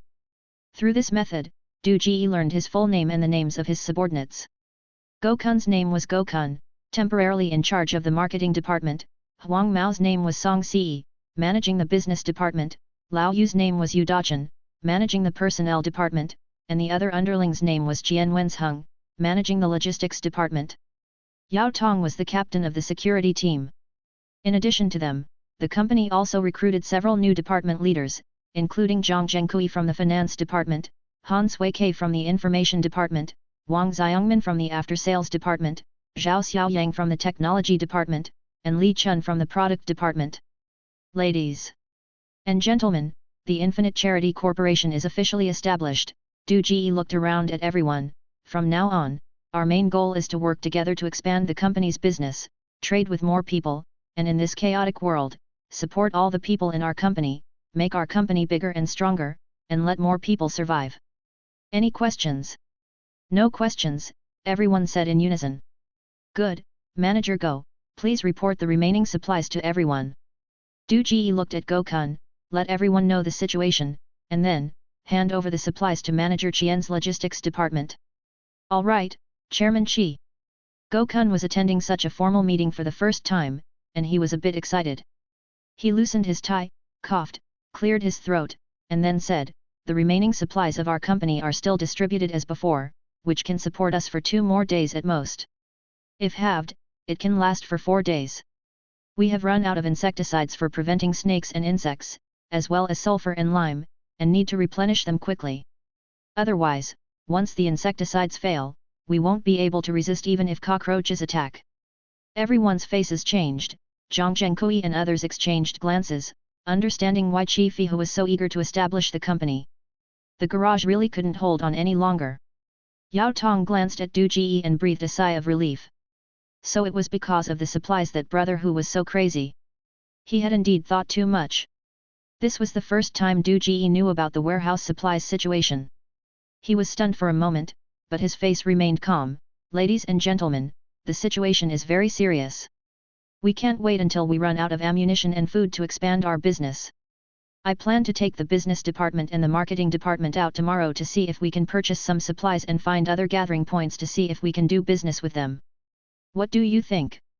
Go-kun said, I have no problem, I will do whatever Chairman Qi orders. Huang Mao said, I have no problem either. Chairman Qi, I have a question. Zhang Zhengkui raised his hand. Go ahead, Du Ji said. Our charity company relies entirely on the chairman to hold the scene. I don't recommend the chairman to take risks, Zhang Zhengkui said. If anything happens to the chairman, our company will be over. I agree with Manager Zhang's opinion, Go-kun said. Brother Hu, no, Chairman Qi, you don't have to go. Huang Mao, Yao Tong, and I can take people out. Manager Go is right. Huang Mao looked at Du Ji. Chairman Qi, you need to hold the fort. Leave the resource finding to us. I also agree with Manager Zhang's opinion, Yao Tong said. Because of the previous food trading issue, Gokun had some complaints. Now, they were willing to risk their lives for him, which was not in line with their character. Du Ji looked at them and suddenly thought of a possibility. Could this be a manifestation of loyalty? Thinking wholeheartedly for him? Love it, love it. Chapter 100, Heavenly King covers the Earth Tiger. What is a hero? Du Ji interrupted everyone and stood up suddenly. Self-sacrifice, standing up in the face of danger. Selflessness, sacrificing oneself for others. What does it mean for you all to make me hide in the back? Do you look down on me, brother Hu? The loyalty of Gokun and the others surprised Zhang Zhengkui, but the recklessness of Chi Fi Hu also gave them a headache. He was just a thug, pretending to be a hero? In the current situation, isn't it the best choice for you to stay behind with your deterrent power? Zhang Zhengkui frowned slightly.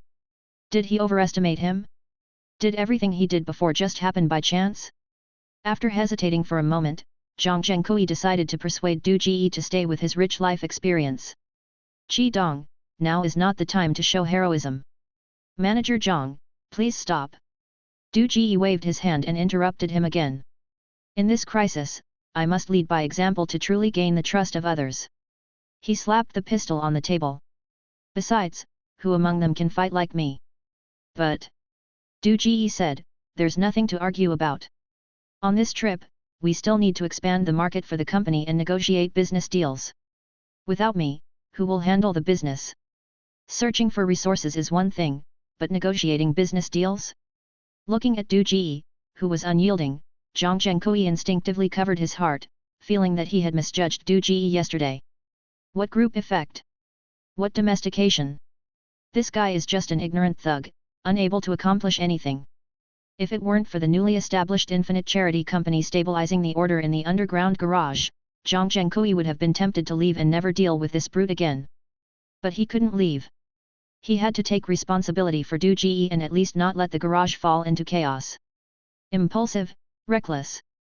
Doing things without thinking. Indeed, he was thinking too much. Yao Tong didn't think there was anything wrong with his actions just now. He looked at the furious Du Ji and began to consider how to kill him legally and reasonably when they went out to find supplies, so that he could smoothly inherit his position. Qi Dong is really loyal, Du Ji insisted on going out with them, and Gokun and the others were deeply moved. Their thuggish nature resurfaced, and they patted their chests one by one, saying, Brother Hu, rest assured, with us by your side, not a single hair of yours will be harmed. Good, it's settled then. Du Ji waved his hand. Tomorrow, the business department and the marketing department will go out with me to expand the market. Tonight, let's have a good meal and equip ourselves with various weapons. Manager Go, you can discuss the battle formation and ensure good coordination among each other. The logistics department should be prepared to receive the supplies. The information department should work overtime tonight and tune into more radio channels to understand the situation outside. After we go out, the security department will be responsible for maintaining the order of the warehouse and preventing mutant animals and others from breaking in. The technology department should be prepared to study mutant animals and see how to process them so that humans can mutate like them. This is the core of the company and must be done well. Everyone has worked hard since the establishment of the company. One by one, the orders were given in an orderly manner. Except for the idea of having humans mutate like mutant animals, which was a bit far-fetched, everything else was reliable. That night, the warehouse was busy. There were about 50 young and strong people from the business department and the marketing department gathered in the warehouse. They were selecting various weapons and polishing and modifying them. There were kitchen knives, rolling pins, baseball bats, crowbars, steel pipes, and so on. These people had a gloomy expression and didn't want to talk much. Those who could survive here had witnessed the power of mutant animals and naturally knew that this trip would be almost like sending themselves to death. No one wanted to go. But with the lead of Chi Fi Hu, a thug like him, they couldn't find a reason not to go. Zhang Zhengkui observed the hunting team and once again understood Du Ji's intentions. In this situation, if Chi Fi Hu didn't take the lead, these young people in the warehouse would probably not be able to unite. Indeed. He had thought too simplistically. Courage and strategy. As long as Chi Fi Hu could come back alive from this trip, he could achieve great things. Of course, Du Ji knew that Zhang Zhengkui's suggestion was right. Now he was the core of the underground garage. Once something happened to him, the underground garage would be finished. In terms of reason and emotion, it was the best choice for him to stay and guard the garage. But if he wanted to grow, he had to match the keywords. Kindness was temporarily unreliable, so he had to develop trade. It was a matter related to his own growth, and he had to do it himself. Moreover, it would be a waste not to recruit a few more subordinates with such a powerful skill that was clearly marked with a high price. The difficulty of the keywords had increased, and Du Ji no longer wanted to flip the table. Now he just wanted to rank in the top 10 and qualify for the next simulation field. Du Ji was a person who pursued extreme efficiency in his work and had seen the benefits of loyalty. During the second meal, he naturally changed Brother Hu, the great philanthropist, to their loyalty towards him. The people in the garage had no suspicion towards Du Ji. They were just expressing their loyalty, and everyone happily sold their loyalty for a meal. That night, Yao Tong obtained Du Ji's permission and wore a pair of underwear outside his pants like a lunatic, walking back and forth in the warehouse, starting his unconventional growth. However, his unconventional growth was not smooth, as there were always curious and energetic children following him, trying to imitate him. Under the watchful eyes of the public, he couldn't kill these children, so he had to rack his brains to change his appearance and actions, making himself stand out from the crowd. While showcasing his uniqueness, he was also observing the people in the garage, looking for the person who was stalking him, including Chi Fihu. The seed of suspicion had been planted. No matter how much he tried to convince himself, he couldn't help but have doubts. However, the snoring from Du Ji's room started not long after, and Yao Tong quickly shifted his attention away from him. Whenever a contestant in the simulation field increased their attributes, their sleep would gradually decrease. Chi Fihu made such a big commotion, but he fell asleep as soon as his head hit the pillow. He probably wasn't a candidate. The night passed without incident. The next day, the price of breakfast was changed back to Brother Hu, the great benefactor. During the transaction process, Du Ji checked his ranking. He had moved up 20 places and was currently ranked 160th. However, the total number of people in the simulation field had dropped to just over 500, which was much faster than the elimination rate in the previous simulation field. He sighed. In the post-apocalyptic world, even with keywords, survival was not easy. For keywords like trading, rapid growth required expanding the scale of trade and increasing the number of trading partners. Merely messing around in the warehouse, he probably wouldn't even make it into the top 10 by the end of the simulation field. Director Chi, a large survivor shelter has been established in Xylan City. It is said that there is a military force maintaining order there, calling for all surviving refugees to gather there and build a new home together. Han Sui-Kei from the Information Department reported yesterday's monitoring situation to Du Ji with a piece of paper in his hand. The people around perked up their ears, excitedly asking, "Old Han, is it true? Is the government in charge? Tell us, what's the situation with the shelter?"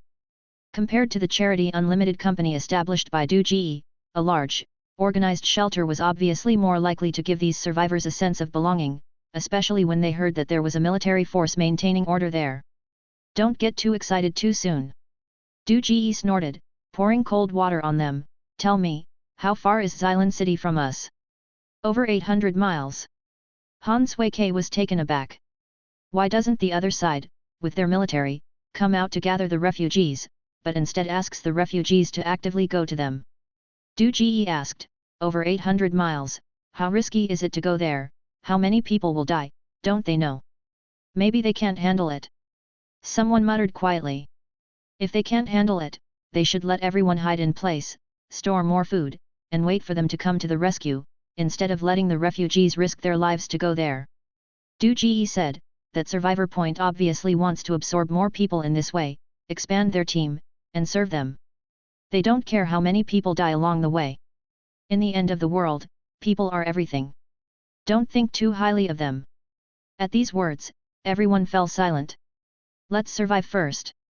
In this chaotic world, there aren't many kind and conscientious people like me." Du Ji chuckled, shook his head, and grabbed a child next to him. "Little guy, do you think I'm kind? If you answer correctly, I'll give you a piece of chocolate." The child was initially scared when Du Ji grabbed him, but when he saw the chocolate in his hand, his eyes sparkled, and he said in a childish voice, brother who is the kindest. Good boy, let me tell you something, don't judge a book by its cover. Some people who look ugly and fierce may not be bad people. Du Ji smiled and ruffled his hair, stuffing the chocolate into his hand. Remember this, when brother who comes back, I'll bring you more chocolate. After sending the child away, Du Ji looked up. Anything else?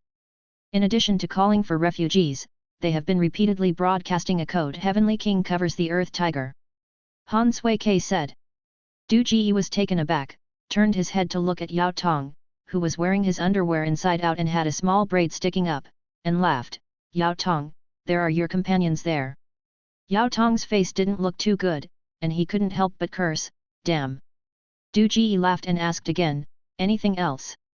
A survivor point in an air raid shelter in Linjiang City also broadcasted the Heavenly King covers the Earth Tiger code, and also broadcasted information about the Heavenly Demon, with characteristics exactly as Yao Tong described. They warned everyone to be careful. The harm of the Heavenly Demon is no less than that of mutant animals. If they are found, they should be killed immediately while they are weak. Han Sui Ke glanced at Yao Tong and said, they also said that everyone should be careful. The harm of the heavenly demons is not less than that of mutant animals. If they are found, they should be killed immediately while they are weak. Damn! Yao Tong cursed again, his mouth twitching as he looked at Du Ji. Brother who, other heavenly demons may be harmful, but I'm different. I've already signed a contract with you. I'm harmless to everyone, no, I'm beneficial.